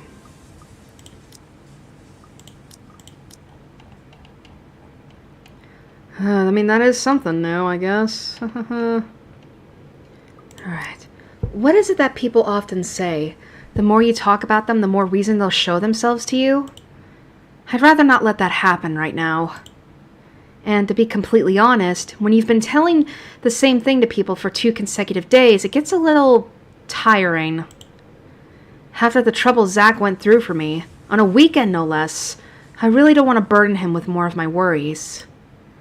That isn't what we're here for. Yeah, it's nothing, Zach. A reassuring smile and nothing more. Aye, if you say so. But tell me if you ain't feeling well. We don't have to go through with this if you don't want to. Consciously, my grip on my bag strap loosens when I catch his glance. He returns my smile with one of his own and a light pat on my head. Altogether, he stops walking. The gesture is meant to be comforting, but only serves to add another layer of wrong with the way I'm refusing him to tell him, with the way I'm refusing to tell him anything. He was there yesterday. He saw what happened. He has questions. Ones I don't have the answers to yet. But he's also given me a way out. Thanks, I will. But I think I still need to see this through. Besides, I'll be the one to blame if someone sees you there without me. I really don't want to get in trouble with my boss. Bad, huh? You have no idea. Okay, come on. Let's get this over with. I follow quietly after him, leaving everything yet to be answered behind us.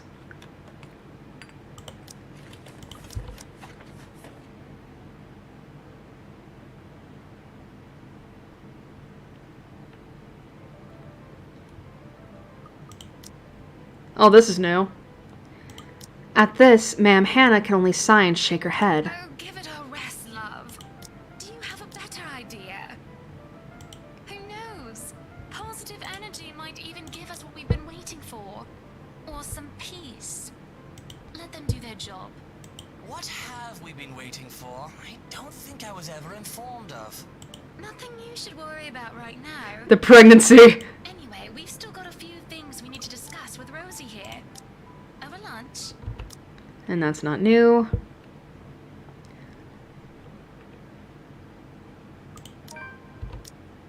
Why am I declining Zach's offer? Oh, my back is starting to ache.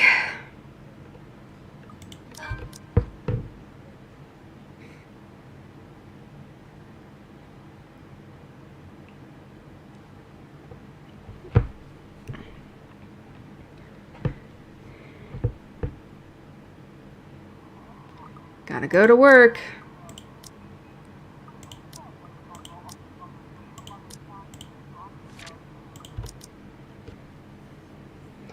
Oh, my back. Seriously, my back is aching, man.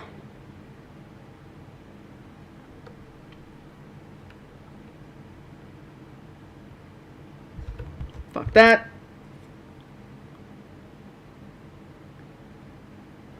Now with Hannah.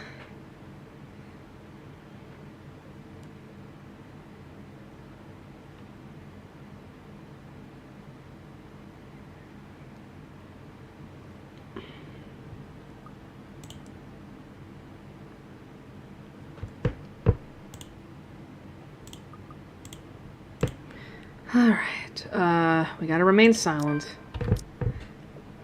I guess to make Luke hate us more.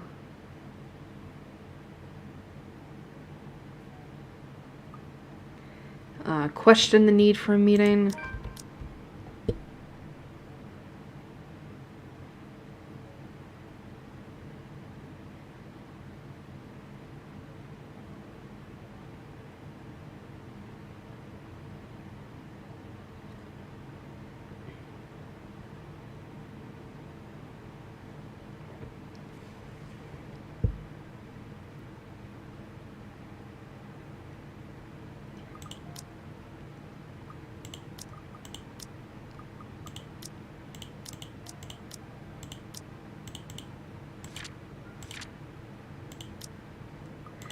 We gotta threaten Marianne. God damn it. I don't want to do that, though.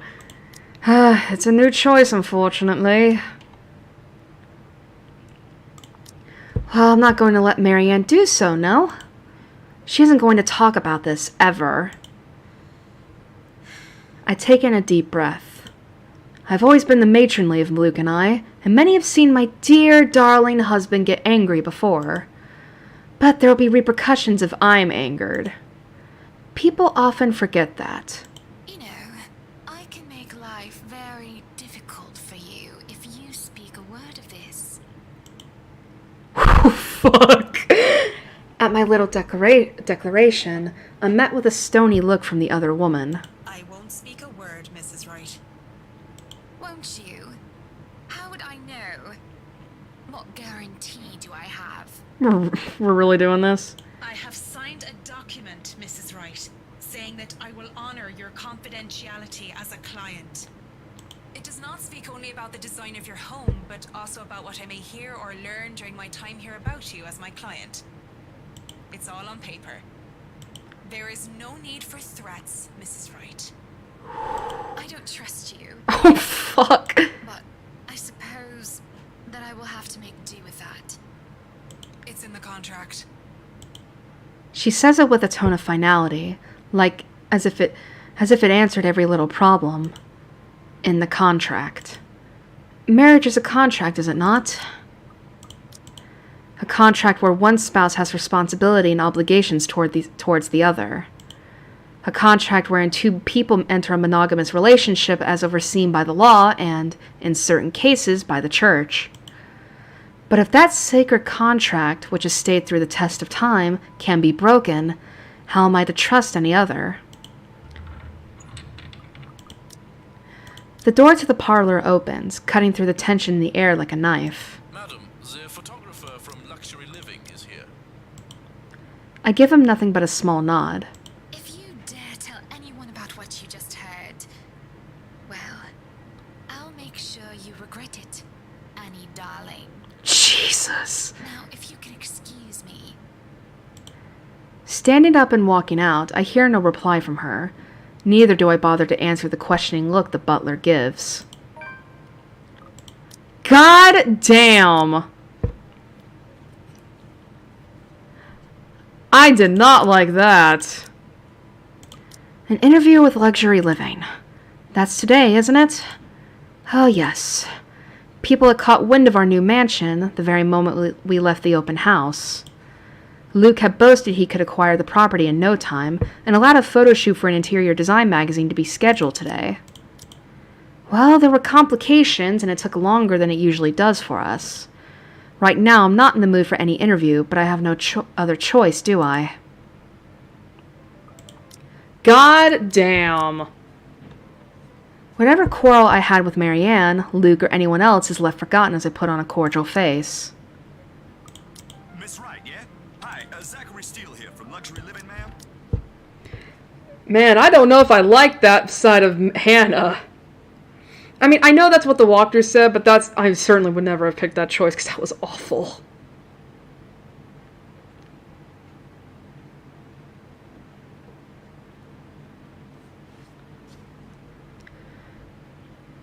Now to get through this. Alright, stop it.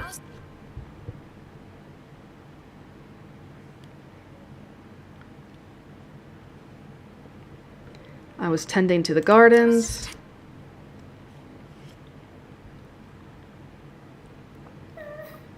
Call them out.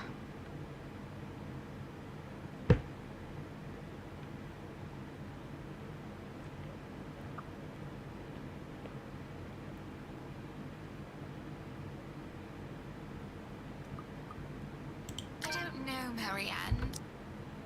I don't know.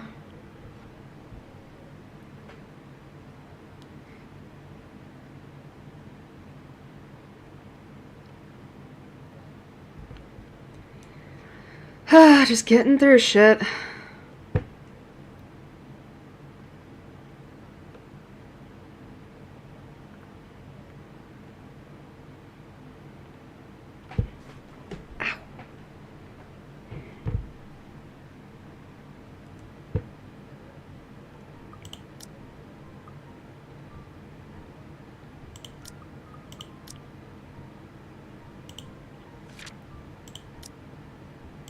Alright, perhaps a break is needed.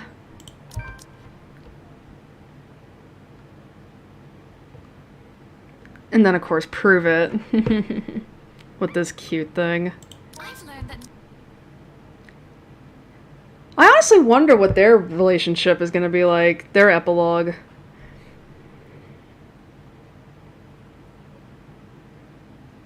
I hope it's cute.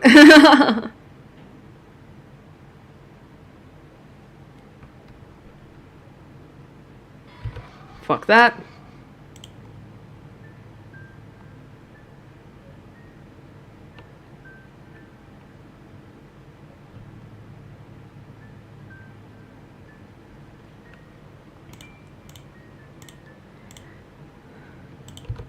Alright, keep skipping. Alright, and there's Hannah's chapter done. Now we gotta get Zach.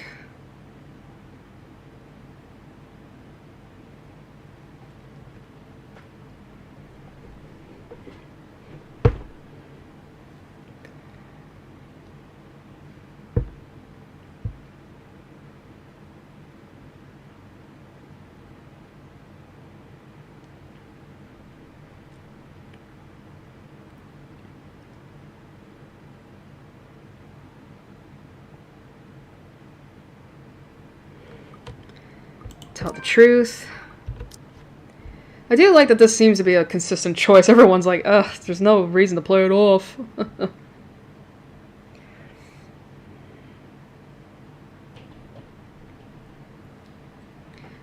Cooked up a feast.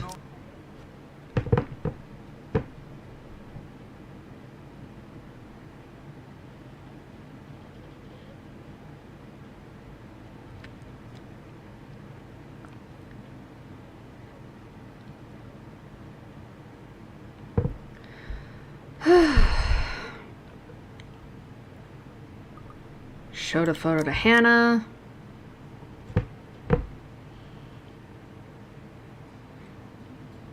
Oh, this is new.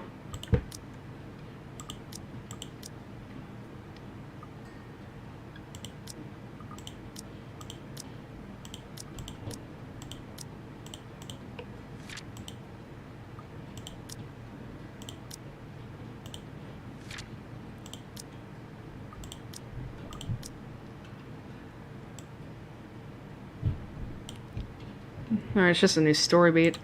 He surely knows how to make an impression, I'll give him that. Albeit a rude one.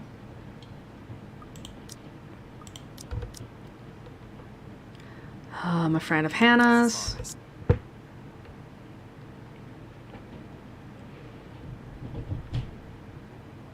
the fuck is happening? Excuse me.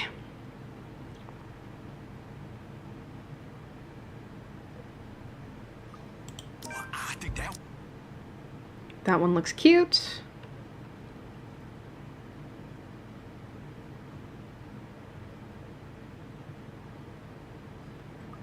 Never mind.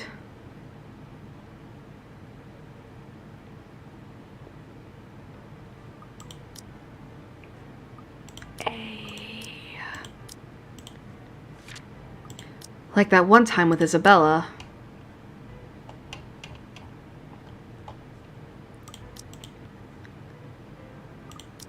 I don't think he believes in the ghost kind, but there he went. Maybe he has something to say about the photos as well.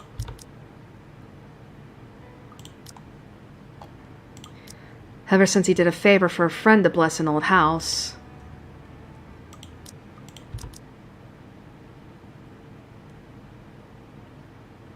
Keep skipping.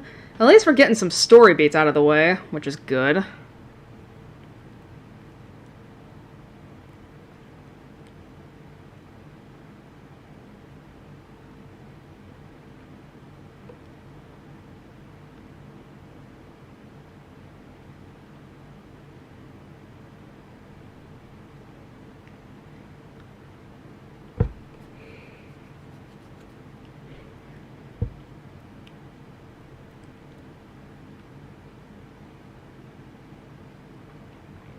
We can still fix this.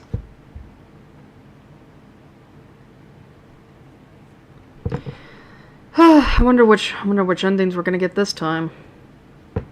In terms of the other characters. Fuck that. Just like, nope, not dealing with that.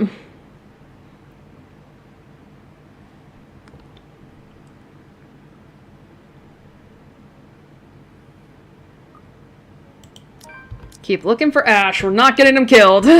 Yeah! Zach is not dying today.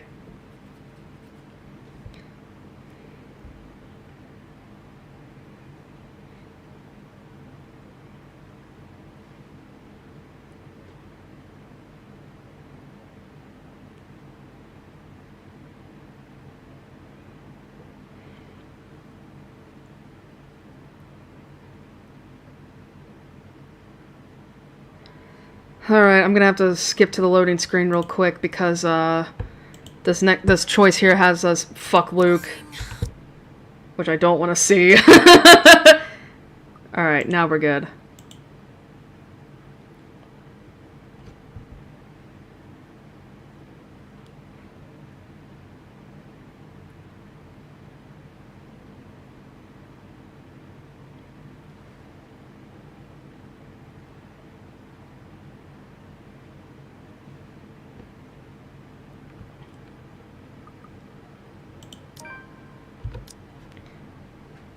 She really isn't too professional, is she? Oh, right.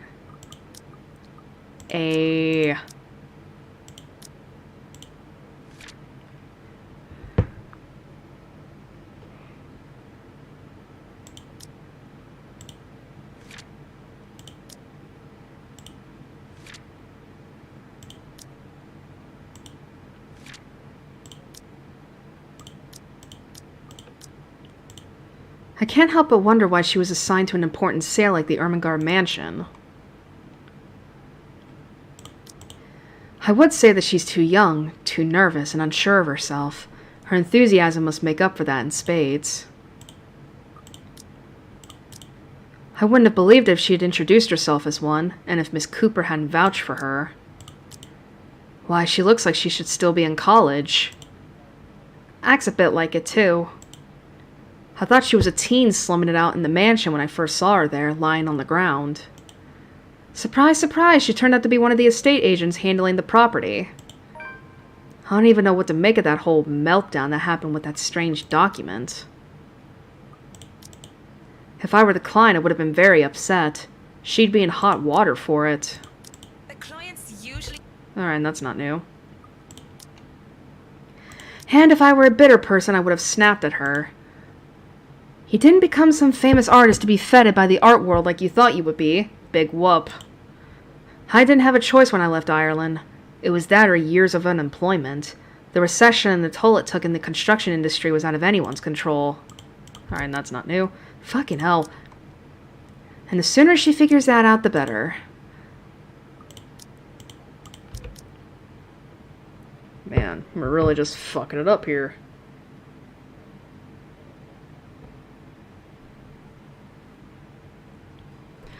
Alright, continue waiting, it says.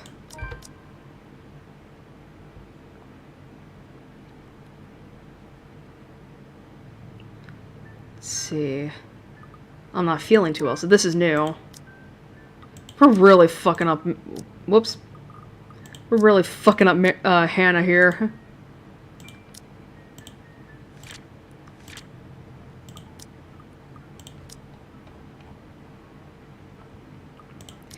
I'm starting to go mad, I am. But there's work to be done, and the clock isn't going to stop ticking while I go about having a breakdown. I should go to the loo, splash water on my face, and snap out of it. At least until the end of the day, if I can just last that long. I think I just need to excuse myself for a minute, if that's all right. She places a hand on my arm, gentle as can be. What? No. What if you suddenly fall over or faint while you're all alone? You can just sit down right here and I'll go get you a glass of water. Or would you like some beer? That's how you are nowadays now. Drowning everything in booze. No, I don't want anything to drink. Just... I must have said that forcefully, judging by the look on Mrs. Wright's face. But why does she care? It's not like we're friends. This is business. I'm either well enough to conduct it or not. Why would she pretend to be concerned when I'm simply a means to an end? Just seeing Mrs. Wright reminds me too much of her. And maybe I'm starting to see and hear her again when I shouldn't be. I've tried so hard to leave everything behind, to forget them and move on. But that small touch and her voice in my head have nearly set me off the edge, and in an instant, all of her memories come flooding back. I'm so sorry. I didn't mean to snap at you like that. Just give me some breathing room, please. Just, please, give me a moment. She doesn't respond, and just before the situation gets any more complicated, Mr. Wright comes in. Good morning, ladies. What a wonderful morning that I wake up to such a beautiful sight. Let's see. Sounds fair.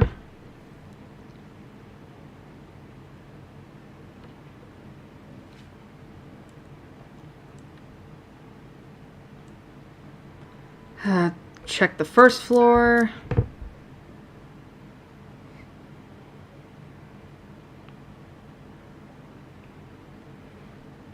You must have been quite the pair.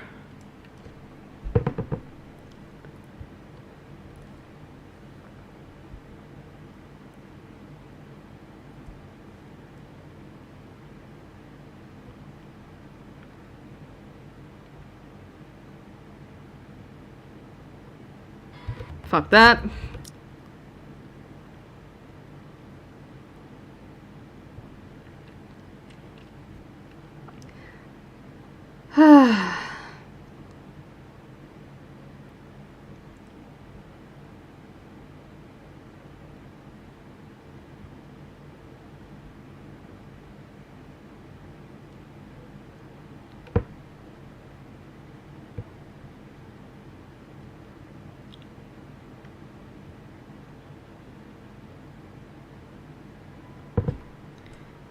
Alright, that's new.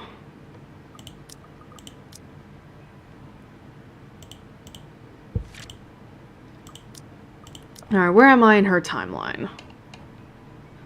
Okay. I'll never pretend that I'll fully understand what they're going through. You know, I can make life very Oh. difficult for you if you speak a word of this. I won't speak a word, Mrs. Wright. But I understand a threat when I hear one. Won't you? How would I know? What guarantee do I have? Though I work for them, that doesn't mean I belong to them. I'm not the sort who gives my mind, body, or soul to get rich. Only my hard work would be equivalent to that. And I sure as well be damned if I just bow down to intimidation tactics of spoiled princesses. Fortunately for her, I'm on duty. It's in the contract. She doesn't look tense, and I hope that the same can be said of me. But the tension is so thick and palpable in the air, it's only a matter of time before one of us wavers. The door to the parlor opens, cutting through the silence in the air like a knife. Madam, the photographer from Luxury Living is here. Even then, we're both rooted to the spot.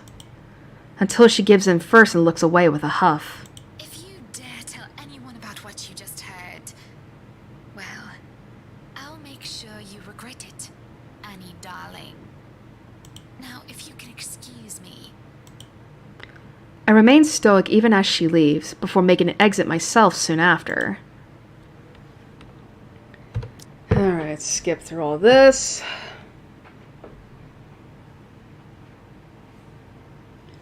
Alright, try to lighten the mood.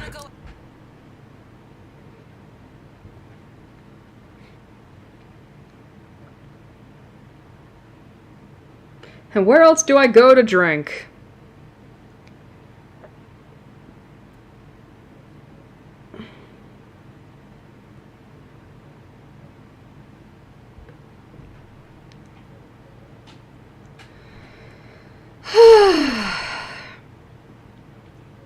God, the skip button is a fucking miracle. Miracle, you know what I mean? It's a blessing.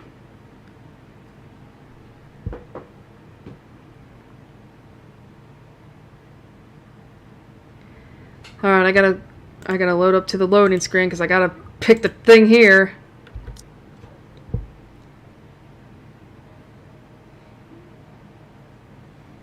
Alright, and we're good. We gotta kill Marianne off again. Alright, so I wonder what we're going for this time. In terms of epilogues. Are we going for Ash and Rebecca, Ash and Isabella, or is it just gonna be the three of them alone? Who knows?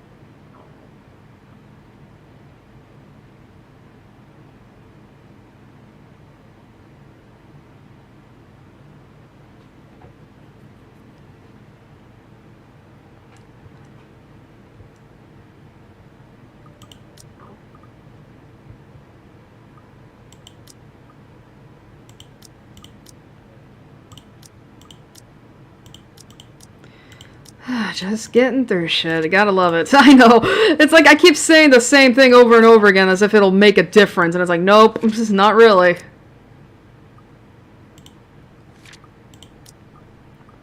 Alright, this cold caught up with me.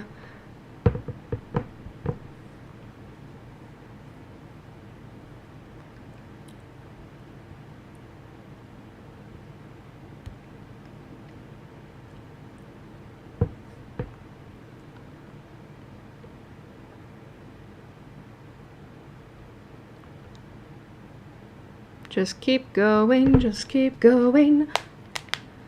Oh god, my back. Oh my god. Oh, there's my sides.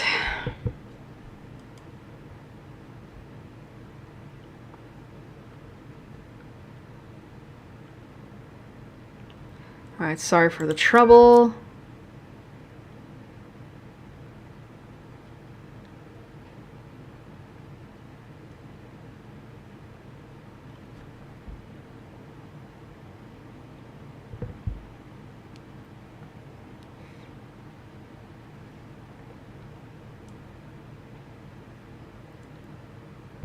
Shout for help.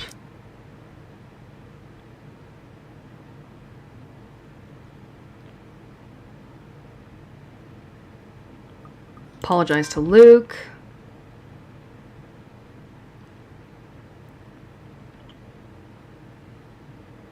It actually looks like we might be doing a little bit more Luke-focused stuff, which is fine.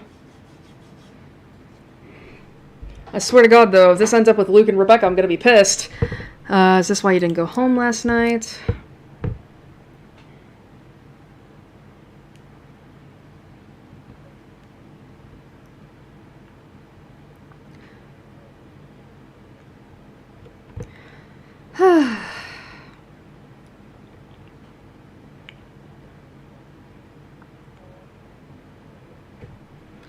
I really wish I wasn't this type of person who just remained, like, silent while skipping through shit.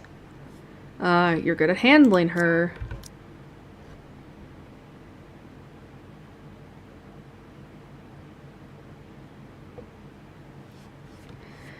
But, I mean, this is literally how I am when I'm playing games. It's like, I just go silent while just, like, taking in everything, you know? And I know I shouldn't be if I am a streamer, but I don't know how else to, like, go about, I guess. Excuse me.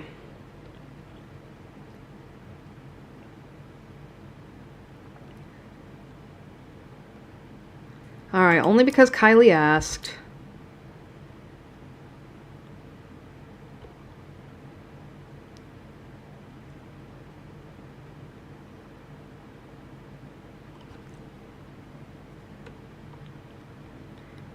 I don't need to answer that.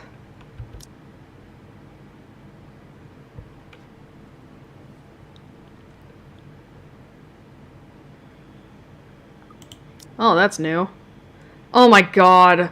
I think we are doing a Luke and Rebecca. I hate it. I hate it here.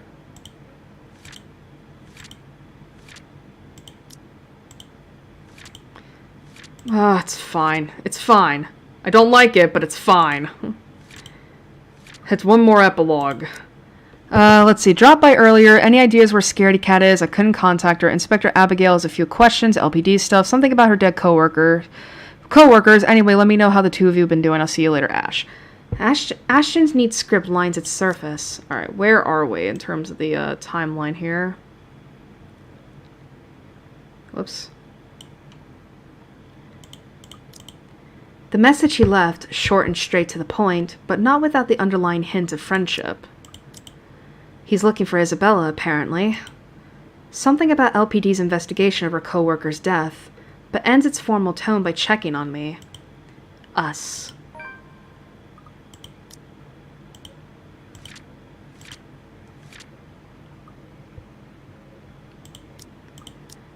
Alright, that's not new.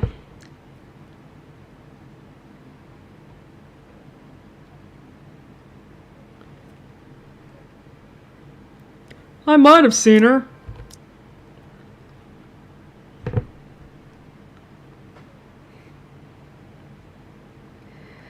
Don't worry, though. We're almost done with Rebecca's chapter, thankfully.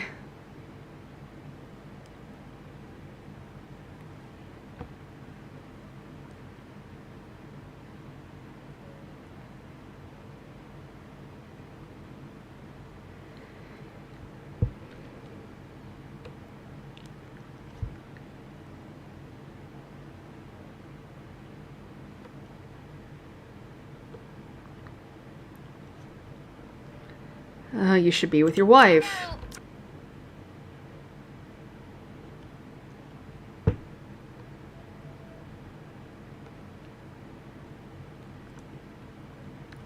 Care to explain your reasons?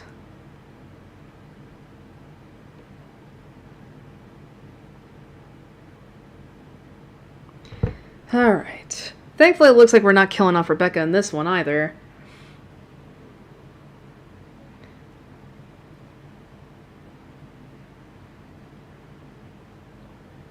Man, we were able to skip through all of Rebecca's chapter. Well, for the most part. Alright, head for the door.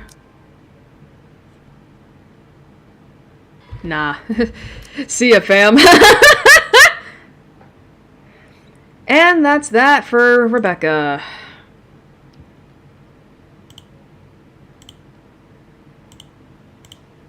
Huh?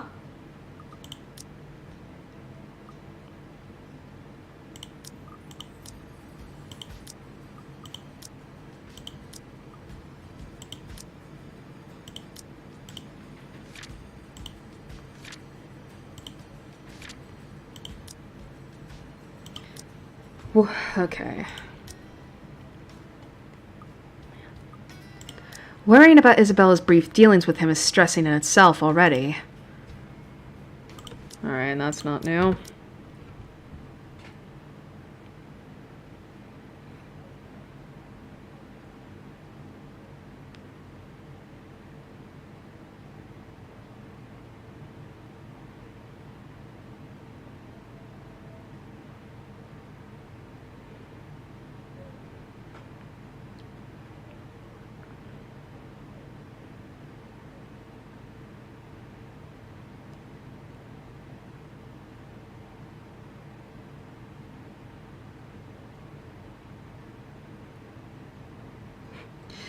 Now we gotta be an asshole.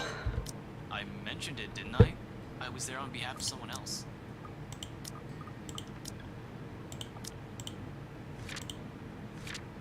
So hard to tell what is and isn't new at this point.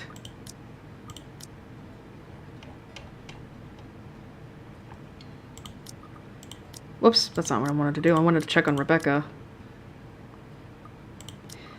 I was on business, Becca. I wasn't there to have a good time.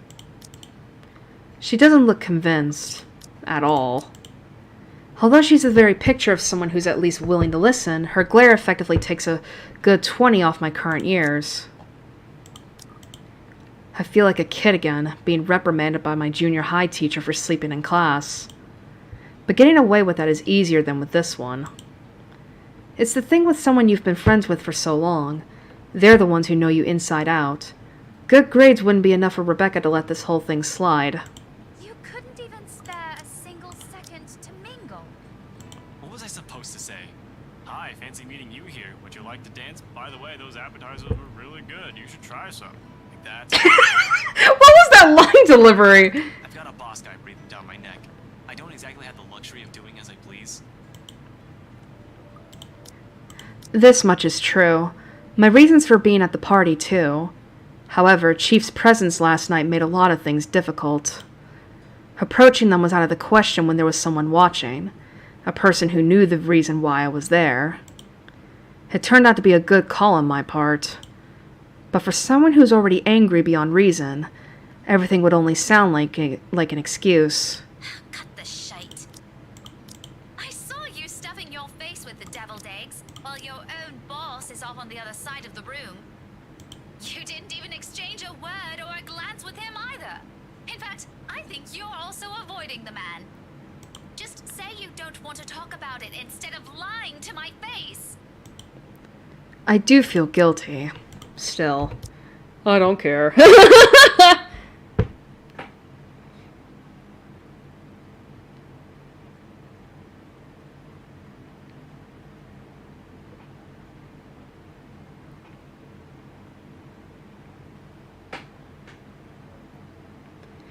I will at the very least say that, like, we're getting some new stuff.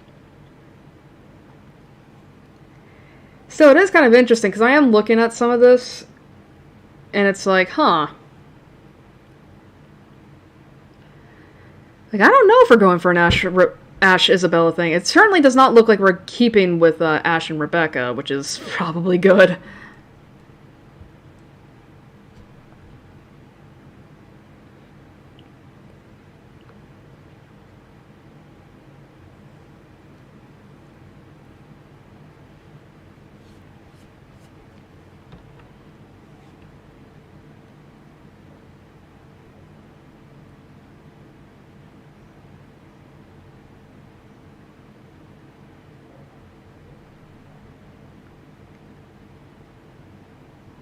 Tell me about him. What?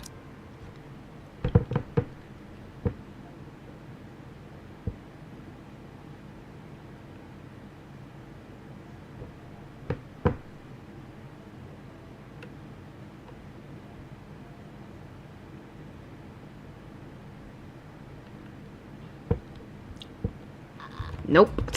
Nope. Not dealing with that.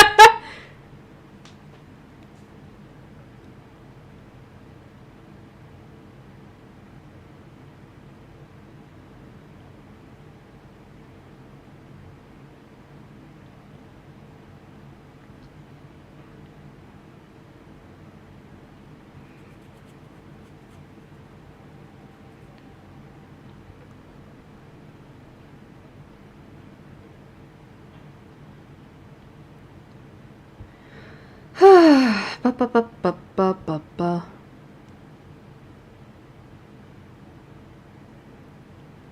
Take her offer. Who knows, maybe this will be enough to get the Ash and Isabella ending. You're okay?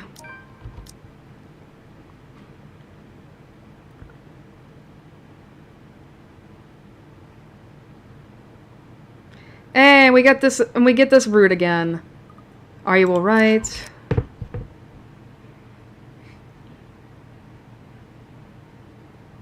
Father Norman? Him too? Oh yeah. Whoops. Look at that.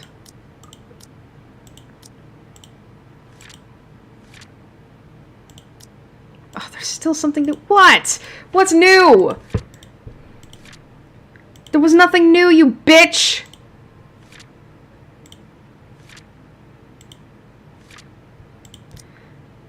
Alright, where am I in terms of this?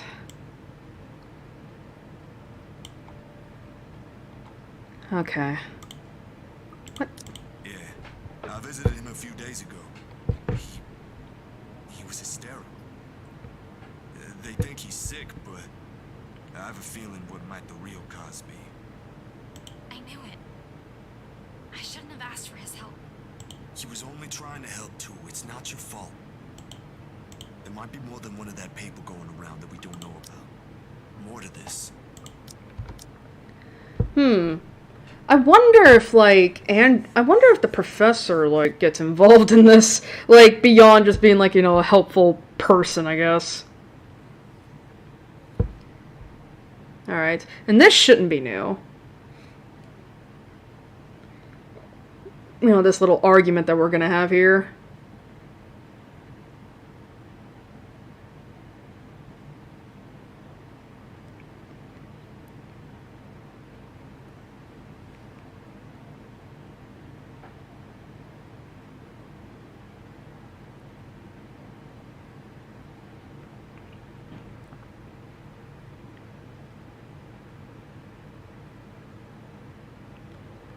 I'd feel better if I didn't have to worry about you.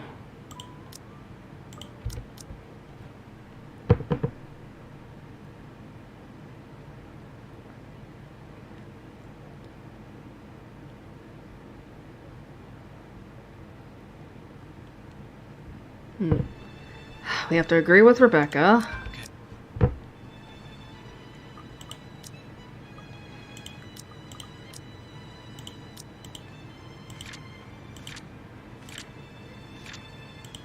Oh, okay. I thought I got through more of it.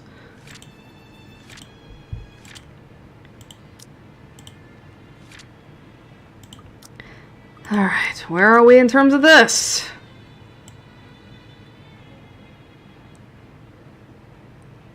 Oh my god.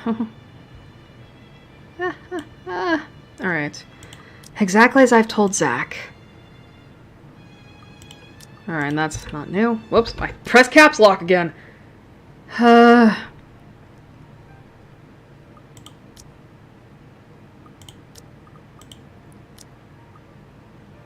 She makes a face, having been caught in her lie before allowing a small smile to replace it. Yeah, you're right. I don't. She might act like that, but in the end, she's still my best friend. I should probably apologize later. Your fights never did last long. They're always so petty these days. I just can't wait for this whole thing to be over. That way we can go back to how everything used to be. You know that's impossible. A truth. And we both falter into silence in the face of it. Her mouth opens briefly, and I assume she's about to argue her opinion about it. Maybe say something contrary to it. But eventually, she simply nods. Alright, that's not new.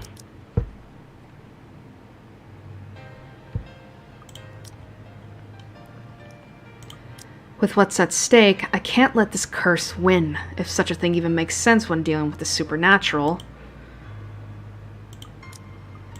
That's not new. Zach. Isabella? Keep her in the dark. You don't need to worry about it. Whoops. A sigh and a lie. It's all I can offer, and hopefully this will be the last time I need to do so. That doesn't make me feel any less awful about this, though. It's worse when you know she's asking only because she's worried. Sure, I can tell her, but what good would it do? I've already told Zach. One person is enough. Hell, simply letting someone in on the plan makes me iffy. Let's see, that's another... Rebecca doesn't need to know the kind of danger I might be throwing myself into tonight. But it's never that easy. Ashton, if this has something to do with that letter and that bloody curse, I think this concerns me as well. Every one of us, in fact. I'm not asking for a thesis of whatever's going on inside that head of yours. But it'd be really nice to be informed, for once, this time. Rebecca, I'm not... What's keeping you from saying anything now?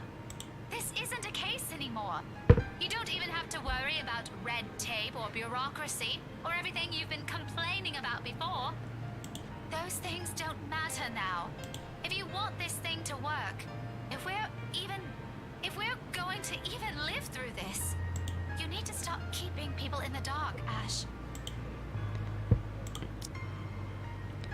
A thick, awkward silence hangs in the air. There are thoughts, stuff I want to say, but the words won't form, simply because uttering them is an admission. It's not even the red tape or the associated politics or my work that's the problem here. It's me. I've messed up. I messed up a lot. But my friends aren't supposed to be the one taking the repercussions of my mistakes. Those are of my own doing, of my own responsibility.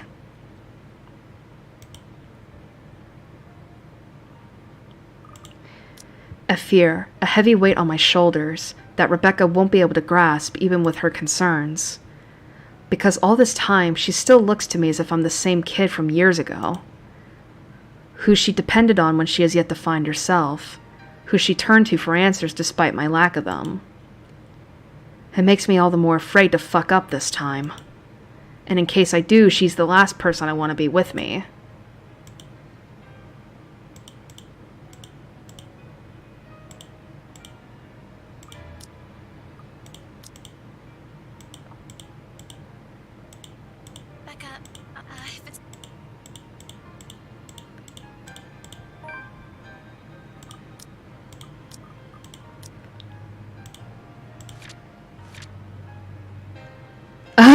After a few stern words for Isabella, Ashton was left alone with Rebecca. Despite his agreement with Isabella's idea, she knew he had a plan in mind. Something he refused to divulge, to Rebecca's irritation. When all is said and done, the woman strictly reminded him to stop keeping them in the dark.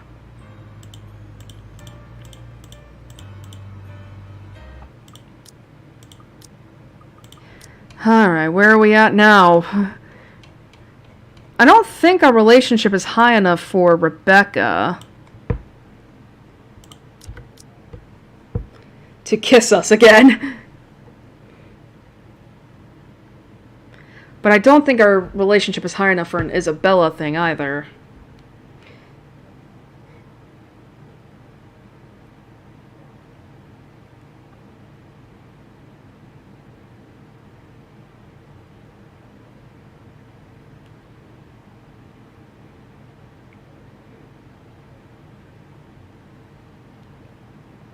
And there's Marianne dead.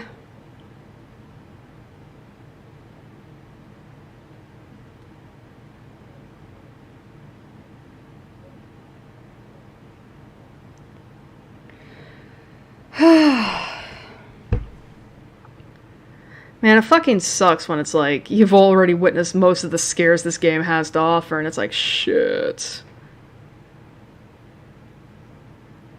There's Isabella.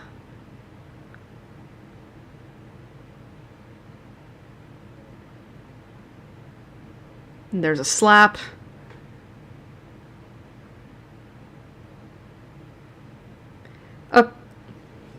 Oh, this is new.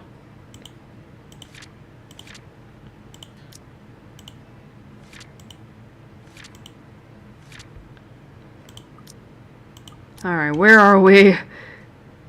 It's always such a struggle. Okay. And it is one. It's all in her face, in fact.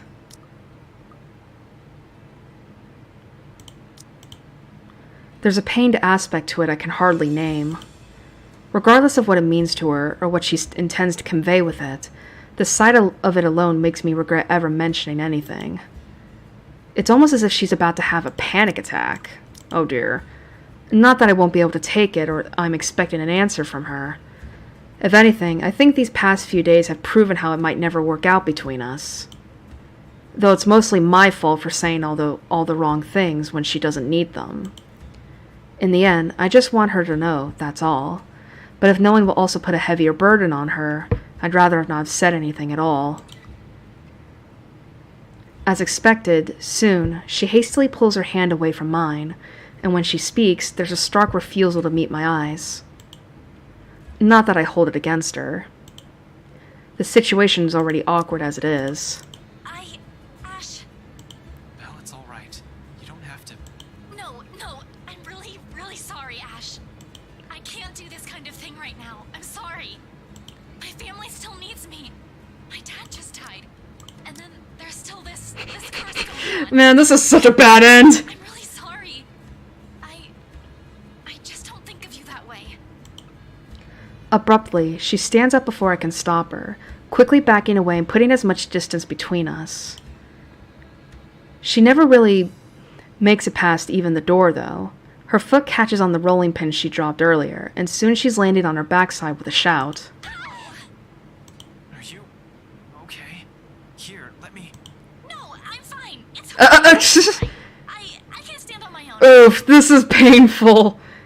Brushing away the hand I've offered her, she proceeds to pick herself up off the floor, albeit shakily.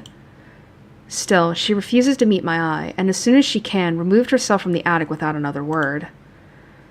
I suppose that's to be expected. I suddenly jumped this on her. I bet the last thing she wants to do is talk about feelings when we're still in danger of dying from a curse. Hell, maybe even forget I said anything. Here's to hoping we'll still have the chance to fix this after we're done with the ghost problem.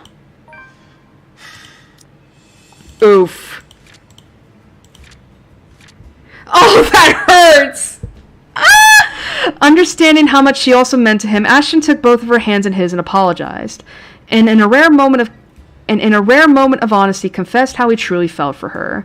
However, Isabella had only ever seen him as a friend and awkwardly turned him down. Oh, that hurts! Oh, God! With a heavy sigh, I follow after her. Oof. That was pretty harsh. Oof, that was harsh.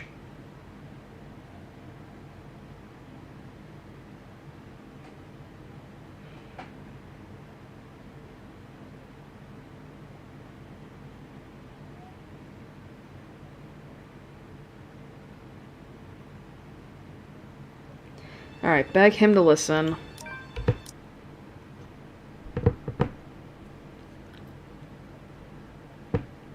Alright, now we're done with Ash's chapter. Now we just move on to Luke's.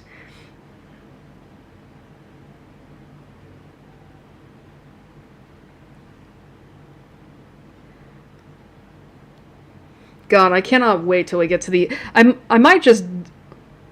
But yeah, as I said before, because I am going to be doing like a Everyone Lives playthrough after this, I'm going to get Ash and Isabella, because I need this in my life.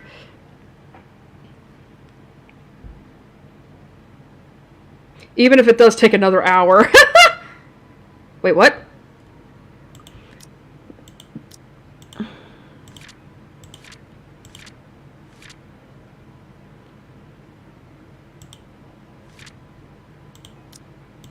Oh, there's still more. God damn it.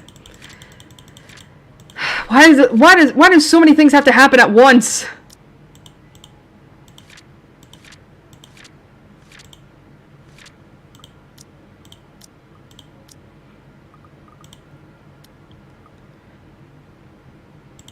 It's nothing. Everything leads to nothing. Oh, this is new. Except for this pounding headache, as if my mind will burst at any time and leak out of my ears. My vision swims in and out of view. My stomach threatens rebellion, with plans of making me throw up what little food I've taken in with how my mouth feels, like it's filled with cotton. One would think that the fact that I'm hungover would make me the grumpiest person in the room.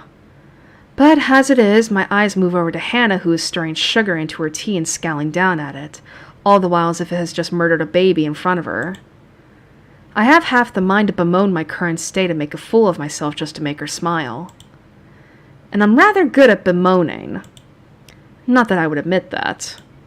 Why, I'm already adopting the posture of a whiny teenager as I speak, slouched forward with my cheek on the table. Oh, I'm dying. Oh, God, I'm dying. Hannah? Johan's, call an ambulance, please. Let it be known that I leave all my belongings to Hannah me, Evans. Everything but 30,000 quid. But oh, I see a bright light. What is happening? I see a farm. A farm! Mother dearest, is that you? Seal is on his way home. I'm so sorry, but I must leave you, Hannah. Cover my face. Your eyes dazzle. I die young. What is happening?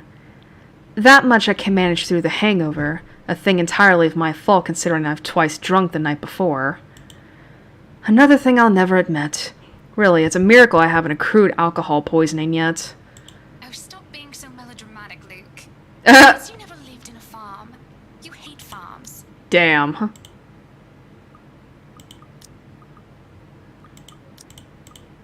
We are not bringing you to the hospital for a hangover.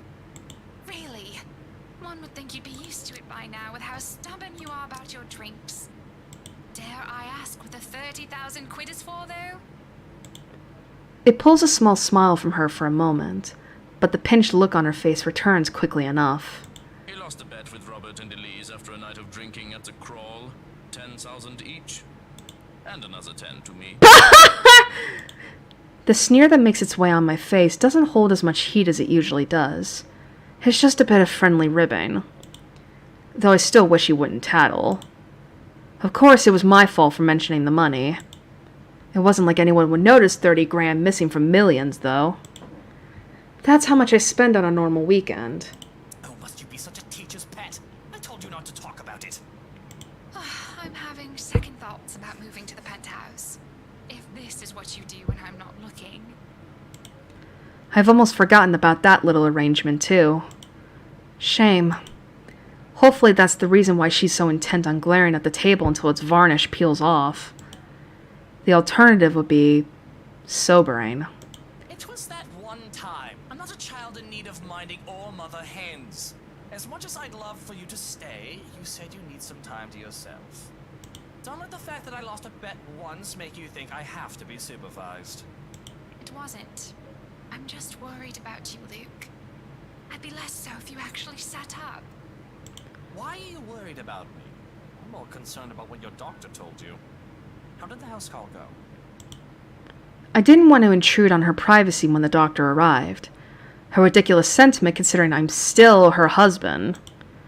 But it wasn't like I could have done any good being there, what with nursing a hangover and all. However, a part of me feared what would be said. Not to mention, I trust that Hannah would tell me if it was something serious. Of course, it probably is something bad, and I would be a fool to hope otherwise. I found her having a seizure, for goodness sake. I should have rushed her to the hospital as soon as she awoke, but it was her insistence that kept me at bay. A cup of tea finds itself in my hands, an attempt to appease me, no doubt. But I don't bother to drink, let alone look up. If anything, I just press my forehead on the table to hide the childish pout on my lips. Not that this is any better. It was fine.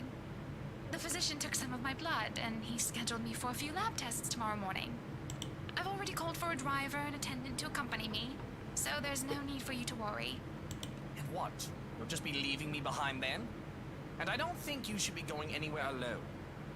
You hate hospitals even more than you hate farms, Luke.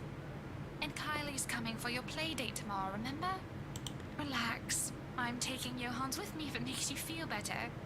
Herr Dr. Hobbs asked that I keep her under observation for the time being. Naturally, I'll be reporting my findings at the hospital.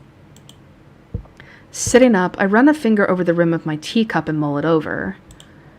I do hate the bloody place. I thought Airi and Shulkin would have been enough for me to avoid the place. Apparently not. Bloody doctors and bloody sick people. I don't want to catch anything contagious. I can't even tell crying people to shut up if they get too annoying, respecting their grief my ass. Save for a life and death situation, I'd rather avoid the mass graveyard that hid beneath the sterile air and white tiles. I guess you two can go without me. But I can't believe how naturally you two conspire behind my back. Don't expect my help if those bloody doctors bleed you two dry. Vampires, every single one of them. Not as bad as lawyers and close enough. I love how he says that despite being a millionaire. You do know Carly will be upset when she finds out you're not here tomorrow. Again. She'll be happy enough to spend time with her fairy godfather, I'm sure. You're a good role model for her, despite your whining.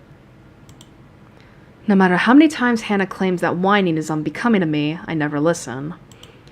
It's not like anyone that matters is here to judge. Well, it's not like anyone else actually matters. I'll whine if I bloody well want to, and I'll be no lesser because of it. Of course, I won't tolerate another person's whining. Except perhaps for Hannah, but she hardly ever does that. Even right now, I can see as a look of pain passes on her face and her hand goes to her stomach. Yet she keeps quiet, not bringing it up or complaining. What should I do? This is a new choice. It says here, ask if she's alright. Are you alright? Should we be concerned? Maybe we should bring you to the hospital now. I just feel a little queasy, that's all. A bit more tea in me, maybe some more sleep, and I'll be right as rain. I've spent a lot of time around people who lie for a living, and I can't help but feel that there's more to it than just that. Maybe it is just as she says and I'm overthinking it. But I trust Hannah will fess up before things get any worse. She's never really lied to me before. Nothing big, at least. If you're sure, I'm just worried. You'll tell me if anything is wrong, right? You do know you can still trust me. That I do still care about you. I know that, I'm just going to be moving out soon. Even if it is for a short while, you won't always be there for me. Did you finish packing before you... I understand if you haven't, and I won't blame you if you've changed your mind after what happened. Oh, this is sad. You can stay until you feel better. I'm still moving. It isn't like you can't visit to check up on me. Although that does somewhat defeat the point. Luke, I'm a big girl. I'm going to get a checkup tomorrow, take whatever pills they tell me to get, and get over it. You really don't need to worry. I'm fine. Oh, I do so hate those words. I hide my scowl by taking a sip of the tea, fighting off the urge to hurl the cup at the wall.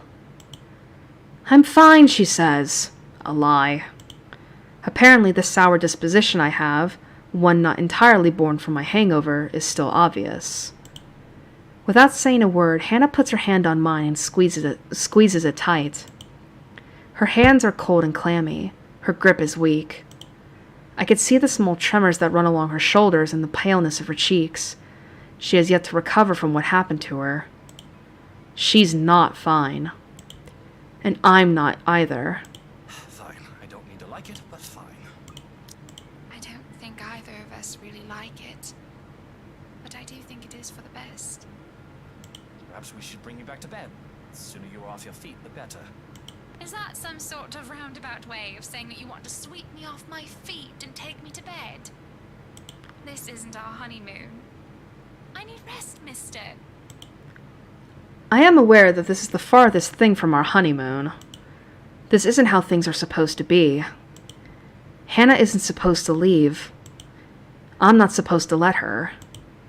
And if she ever did leave, it's supposed to be on my terms. Everything is going wrong. But I respect her enough to let her have her space, as she so puts it.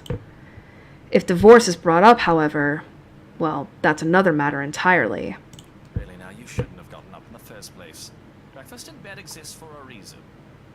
Come on then, back to bed you go. Are you going to carry me to bed then? You're far too heavy for that. I'll have to carry you if you'd like. Wow, that was insulting. Can you blame me if I enjoy food too much? I can walk, thank you very much. I don't say a word as she clutches my arm to steady herself.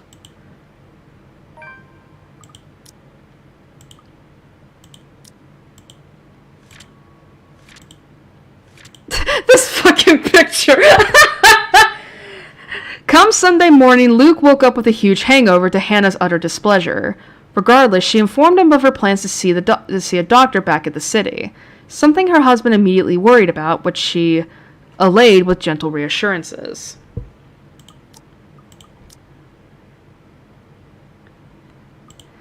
There's no protest as she uses me as a crutch while going up the stairs. But that's as far as I want to go. Judging by the light blush on Hannah's face, she's gotten self-conscious about it too. Johans, look after her, and you stay in bed. I just need to go out. I'll have plenty of time to be lonely in the mansion by myself when Hannah moves out. For now, I can go and stretch my legs. Fresh air, all that. Breathe.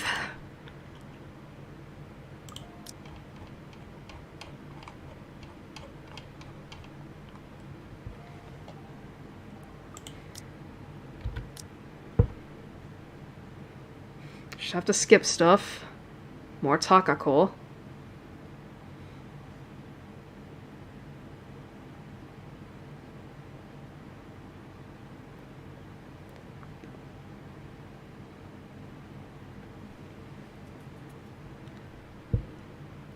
Give them to Hannah. Wait, what? Oh, I was like, wait, what was that?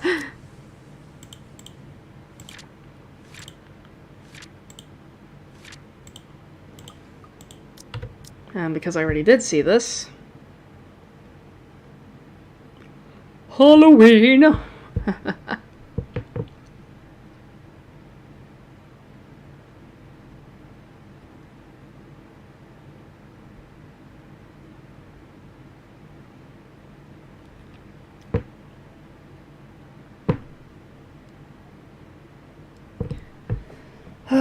At least we're like in line with the date.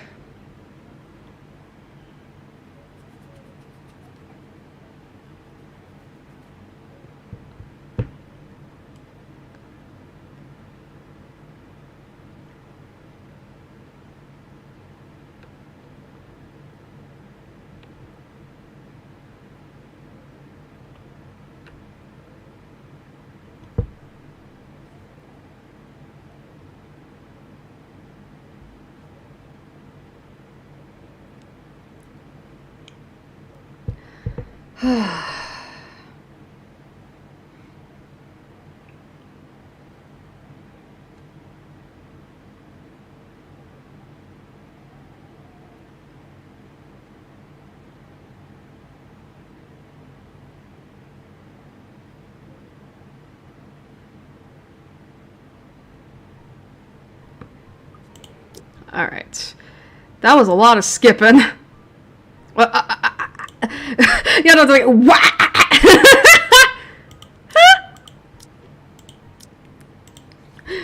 man, the fucking face. Not face.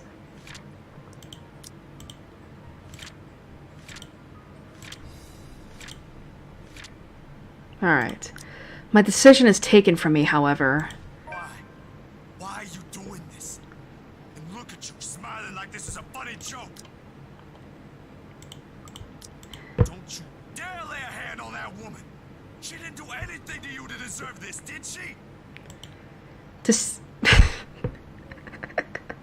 Why must you phrase it like this?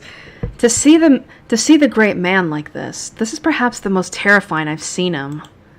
What little anger he's capable of feeling is clear on his face, lining his soft and kind features. He would certainly be a fright had the woman not possessed such a monstrous countenance that he can't rival. There's a tired look in the man's eyes, contrary to the rest of his heated look. Clearly this is a man who's rarely angered and disliked being so. I have no doubts that it would take great effort for him to be anything other than pleasant. He's clearly aggravated, and he turns an accusatory glare at me. Are you really just gonna stand there? Really? Come on, man, she's your wife! Oh, what the bloody hell do you expect me to do? Well, you're doing a whole lot of nothing. I expected more from you at least. This ain't right! And maybe doing nothing is the best course of action here. Have you ever thought about that? Maybe, just maybe, I need time to think. Did you even stop to think that confronting her might make things worse? This isn't some bloody action film where me charging in is going to save anyone. One stupid move from any of us, and Hana might be dead because of it. He grits his teeth and has nothing to refute my point, and it's obvious he's not happy about how right I am, and frankly, I don't like it either. The woman doesn't look armed, but that doesn't mean she's not dangerous. If anything, the fact that she's this confident, this unperturbed... Will you not speak up for her? Why? Who's to say you won't snap her neck? I take you for nothing. Alright. I'm frozen in place, but still, he catches her, and that sends the two of them sprawling at the foot of the stairs. And I have to stop myself from lashing out at how closely he holds Hannah to him.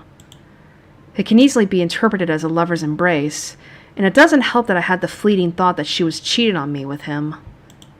But I let it go as this isn't the best time, even for my dramatics, and because he did protect her from what could have easily been a dangerous fall.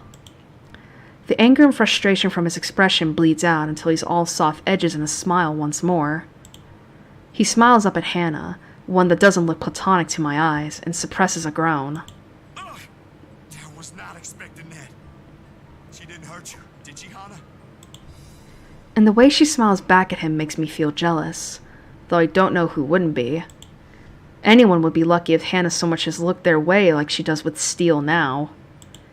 If this were any other situation, this would be the straw on the camel's back, where I'd wrench Hannah off from him and make my fists do the talking. Oh no, I'm fine, Zachary. And you? Are you alright? I wasn't too heavy, was I? But if Hannah doesn't wish to be with me anymore, perhaps she will easily find happiness with someone else, even if that someone else is him. He helps her to her feet like a proper gentleman, and I suppose he's fine enough if Hannah would ever want him. I don't think anyone would be ever truly worthy of her, but if he's what she wants, who am I to say otherwise once it's all said and done? Yeah, you're heavy. I'm a bit worried you would have crushed my ribs. But, I'm well padded. Hannah laughs, out of breath, and she smiles at me, though that disappears as quick as it had appeared. We aren't quite out of the woods yet. You do not deserve what you have. Zach is quick to place his hands on Hannah's face so that she looks at him and him alone. Anna, look here. You're all right.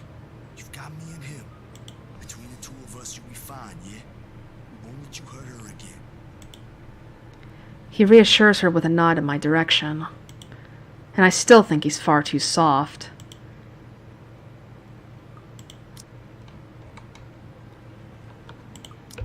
Alright, and that's not new. Thankfully, we've seen this before.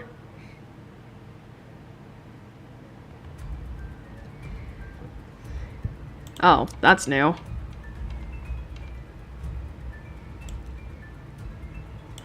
Oh. There's nothing for me here. Not anymore. Nothing to keep me tied to this place. Careful, Luke. Just keep rolling. Luke, please put that knife away. This isn't going to solve anything. Hey now, Mr. Wright. We're all in the same boat here. You shut your mouth. If it weren't for you, or this letter, for all of you, none of this would have happened. Is your life all that matters to you? What about these people here? What about me, Luke? Are you taking their... You're also that creature is out to get... I'm not defending anyone. Oh, of course you're... Why, no. For you. Right. Oh, here's your... Are you real? Because if that's what... Oh, are we gonna get another punch? We got 3 CGs of Luke getting punched by people! I love this game. I have problems with it, don't get me wrong, but I love it. Suddenly, Steele steps up and slaps the knife away from my hand. Said knife slides uselessly under the table, out of my reach. Oh my god. It's always Mighty Falcon Punch!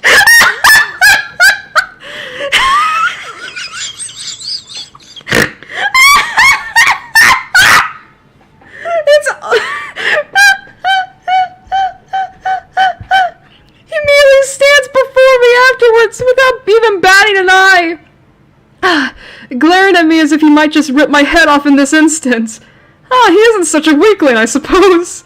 Still doesn't explain why he has to punch me. Did he forget whose house he's standing in right now? Punching me like that. The nerve of him! And Hannah just stands there. Last I checked, she's still married to me. It ain't no way to talk to a lady. Sir. Zachary, you didn't have to. Please, I'll talk to my husband. Oh, why don't you let him say what he wants? Oh, do go on. Since that's what these peasants seem to do. No sense of decor. Keep talking about us like that. Rebecca, stop! All of you stop this!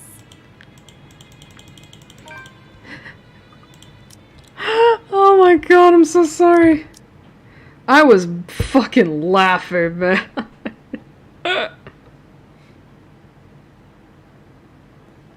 Oh, we just burned the fucking house down. That's fine.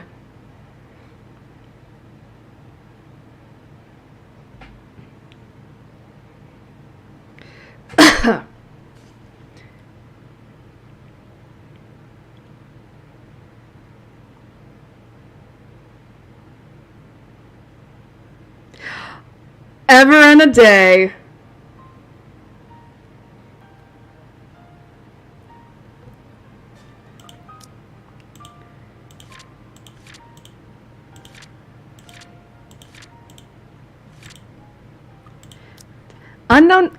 Unknown to many, Hannah Evans has also played a huge role in getting Zach's new studio up and running.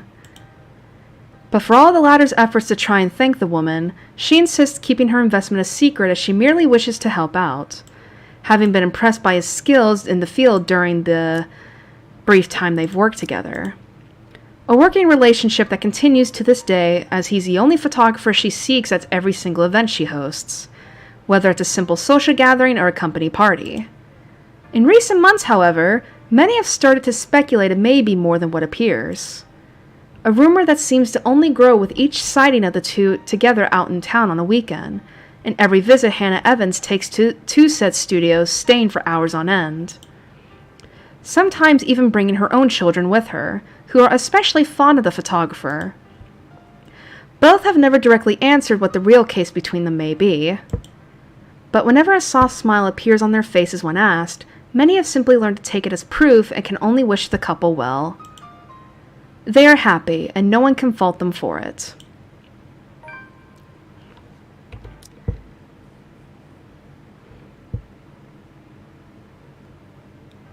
Oh yeah, when worlds collide.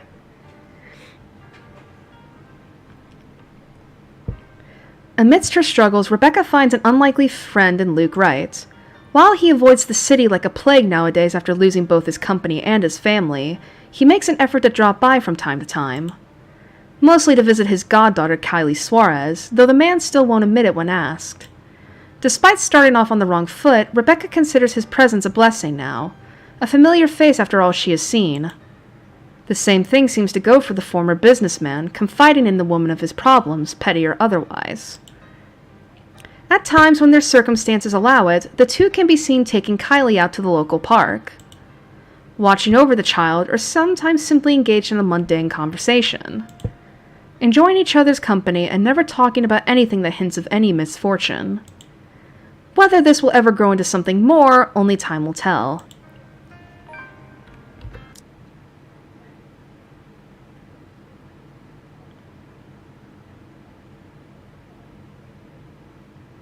Oh.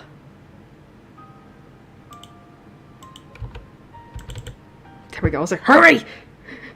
Alright, so that was that. Let's see. 44!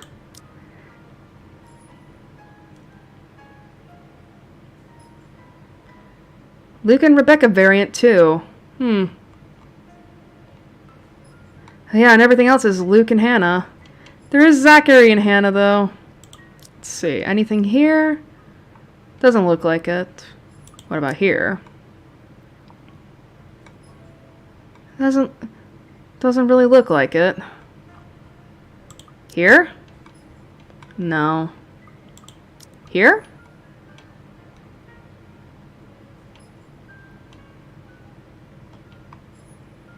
Hey, yeah. When did we get that?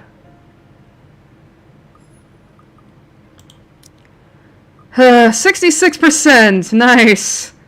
We just have these. We just have like 3 CGs of Luke getting punched. First by his wife, then Marianne, and then Zach. It's fine. Oh my god.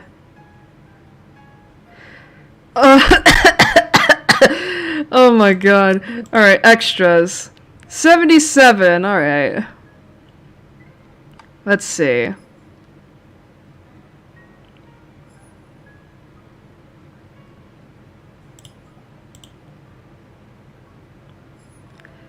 Let's see. Is there anything we can... This was Soul Fist. Here we go. Mighty Falcon Punch. Still Falcon Punch, but better.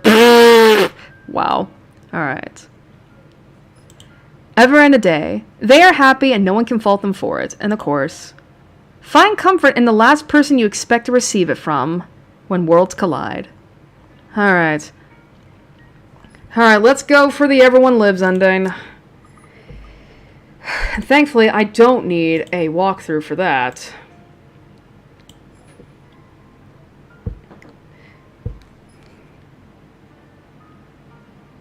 Let me just check some stuff real quick. Still, I just fucking love that, like, we are just getting, like, fuck you, Luke. Like, listen, this is the like, seriously, the racist deserves to die. You know what I mean? The racist deserves to die. God, that was funny as fuck, though. Just, like... It's like, how many times do we need to see Luke get punched? And yet they did that for us. Oh, excuse me.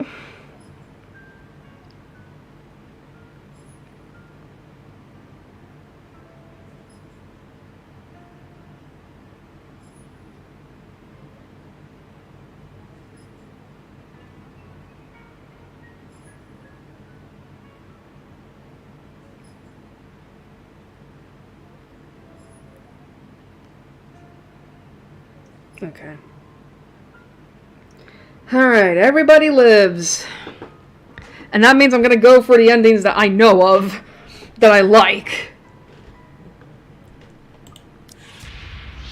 Oh, we got the cat again. I wanted the hanging woman. Whoops.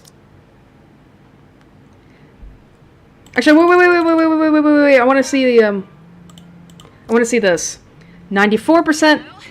Isabella, are you there? Where are you? Just checking. God, 23%, really? 94, 95, 90, 86, 91, 79. Alright, now we can skip.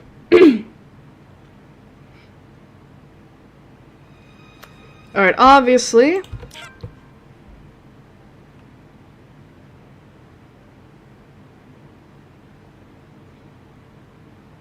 Let's just see, like, let's just see what's different if we get all 7 people to live.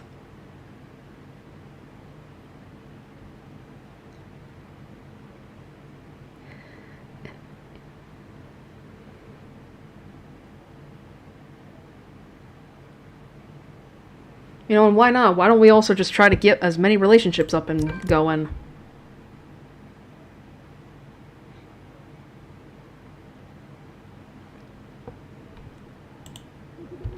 Keep going.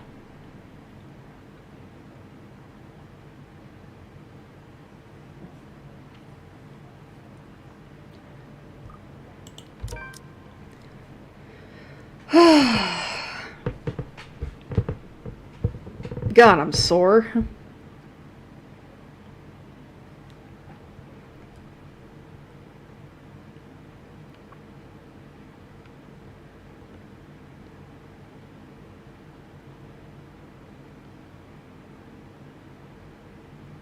Don't show the letter.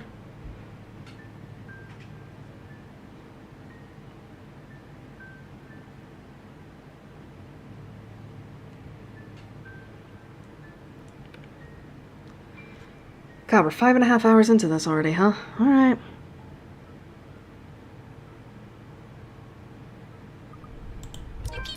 And that's that.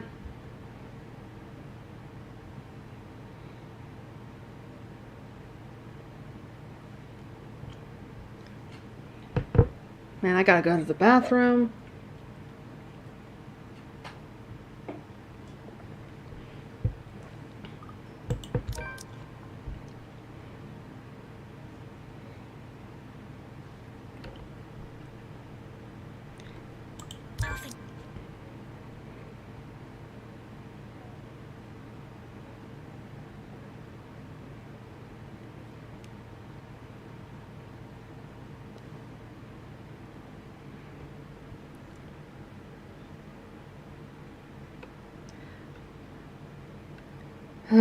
I mean, I know it seems stupid that we have to, like, keep, like, pressing new game, but it's like, unfortunately, this is the only, like, way I can guarantee, like, potentially different things, you know?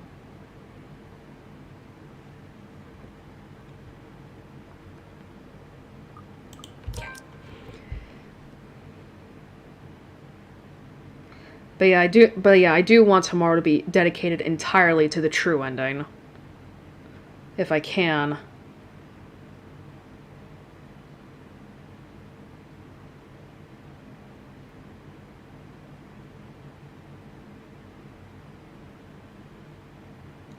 But if we still don't figure, I will admit, if we still don't figure out what the deal is with Takako, Charlotte, and Edward, after tomorrow, I'm looking this shit up because I'm sick of this. I don't want to keep playing through this game just to get fucking drops.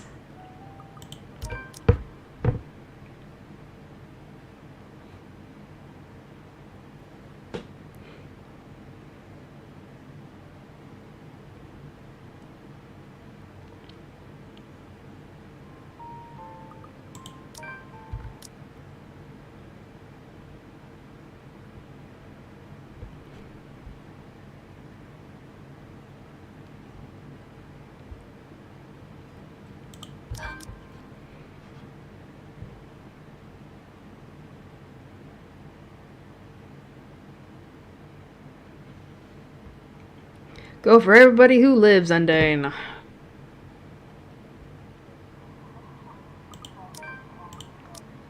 Hey, I'll take that.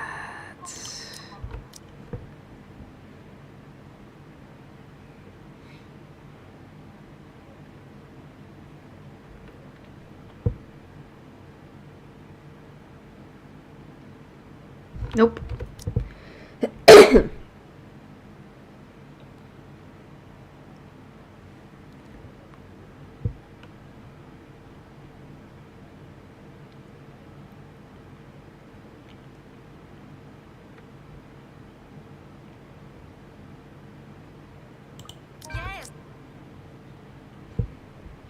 And I gotta remember that the choices that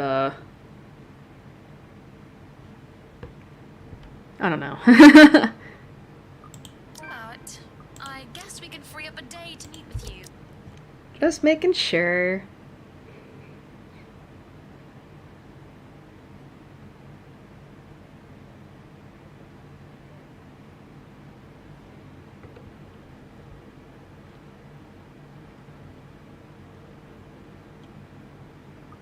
Kylie likes you well enough.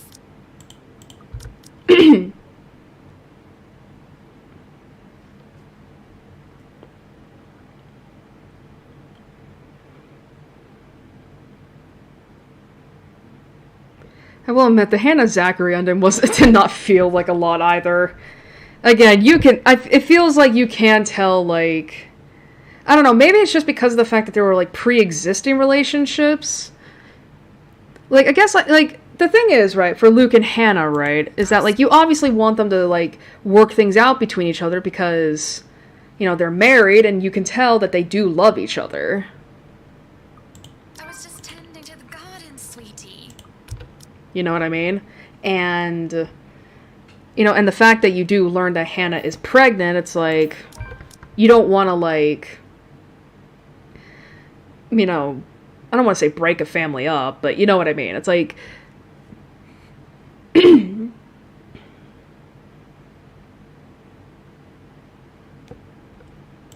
honest with me, Marianne.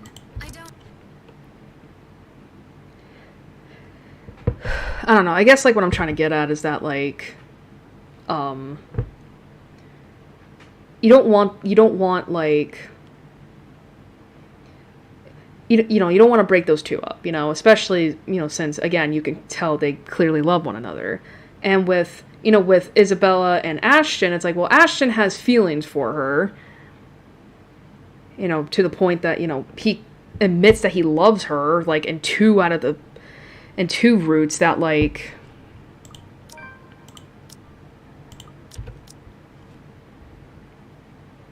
you know, in two words that, like, not two roots, not words, roots.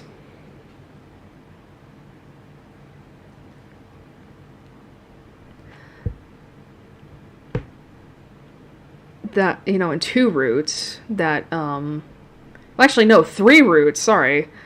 You know, in all three roots that she's affected with, like, you know, and obviously, you know, her relationship with him is, like, what not determines, but you know what I mean. You know, but obviously, you know, the relationship between them depends on her reciprocating or not. You know, and it does seem like at the very least that Isabella can reciprocate.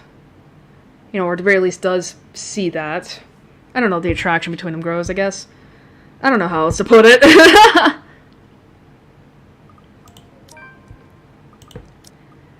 But still, look at this. We are getting there. Gonna try our best to get relationship values up.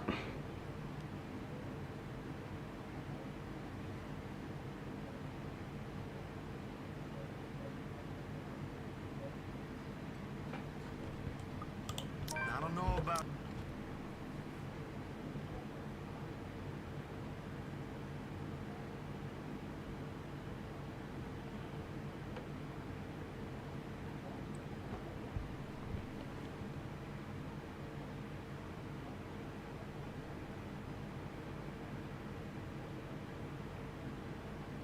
Alright.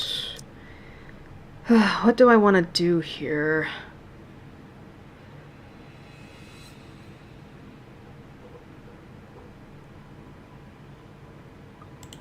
I'll show the photo to Hannah.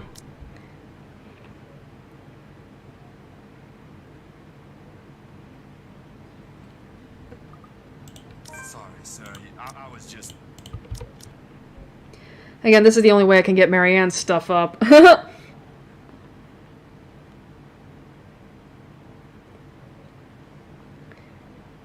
Again, we're gonna be going... Man, this might be like the hardest route. Trying to get everyone to live and have their relationship values up.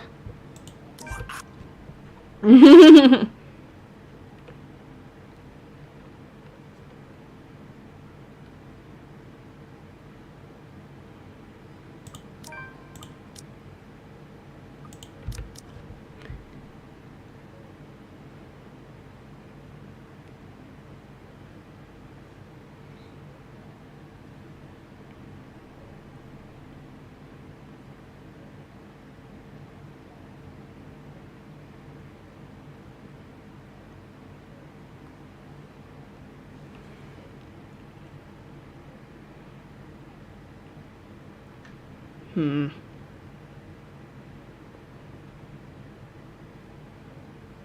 think I fucked up.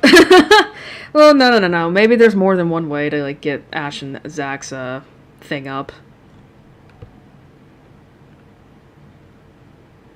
I mean, they wouldn't be complete dicks, right? It ain't too late. We can still fix this. Yeah, see, we can still get it up.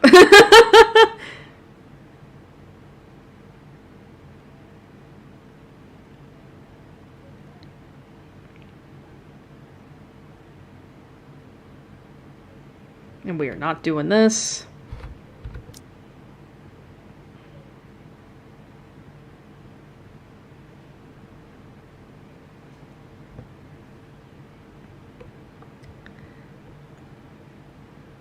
Keep looking for Ash.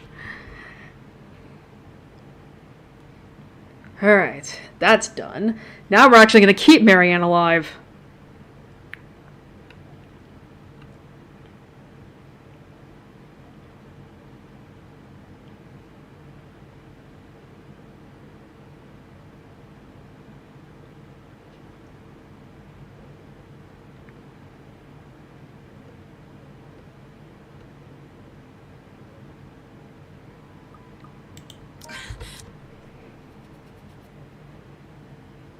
And that improves our standing with Luke.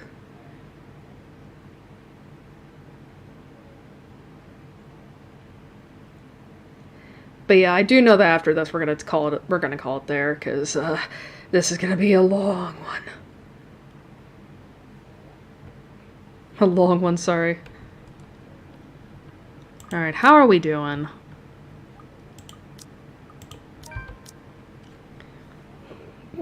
Excuse me.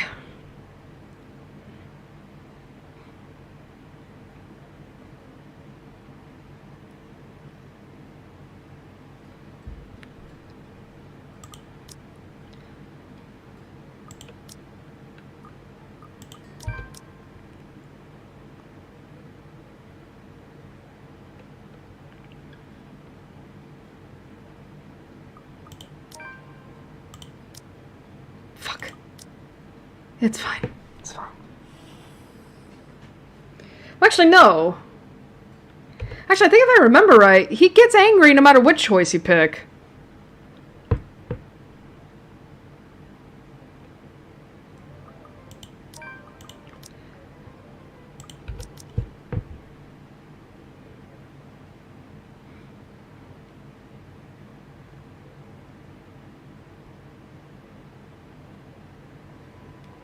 Alright, how are we doing?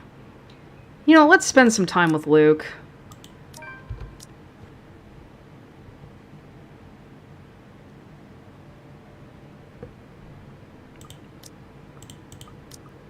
Shouldn't you be asking her this?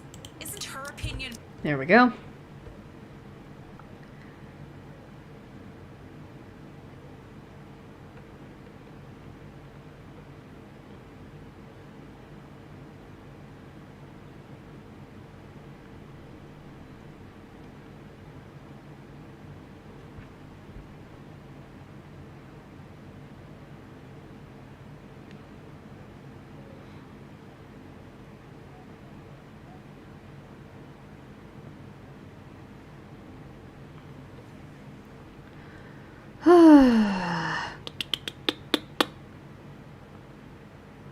Move on.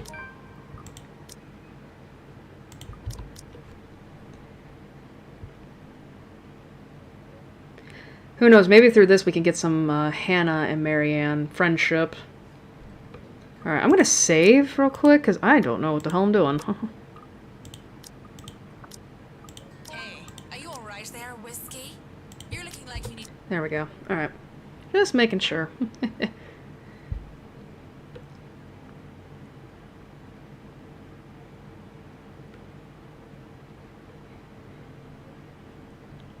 But as I was saying before, it does seem like this game does have, like, its pairings that they want you to pick, and then there's having some padding there, just like, you think you like this? It's fine.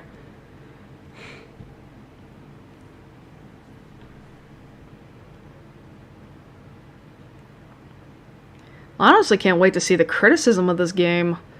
Like...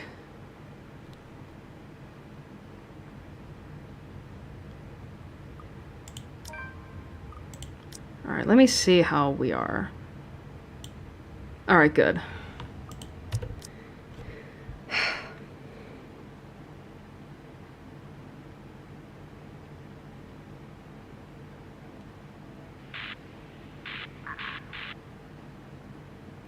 Alright, and that's that done.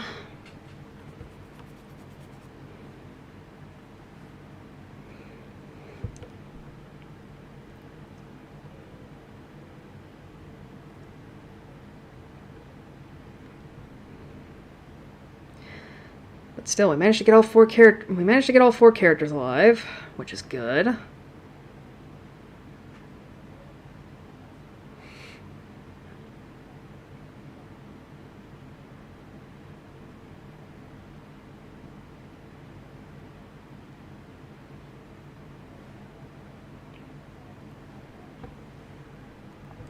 Just keep going.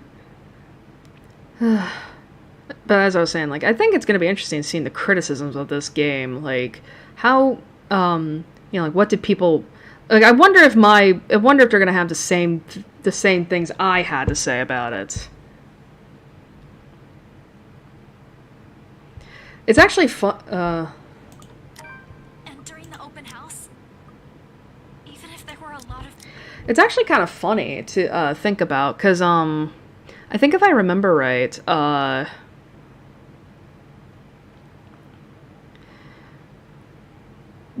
when I was looking on the walkthrough, there was a thing on Steam where it's like, if you know, like, they have a guide to fill out the flow charts, and it's like, Jesus Christ, really?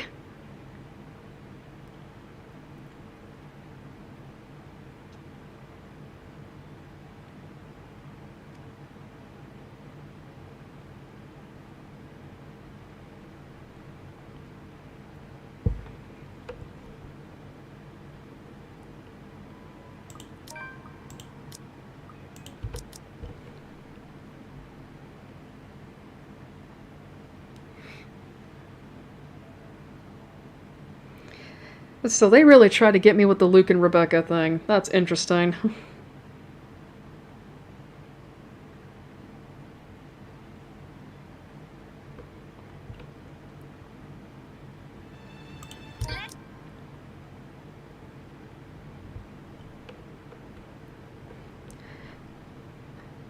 But still, it is kind of interesting. It's like, what the hell did they consider as apologies?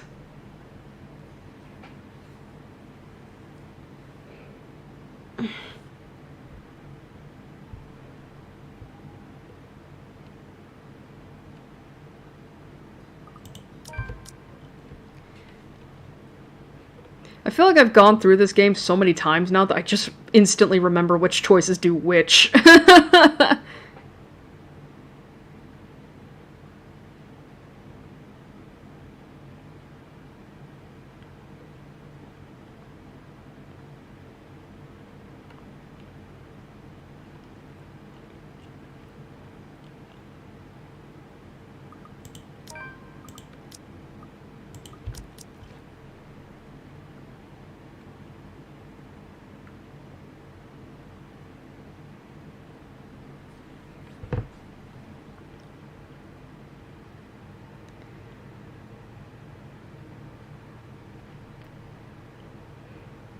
I still find it bullshit that we can't even unlock the last 2 memory fragments until after we get the true ending. It's like, bruh, why? We still don't really have much of a clue as to what the hell happened, like, 1500, like, 300 years ago.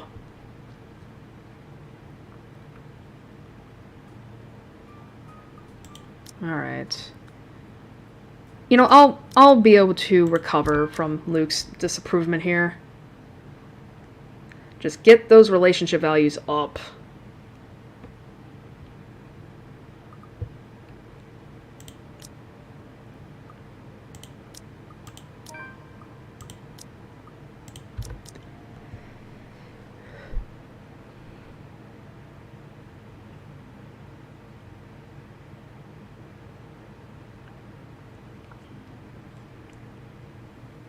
Let me see. Oops, that's not what I wanted to do.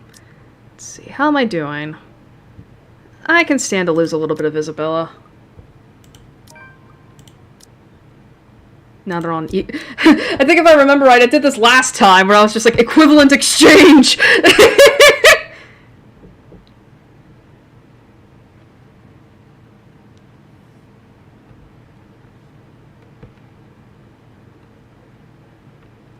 Actually, I think if I remember right, this would be the first time I get a route where Rebecca and Marianne live, along with Hannah and Marianne.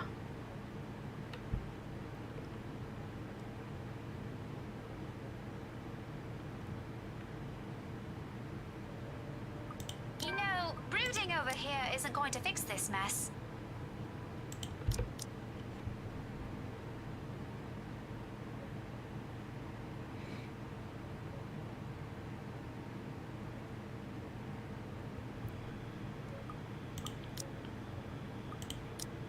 How to explain?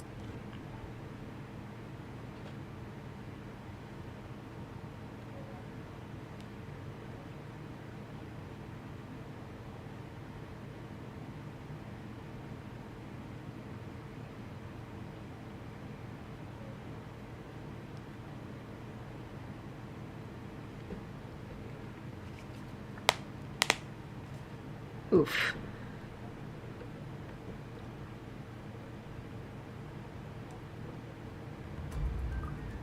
I was about ready to head for upstairs. I'm like, no, that's not what I wanted to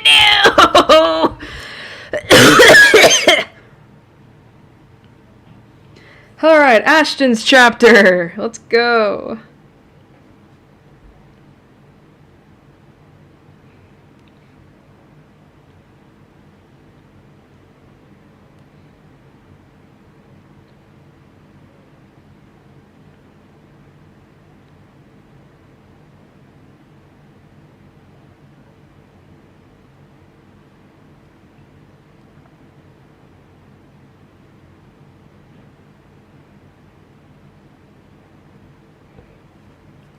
At least we're doing good. Oh man, but it is kind of, but yeah, it's like I did take a look at who has to live and who has to die. It's confidential, Rebecca. I did take a look at who has to live and who has to die for the true ending, and it's like, fuck, man. I remember seeing something that kind of spoiled me, the true ending. It was basically like, no romance. Yeah, like basically don't expect romance to happen with the true endings, and I'm like, okay, that's good to know. I mean, to be fair, I was kind of expecting that. But, yeah, so pretty much expect that expect that, like, out of the couples here, probably most of them are not going to be fulfilled.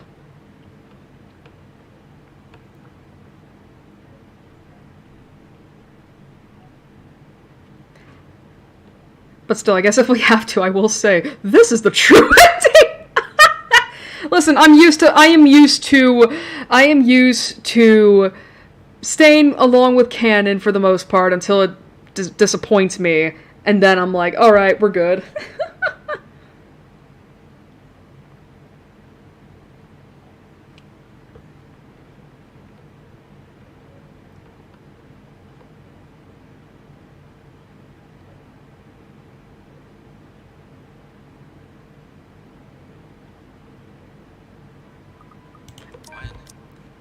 I was about ready to fuck up there again.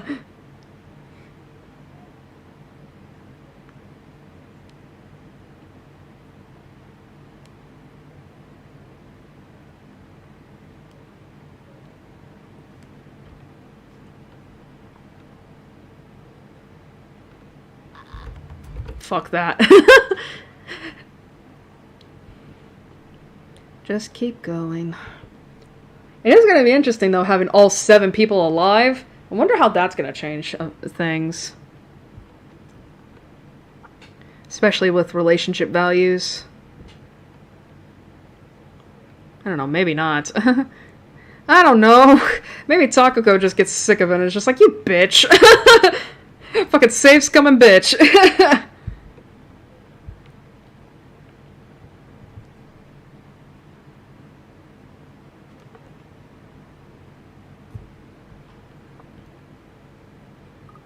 Thank you.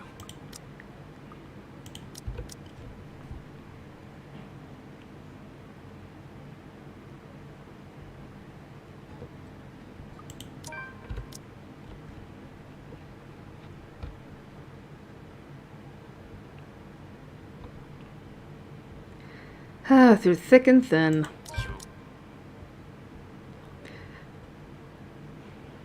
Can't believe I still can't believe I got that achievement, like, on my third try.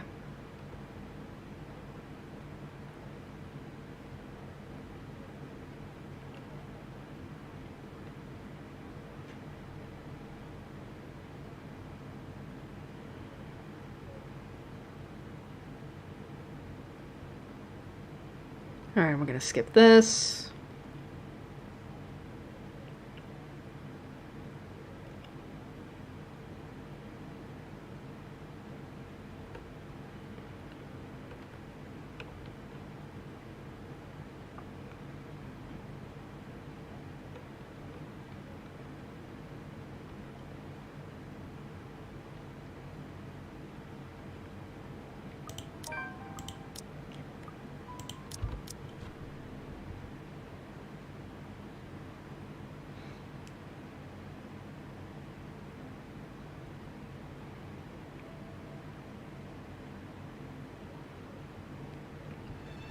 Alright, what do I want to do here?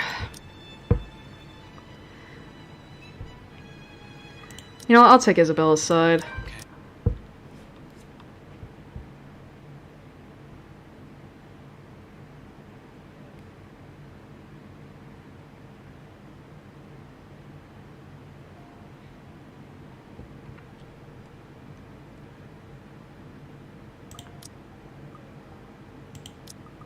Forget it, Belle.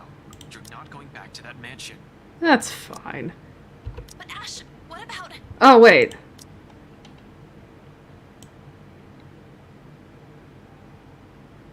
This is new? God damn it. That's fine. It's fine. This isn't up for debate. Do you really think they'll just let you in? We're just not gonna... Do you really think they'll give a damn if you walk in there carrying that... No, but there has to be something we can tell them. Ash, they were with me during the open house. The ghost woman came from there. Something's in that house, Ash. Alright. Suppose you do find an answer there. What happens? Let's say that by some dumb luck, you got inside and found something. What if you see her again? What if she goes after you? What are you going to do? It's not like we have any other choice. That doesn't mean I'm going... What you're planning to do? Alright, so I accidentally may have fucked up a little bit.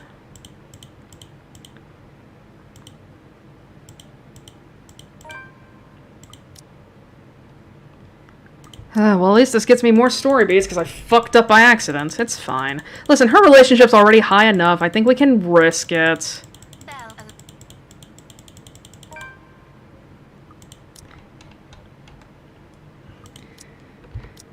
You know what I mean? We can risk it.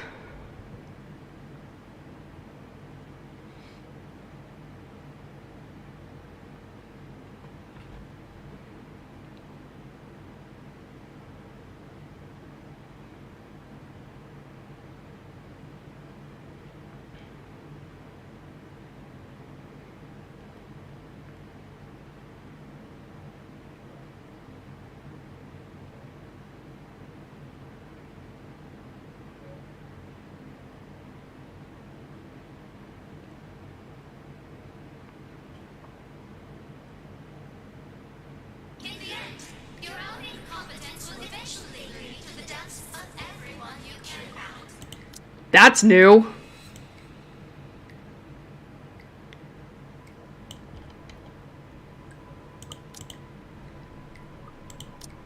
That was new. Why'd I get that?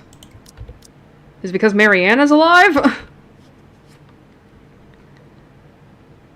can tell my friends what might have happened here. They're at the crawl. And that's new. You know the place, right? And that's not new. Oh man, it's like, don't get me wrong, it's like, at least it's bits of story completion. Getting that flowchart a little bit more complete. Even if it doesn't feel like it.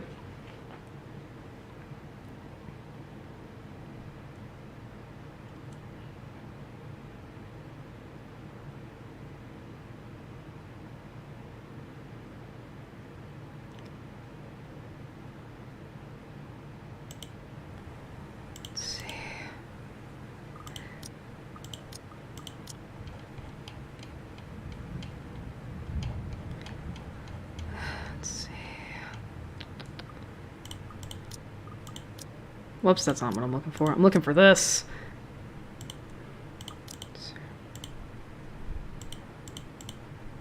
Belle, we need to go. Ah, okay. Just slap me right across the face, honey. Stop smiling like that, Ashton. I'm not done scolding you.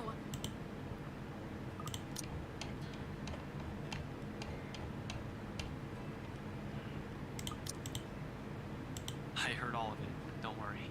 Are you really okay? Here.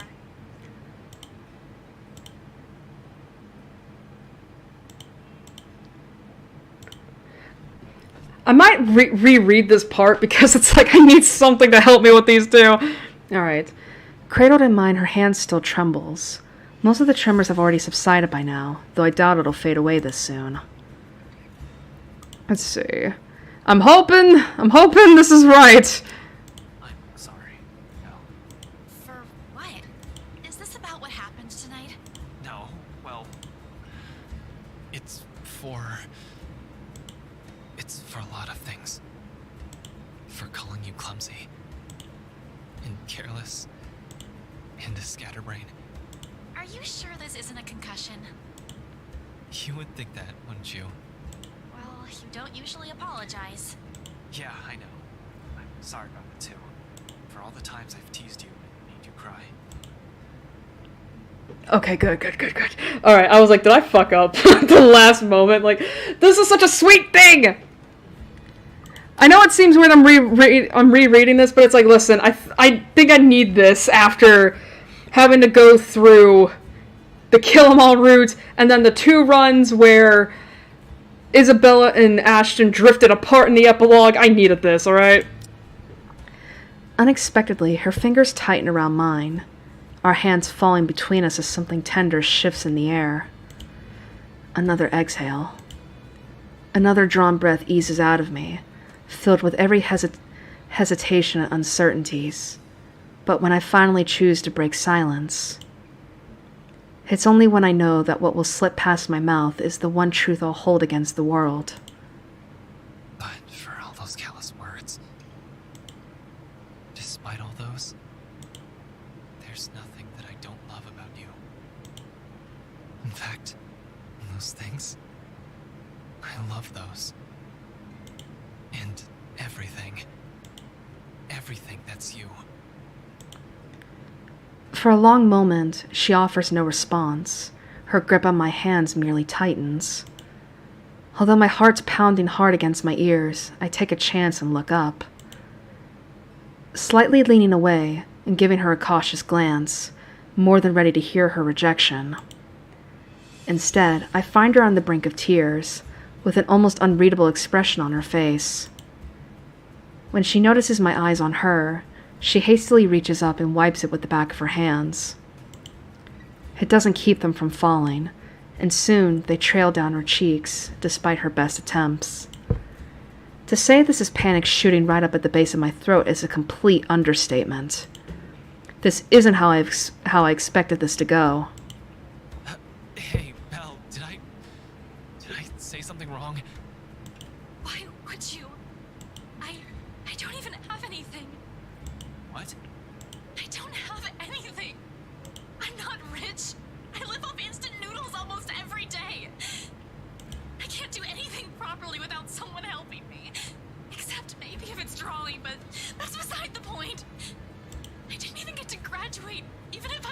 close. I'm not even sure that scholarship will get me anywhere. And ever since I came here, in the 5 years you've known me, I've got us into all kinds of trouble. So why would you even say that? I'm not... Maybe it's the moment itself that spurs me to it. The desperation. The fear of almost dying. That I've already said more than what I'll usually allow myself, and I might as well finish before I lose my nerve. No matter the reason, I reach out for her. Gently, someone like the way she barged into our lives so many years ago. The way she came in would leave a terrible impression on anyone, really, and yet it's people like her that you don't easily forget. It's them that gradually worm their way into a person's life, until the very thought of losing them becomes unbearable. Isabella trails off once my palms brush against her tear-stained cheeks, but she neither pulls away nor pushes my hands off. Rather, she looks at me wide-eyed, with another searching look. I only have one answer for that. It doesn't matter. All of that is still you, and that's enough for me.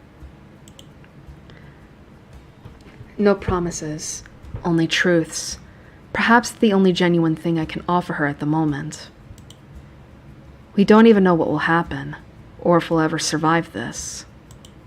So instead of words, I lean in, our foreheads briefly touching, before brushing my lips tenderly against hers. The kiss is nothing intimate by any means. There's a brief second once our lips touch when she tenses, unsure. A long moment of not knowing what to do with her hands, until she settles them on me. Slipping it up my arm in a light grip, afraid, too afraid, to make a mistake or hurt. But for now, it's enough. It's the closest we can come to it. Rather than give out empty promises or grand proclamations, we have this. Something she soon understands as her shoulders ease and she permits me to draw her closer, deepening the kiss. Softly and gently, a short second of simply allowing the world to melt away around us, and this to roar above anything else. Like every little thing between us that has built up to this one single point in time. A moment that becomes ours, and ours alone. Something to hold close until all of this is over. We part later to the sounds of the world rushing back around us. Thunder, rain, and lightning, all to remind us both of a reality we have to face. Enough to dampen the mood and force back the worry I've temporarily forgotten. Yet, when I glance back at Isabella, all she has for me is a small smile, bright and hopeful. And it's strength enough. One that I try to draw from, when I rest my forehead against hers one last time, before leading us both out, her hand in mine. Alright. Sorry about that. I just wanted to reread that because it was sweet. Oh yeah, this is new. McCullough's also with them. Of course, she didn't listen to me. Okay, yeah.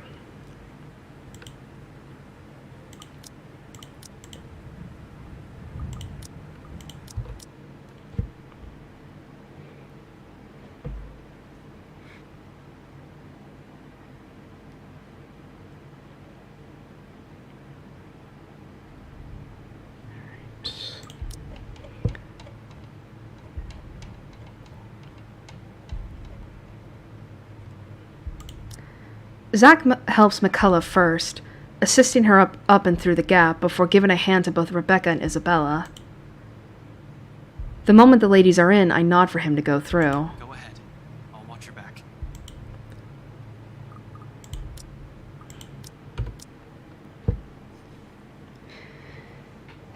And this is not going to be new, because unfortunately we have a bunch of people.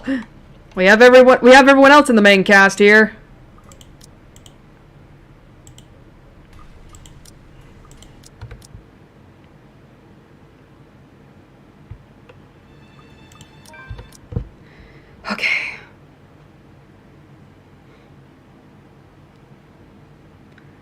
Alright, and there's Luke. So everyone is alive.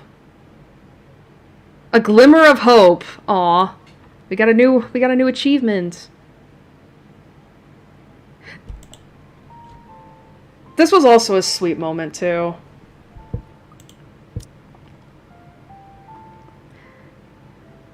I know I've done so many things in my lifetime that would justify a horrible end. But not Hannah. She doesn't deserve this.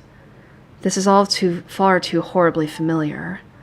To find myself in bed, clutching reverently to an ill-beloved, wishing it wasn't real and hoping it doesn't get any worse. Alright, I'm not gonna do the voice lines, but... To find myself screaming at a god I've long abandoned and forgotten. Not her. Not again. Take her and you'll bloody rue the day. To have a lullaby shared, so that we can forget the pain and the fear. I can hear her breathy laugh, though she doesn't tell me to stop. If this amuses her, then that's fine. But her breathing soon evens itself out. A good thing, too. And before I know it, she's fallen asleep. If only it would be as easy for me. I certainly don't envy her, but I don't particularly like how my mind runs right now. Battered and frayed, clutching at straws and asking myself if I'll really let myself fall apart in this moment. It's alarming how just the thought of losing her could break me, pregnant or not. And if that... Let's see. I've already lost my mother, the only other woman I've truly loved in my life. And without knowing then as a young man, that wounded a great part of me. I'm aware now of how scarred I am, for lack of a better term. And if anything ever happens to Hannah, well, I don't know what I'd do after the fact. Would the loss drive me insane? Would I become mad and swear bloody vengeance on a world that deserves less than her? Would I end up drowning in sorrow and guilt, until I end up drinking one night and figuring a bullet is a good way to go? Or, perish the thought, would I become like my father, one who had no further love for anything, not others or even objects or self? The vainglorious mogul that worked and worked for the sake of succeeding in the search of happiness that would never come. And if that died... For a long while, I was that man, wasn't I? Pursuing gold and glory and nothing else. Bloody hell, I even started courting Hannah for the money her family had. She was a mark to be attained. But she was just so bright. And I don't mean intelligent, though she certainly is that too. No, she was bright in a manner that she could bring such sunshine to anyone's dreary life. I thought I would need to put on a mask with her, just like with all the others. But, if anything else, she made it feel so constricting, suffocating, that I pulled off the mask on my own. I had wanted to be myself around her, just as she was so willfully showing her real self to those around her. It wasn't some sudden realization. There was no eureka moment. It just happened. And in that... We would meet up and talk about business, but then those could only last for so long after a few dozen dates. We ended up talking about other things, little things that didn't seem to matter so much, inconsequential things that one would end up forgetting in the grand scheme of things. Good food, good music, dogs, the film we just saw, books we've read while we were apart, and places we want to go to. Things that weren't important suddenly are. It confused me so much. But I was happy. And at some point, I told myself that this was the woman I wanted to spend my life with. Then, I would forget that a lot. It was out of some misguided need to be my own person, to not be defined by anyone else. I refused to put her on a pedestal or to make her the center of my universe. Married or not, we were our own person at the end of the day. But I would forget to, at the very least, remember that she was there with me. And if those... She made me better, but I was, still me to an extent. Still the son of a bitch that has something to prove. I forget it again and again, no matter how hard I try. I'll spend extra hours at the office for something or another, to have favorable stocks, to take care of a debt, something. Sometimes I'll even bring work home if I haven't gone to drink and destroy my liver. I'll flaunt the riches, some of which aren't even rightfully mine in the first place, and lord myself over everyone else because I fucking deserve it. Because that's how I prove myself. When I don't even have to prove myself to Hannah. Sometimes I wonder, had we met under different circumstances, had I grown up a different way, would all of this be any better? Would we be any happier? Good night, my sunshine. Now there's a thought. Alright, we're good. We're good. I just wanted to reread that scene too because that was really sweet.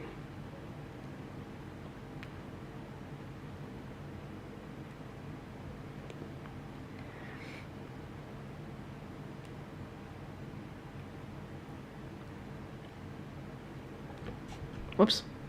I'm just worried. And that gets up Hannah's.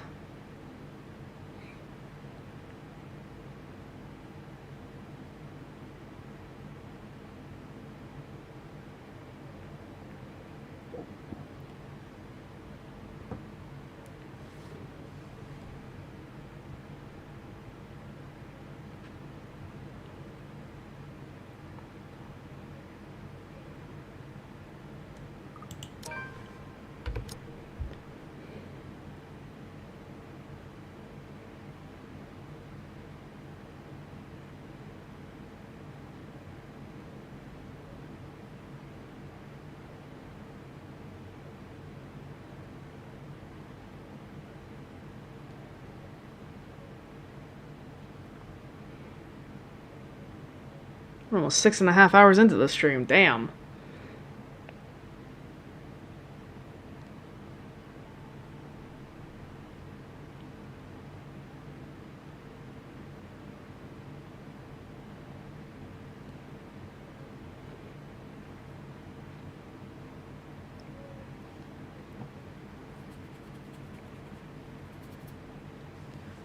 No problems at all.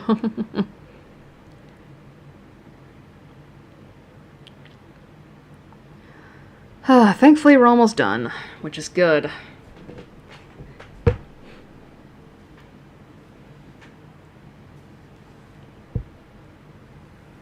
Not to mention Mint. Hannah had trusted her. Whoops. Well, well.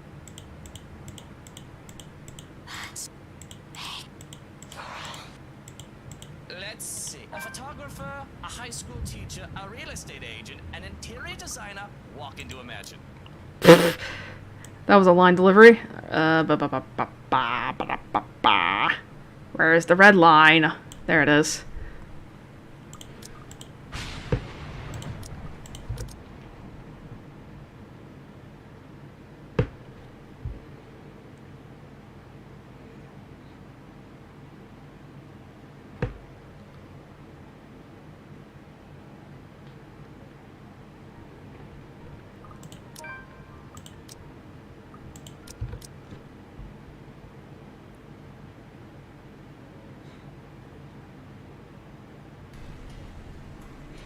Look at this!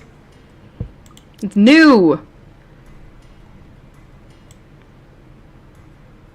Too bad it probably doesn't change shit.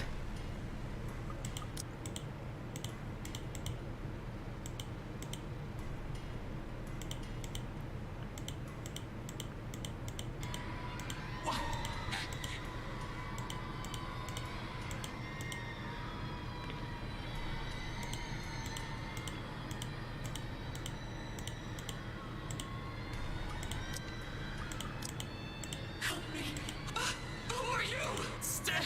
No, no, no.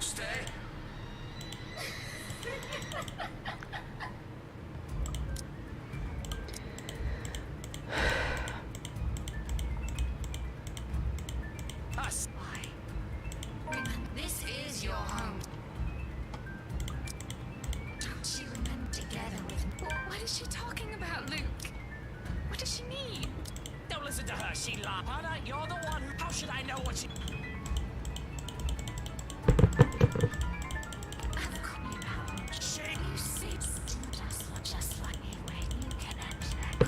Yes, yes, yes, yes, yes, yes. God damn.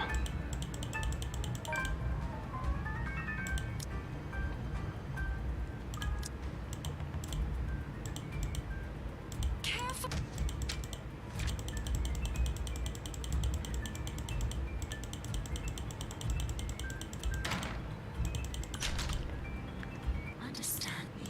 Is it so?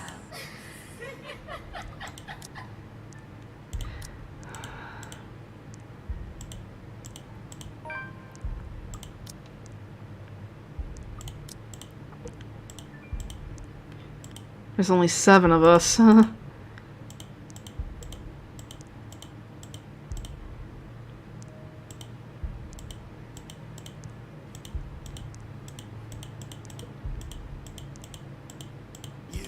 If I've died in it... Put that knife down, Lucille. Hey now, Mr. We're all in the same... You shut your mouth if it weren't for you. And blaming everyone in this room isn't going to get us out of this place. Please put that knife down, darling. Are you taking this? You're also stuck in... What about the children? What? That creature is out... I'm not defending... Oh, of course. Why never you? Just fucking getting... We're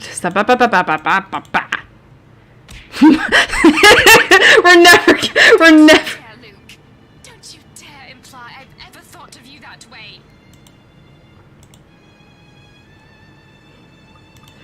We're never getting out of this.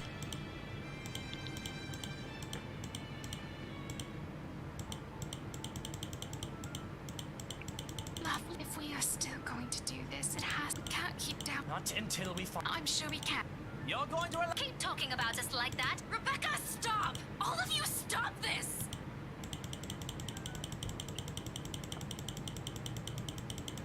Stop with or without that damn piece of paper. We still... Ow! Hey, hands off or run. Fuck off, feathers. Luke, will you stop? Your friend is hiding. What do you... Don't give... Ow! It is literally just like, hurry the fuck up. No, even you don't know what I've seen. There were two. Then what about those people? None of them had seen it. I should know. And even if I wanted... Is that what... Yes, I'm so none of you... And yet... I have to go with whiskey on this. We would have... Maybe? Sir, please. There's something... Oh! No, it might be something. Just kidding. What about this place? This is where Bella found... It was just a hunch, Zach. Hell, Belle! Becca, it's this... Think about it. What? I still think we should get rid of this letter before... What? We are not burning up... Seriously, Luke. Are you really more worried about that? God, they... Magic. Well, you certainly won't be... Really? Oh my god, they really just do not have a skip button here. Like, this is honestly annoying, having to deal with this shit.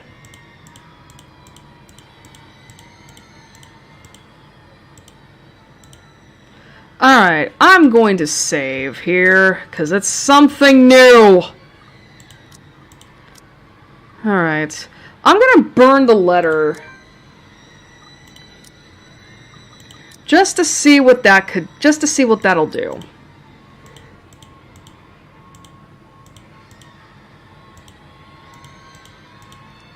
Give me that. The sight of it shuts them all up, but I have no need for their opinion. And there. Whoops, that's the fucking options. I meant to go here.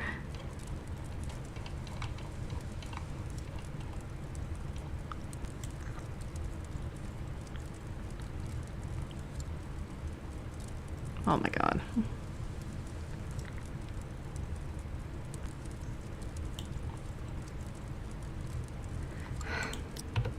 And that's not new.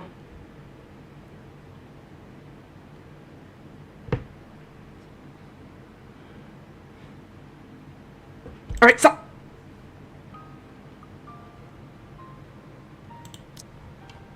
Well, that just took me straight to the epilogue. Fuck. It's fine.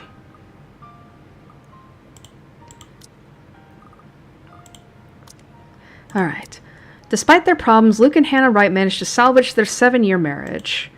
Not without its fair share of challenges, of course, especially for Luke. But for the sake of their children, he tries. Although the man still fears fatherhood, afraid of becoming like his father was to him. However, with a little help from Hannah, he eventually comes around, especially when the twins are born. He's still far from being a good father. He thinks he never will be. There are parts of him that will always remain unpleasant and will exasperate Hannah to no end. But even someone like him sees the joy in this, in having a family. For the first time in a long while, he admits he's content. They're happy. Months after her recovery, Marianne McCullough heads back to her homeland, ready to close a chapter of a past she has left hanging for so long. There, she visits Lorraine's grave, asking for forgiveness from the girl she once loved, something she has intentionally avoided for years. Although the terror of what she has witnessed inside the Ermengarde mansion still clings to her, she bravely chooses to move on from it. Turning a new leaf by focusing on a new branch of her interior design company, and leaving her interior design company at Luxbourne in the hands of her secretary instead. Although she never returns to the city after, she is frequently seen visiting to check on the people she's become acquainted with in her years there. Having finally accepted herself, she won't deny she's in a happier place now. Nice! Despite making the Ireland branch of her interior design company her focus now, Marianne continues to cater to her most avid patrons in Luxbourne when requested. And after her work on the Ermengarde mansion, the Wright couple, particularly Hannah Wright, have never trusted another to handle the design for any of the places they own. Upon moving to their new place after giving birth to hers and Luke's children, Marianne's name is the first thing she calls, while the woman is quick to fly back to the city at the socialites' summons. Not only helping with the decorations of their new place, but also assisting with the renovations, much to Hannah's delight. Since then, the two women have kept a close friendship. Often they can be seen going around town together when Marianne's in town, and Hannah can be heard recommending the designer to her peers during parties. In a city often keeping an ear out for any gossip, one can't deny that both women have found a confidant in the other. With help from family and friends, Zachary Steele is soon able to open a photography studio of his own. Something he has only dreamed of having as a child. Although he still hopes to get back to making indie films someday, client work and small projects have kept him mostly busy. Hectic as it may be, he can only be glad for the amount of work pouring in. It has made moving on from the incident in the Ermengarde mansion easier, if not faster. But while there are still nightmares, with support from his family, his doctor, and his own drive, the dark images have finally turned into pleasant dreams. He's aware he won't ever truly forget, but he's no longer running away. At times, when he's not busy or after a hard day's work, he thinks there's another story for the big screen to be told in that. An idea he may soon turn into reality once his time affords it. Unknown to many, Hannah Wright has also played a huge role in getting Zach's new studio up and running. But for all of the latter's efforts to try and thank the woman, she insists keeping her investment a secret as she merely wishes to help out, having been impressed by his skills in the field during the brief time they've worked together. A working relationship that continues to this day as he is the only photographer she seeks at every single event she hosts, whether it's a simple social gathering or a company party. Beyond work, they also remain close friends to this day, marked by frequent visits to his studio or casual talks over lunch and dinner. A friendship that only seems to grow in time, especially after her children were born, who have become especially fond of the man. Both have never directly answered what the real case may be. But it is clear Hannah trusts the photographer enough to place her children in his care every time she and Luke Wright leave the city for business. Although her husband's relationship with Zach is still lukewarm at best, despite her hopes, through the years he has learned to wisely keep his opinions to himself. Perhaps out of respect to his wife and her close friend. In the months that follow, Rebecca Gales becomes a prominent researcher within Luxbourne's major academic circles, especially after writing what she has discovered about Anselm Village and the Ermengarde mansion.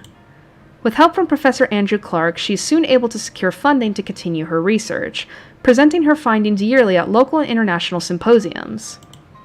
Now at the tail end of her current study, she hopes to publish her first book, correcting all inaccuracies in the city's current history. A move supported by both colleagues, students, and friends alike. Though she knows she still has a long way to go before she can even begin to change people's minds about it, Professor Clark has warned her as much, she perseveres. Doing it not for herself, but for the sake of a history the future generation must never forget. No matter how disturbing her experience with the curse may have been, she remains the worrywart she has always been. Even after what she has seen, she continues to fret over people she cares about, sometimes much to their frustration or embarrassment. But if there's one thing that has shifted, it's her relationship with the people in their little group, particularly with Zachary Steele. In fact, on numerous occasions, she has been spotted dropping by his new studio, bringing the man food on days when he's swamped with work. They also seem to have grown much more comfortable around each other than before. Maybe it's born out of their shared experience. Or maybe the way they see each other has simply changed naturally, due to the years they've known each other. Regardless of the whys, it's a change the man welcomes and appreciates. In turn, he strives to return her kind gestures whenever he can. For all the horrors they've seen, who would have thought something good would come out of it? Although not seen as frequently with his friends recently due to work, when Ashton Frey finds the time, he sometimes helps out Rebecca with her research. Mostly just to help her bring research materials. Despite Rebecca's old feelings for the man, they remain good friends to this day. She never brings it up again after the night of her confession. Once is enough.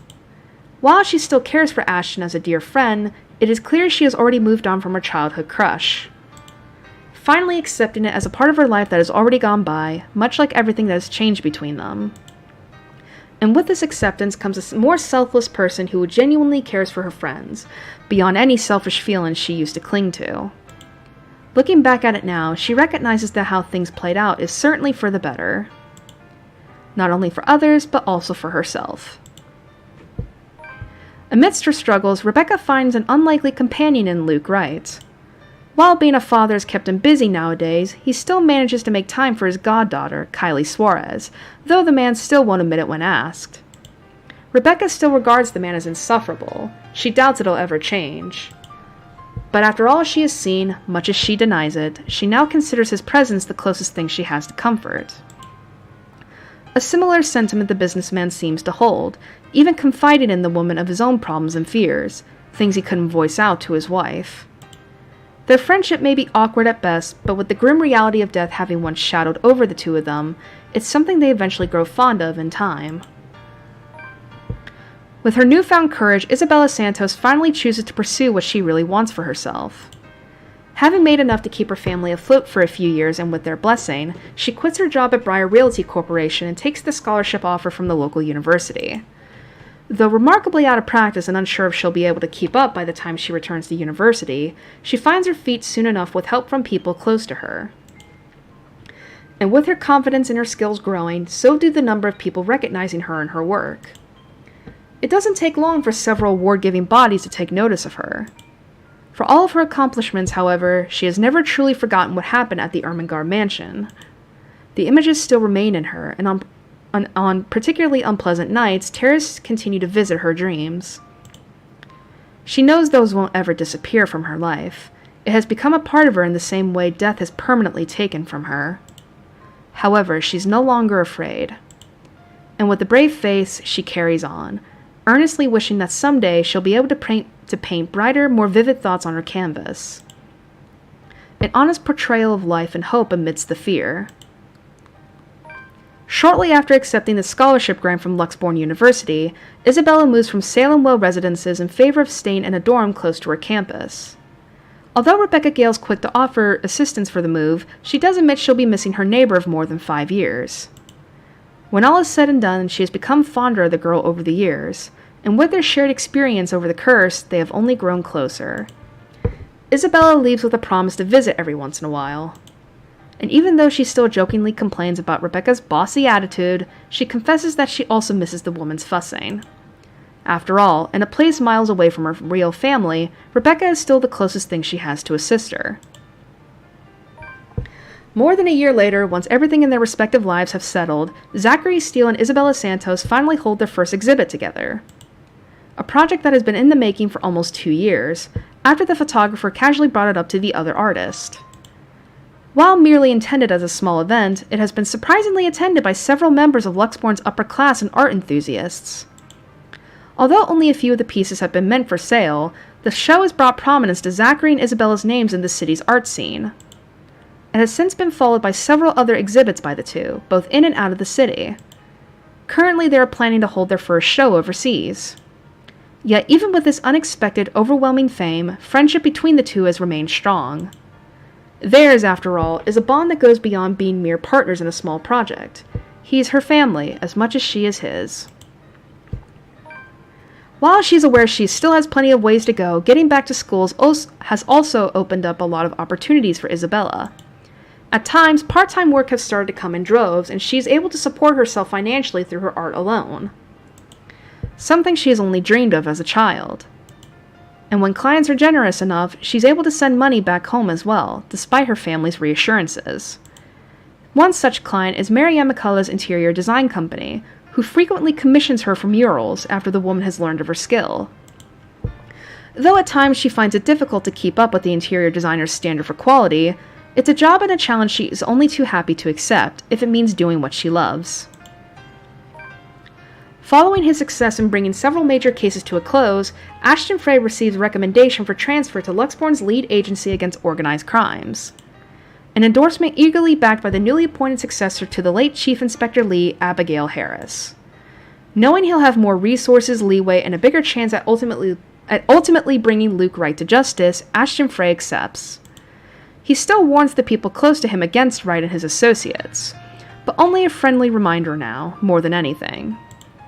Though he does worry, he believes they are wise enough to know what they are doing and trusts their judgments.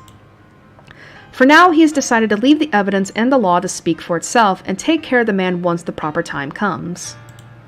Nowadays, police work and operations keep him busy, sometimes taking him away from the city he grew up in for days on end. A rare thing for him to enjoy once upon a time, yet this time he never loses his drive. Simply growing more determined after having finally found a clear purpose close to the rush and excitement he dreamed of as a child. Although Ashton still keeps mum about specific details of his work, his experience with the curse has slowly taught him how to open up, especially to those who he knows that genuinely care for him. He still has a long way to go. He knows that, but for the sake of the people who are still with him, those who have chosen to stay, he hopes that there will come a day when he no longer has to hide behind his own lies. A day when he is no longer afraid of facing the truth in his own words. On his days off, Ashton is usually seen loitering around Zachary Steele's studio, either to help him out on one of his pet projects or exasperating the other man on purpose. Either or, it's mostly the latter. At certain times, he'll volunteer to model for one of Zach's projects, in spite of the photographer's reassurances that it's not needed. Regardless, Ashton insists, before complaining how meticulous the whole process is hours later, to Zach's utter amusement. Though sometimes they may get into small, trivial arguments, things have stayed cordial between the two. If anything, the ordeal they've both gone through has merely strengthened a friendship the detective didn't expect to find in anyone. And now, of course, this! After a bit of fumbling, of a few missteps here and there, and moments of briefly allowing their uncertainties to hang over them, Ashton Frey and Isabella Santos finally find a rhythm. Theirs isn't a soaring love story by any means. Nor is it a happily ever after, often told in the picture books the girl has only ever dreamed of having in childhood. Far from it, in fact. Despite what people glimpse their eyes or glean in their gestures, they both know better than to cling to ideals. A stranger will say they're in love. Hopelessly. Genuinely. And there's certainly truth in it. One only has to look. However, what they never see is this. Beyond the soft smiles, fleeting glances, and gentle touches only meant for the other, is a grief. A terror that never seems to lift. Constantly filling their nights with echoes of an unforgiving wail and unwelcome dreams that stir either awake in darkest hours of dawn. It has never truly left them, and it never will, in the same way the light scar on Ashton's hand will never fully heal, or the horrid images in Isabella's mind will never fade. But they cope. In hushed whispers and tender reassurances, with light kisses and long embraces. When that no longer suffices, when the horrors become too much for them to bear, they have each other. A warmth to hold on to in the coldest of nights. And for them, it is more than enough. They never talk of what happened inside the Ermengarde mansion, nor of the curse. Not in friendly conversation, never in casual banter. It's a memory better left alone, never to be disturbed. But on days it comes back to them, when the memories are particularly vivid, it is in each other they all find solace. In Rebecca's constant reassurances, in Zach's gentle encouragements, in Ashton's earnest attempts at a quip, in Isabella's warm smiles. A slight squeeze on their shoulders, a tight grip on their hands until the unease finally subsides. The curse may have taken a lot from them, but this, the friendship, it's the one thing that remains, endures. Alright, let's load this save back up and see what happens if we burn the mansion down.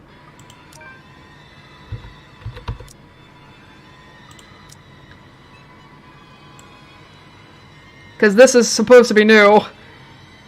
I just read the whole epilogue out because I was like, I need something good and happy in my life. Look, this isn't the time. 25%, nice. Well, what do you...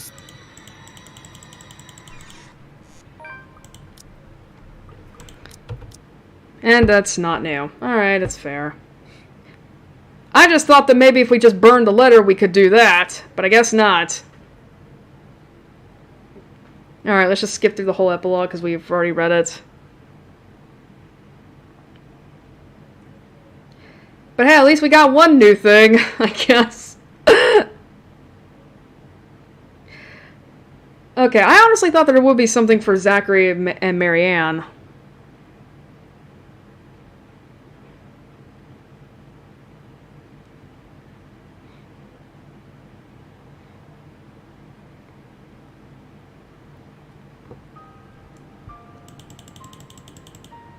Just get through it. Alright. A glimmer of hope, eh? God, 46?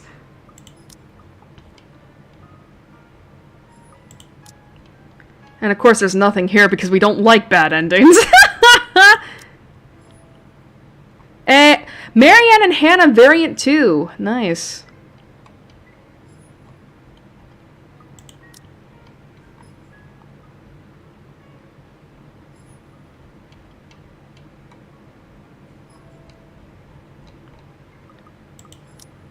Oh, wow.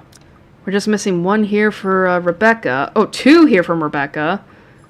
And then 1, 2, 3. 3 things for, for you-know-who, Luke. There we go. 70%. Wait, why was there 70%? Oh, was it because of this? Yeah. Huh, that's interesting. They don't really count the, That's interesting. They don't really count the ones where anyone's missing from this. That's interesting. 87 for Ash. Wait, was that a thing? I don't remember. Let's see. Okay, and we did get that. It's so hard to remember what isn't thing. 77, let's see.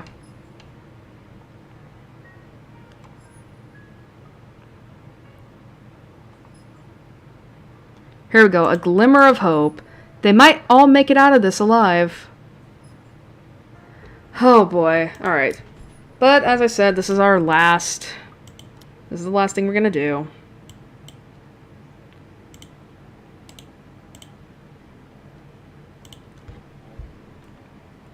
Because it's almost 3 in the morning. I honestly thought I would get something different. I guess not. For, I honestly thought I would get something different, but I guess not. There we go. But I didn't. I got jack shit. Alright, so I guess after that it's gonna be true ending time. Who knows, maybe we'll finally get something different. we barely got anything outside of, like, Luke dying, but that wasn't much.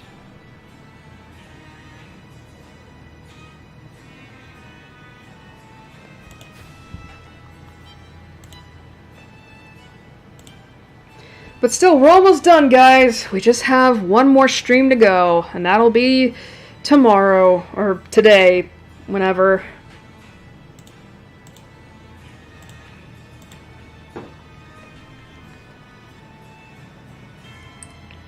Oh, God, my back.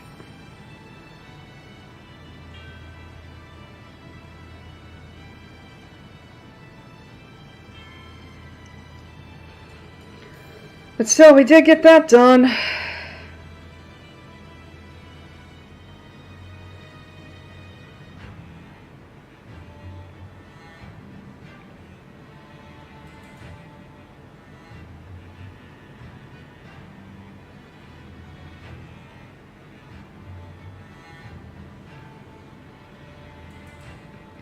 Sorry, I'm currently checking on other stuff right now.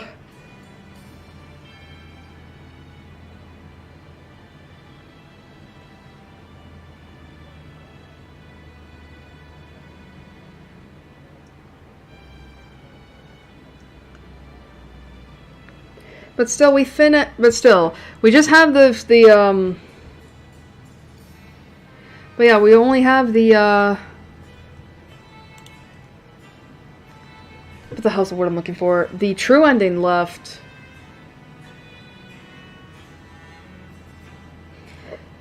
But hey, you know what? Even if the true ending is really bittersweet, I will say that, you know, that the one where all of them make it out alive, hey, they're alive. They're all good and happy.